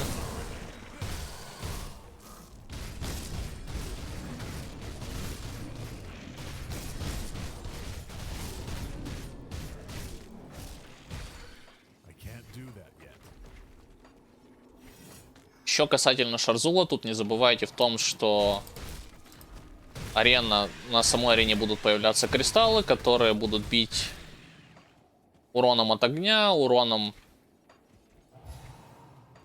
здоровья, уроном хаоса. Плюс будут появляться огненные смерчи. Если вы попали в этот смерч, ваше сопротивление от огня снизится колоссально.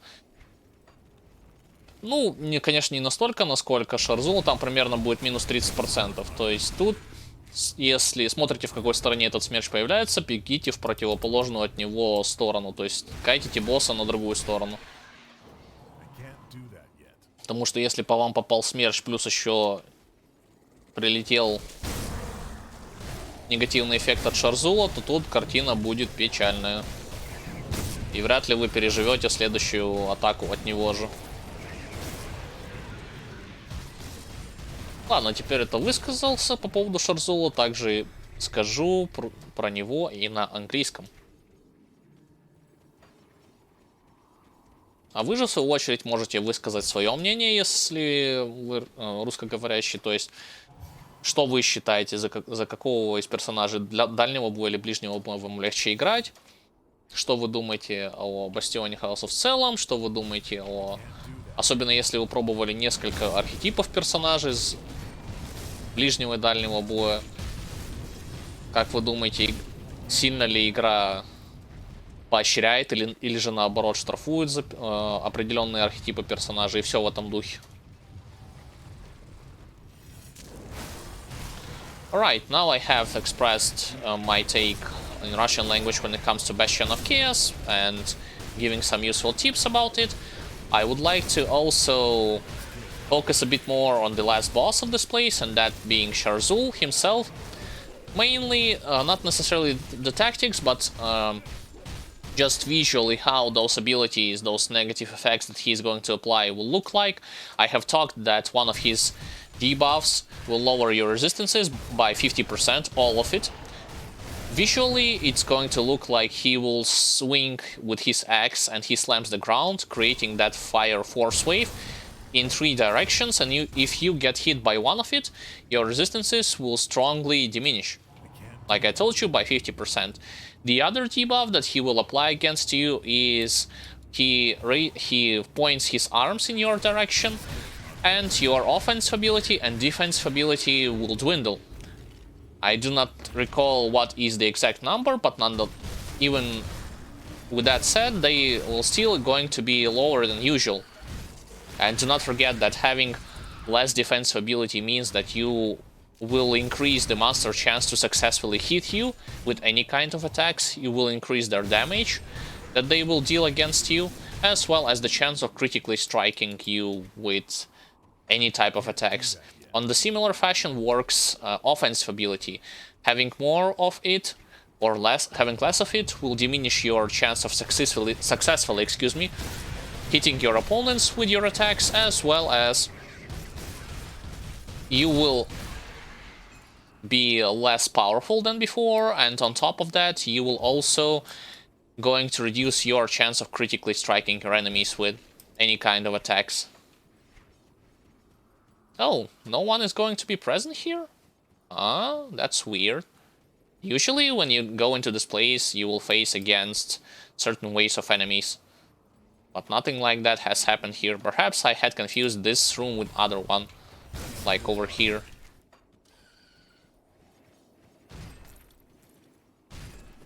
Let me double check actually. And do not forget that the arena itself is going to create those crystals, which will deal fire damage, chaos damage, and vitality damage against you. In addition to that, from time to time, there will be a fire tornado that is going to appear on the arena. And this fire tornado, it's not going to deal an insane amount of damage to you. Instead, you will going to, if you will get hit by it, your resistances against fire element will going to deplete by 30%, if I'm not mistaken.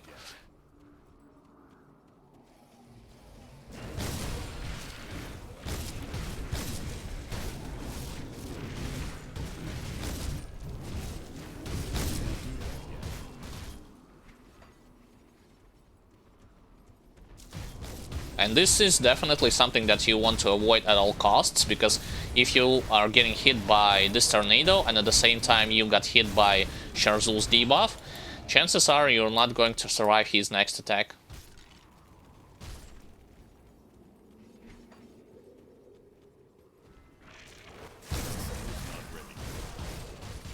You can avoid this fiery tornado. How exactly? Well, how to effectively do it? Once you spotted that fiery tornado appeared in one place of the arena, you pretty much shoot, kite, or aggro the boss towards the other side of the arena. Since there will be no two fiery tornadoes appearing at both sides of it, and you can utilize one side for the sake of kiting the boss around and deal damage against him.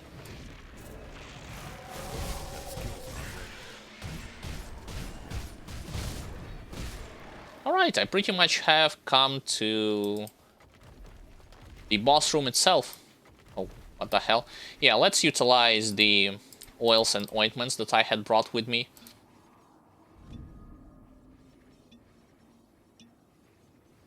One of each.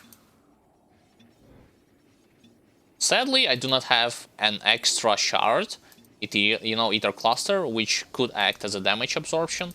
I have wasted it against one of the bosses. Hopefully, I am not going to need it, but we shall see. There he is, standing in all of its glory.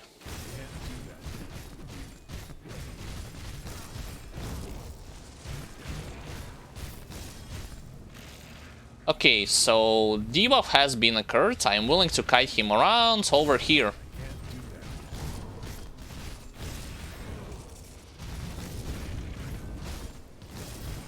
Let me move away. There is a lot of stuff that is going on. Ouch. Yeah, fiery tornado. This is what I was talking about, guys. And immediately he... Yeah, sure. As soon as I said it, he immediately created a second fiery tornado. Alright, still kiting. Come on! Get on with it. Foolish Hunger procced. 3, 2, 1. Moving, still moving. Okay, now's my time, I guess. No, I am dead. Whatever. I have got what I wanted from here. This is that quest item. I could have survived if I was having at my disposal, you know, that ether cluster, but oh well.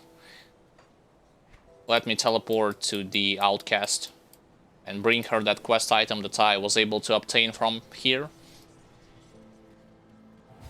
Okay, so the only place that is left for me to visit out of all of those vanilla roguelike dungeons are Port Valbury.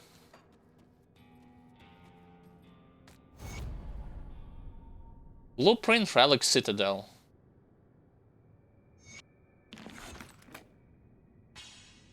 Which I, by the way, already know.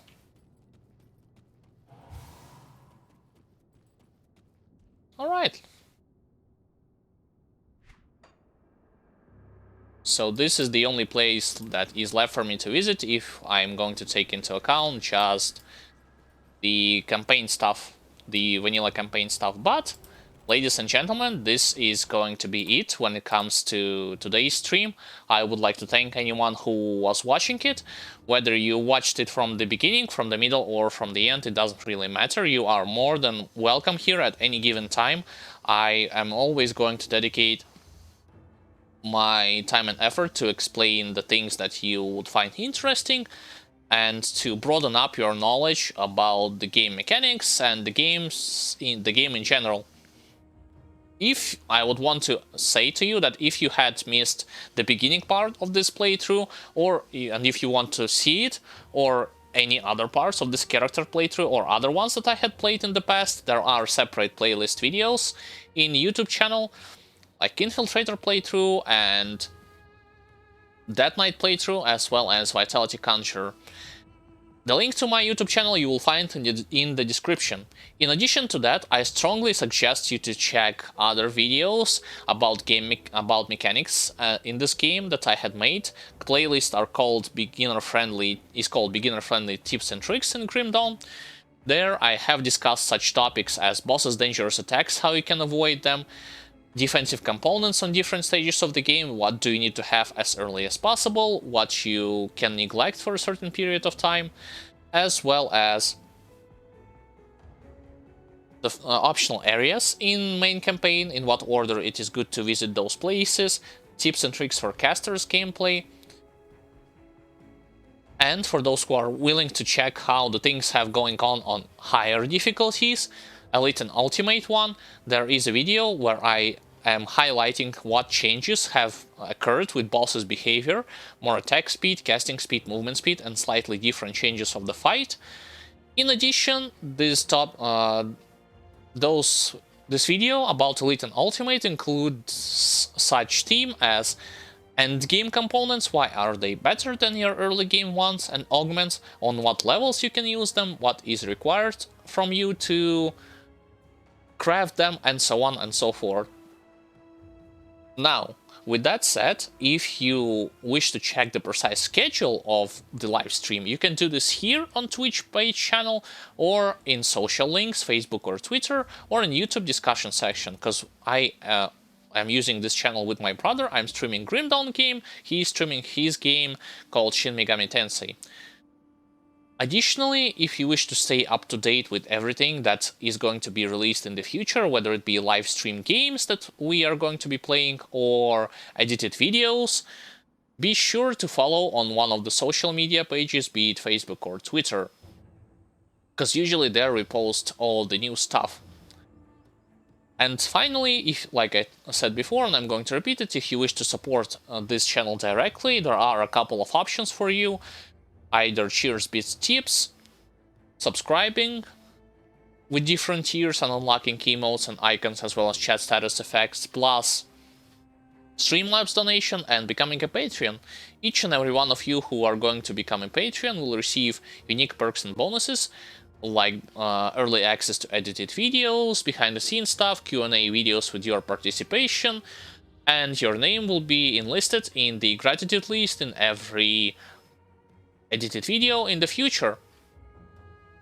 So with that said, I once again I'm thanking everyone who was watching my stream. Thank you for participation. I wish you all the best. Take care of yourselves, take care of your health, of the health of your relatives, and I will see you all next time. And from my part, I'm going to do the conclusion stuff in Russian language right now. Так, спасибо всем за то, что вы смотрели данный стрим. Благодарю вас за внимание. Неважно, смотрели ли вы его с середины, с начала или с конца. Вам всегда здесь рады. Я всегда отвечу на любые ваши вопросы, пожелания и так далее и тому подобное. Прокомментирую что-то, вступлю с вами в дискуссию, объясню какие-то нюансы по игре, или же нюансы общего характера. Если вы пропустили начало стрима и вы хотите его посмотреть, либо же какую-то другую часть прохождения за этого персонажа, либо же за других персонажей, таких как Рыцарь Смерти и Витальный Заклинатель, вы можете посмотреть, сделать это на YouTube-канале, ссылку вы найдете внизу под описанием. Также настоятельно рекомендую вам ознакомиться с плейлистом «Советы для новичков» по Гримдону, там, где я рассматриваю такие аспекты механик, как наиболее опасные атаки всех боссов, включая оригинал и 2 дополнения, и как от них уворачиваться, компоненты для защиты, которые вам нужно иметь в первую очередь, и то, что чем вам можно пренебречь на определенный этап времени. Опциональные зоны, в каком порядке их следует посещать, некоторые советы по геймплею за кастера, советы по уничтожению тотемов монстров, наиболее эффективные, и что вам следует о них знать. А также для тех, кто интересуется более высокими сложностями, есть видео, где я рассказываю о изменениях, коснувшихся боссов и их поведения, таких как больше скорость атаки, передвижение, чтение заклинания и несколько измененные фазы драки. Также данное видео включает в себя компоненты, которые вы можете взять в так называемом эндгейме, такие, чем они лучше, чем начальные компоненты в плане защиты, в плане сопротивления, с какого уровня вы их можете создать, что от вас требуется для их создания и так далее и тому подобное.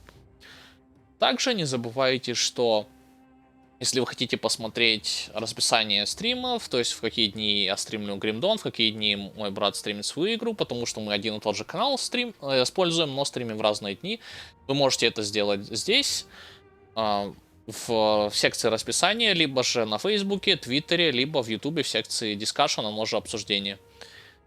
Если вы хотите быть в курсе всех последующих новинок, будь то монтажные видео, либо же игры, которые будут проходиться на стриме напрямую, я вам рекомендую посещать новости на Фейсбуке либо на Твиттере на нашей страничке, потому что обычно там мы постим все свежие, все то новое, что мы будем делать в будущем. И, как я уже говорил, и для того, чтобы поддержать канал напрямую, есть несколько опций, такие как Cheers Tips, Streamlabs донаты, подписка, либо же вы можете стать патреоном. Те из вас, кто станет патреоном, получит доступ к уникальным бонусам, таким как ранний доступ к видео, видео-вопрос-ответ с вашим непосредственным участием, ваше имя будет фигурировать в списке благодарностей в каждом из последующих монтажных видео и так далее и тому подобное. Еще раз всех благодарю за внимание, всем желаю удачи, всем желаю добра, здоровья, берегите себя, своих близких и увидимся на следующих стримах. Пока, ребята!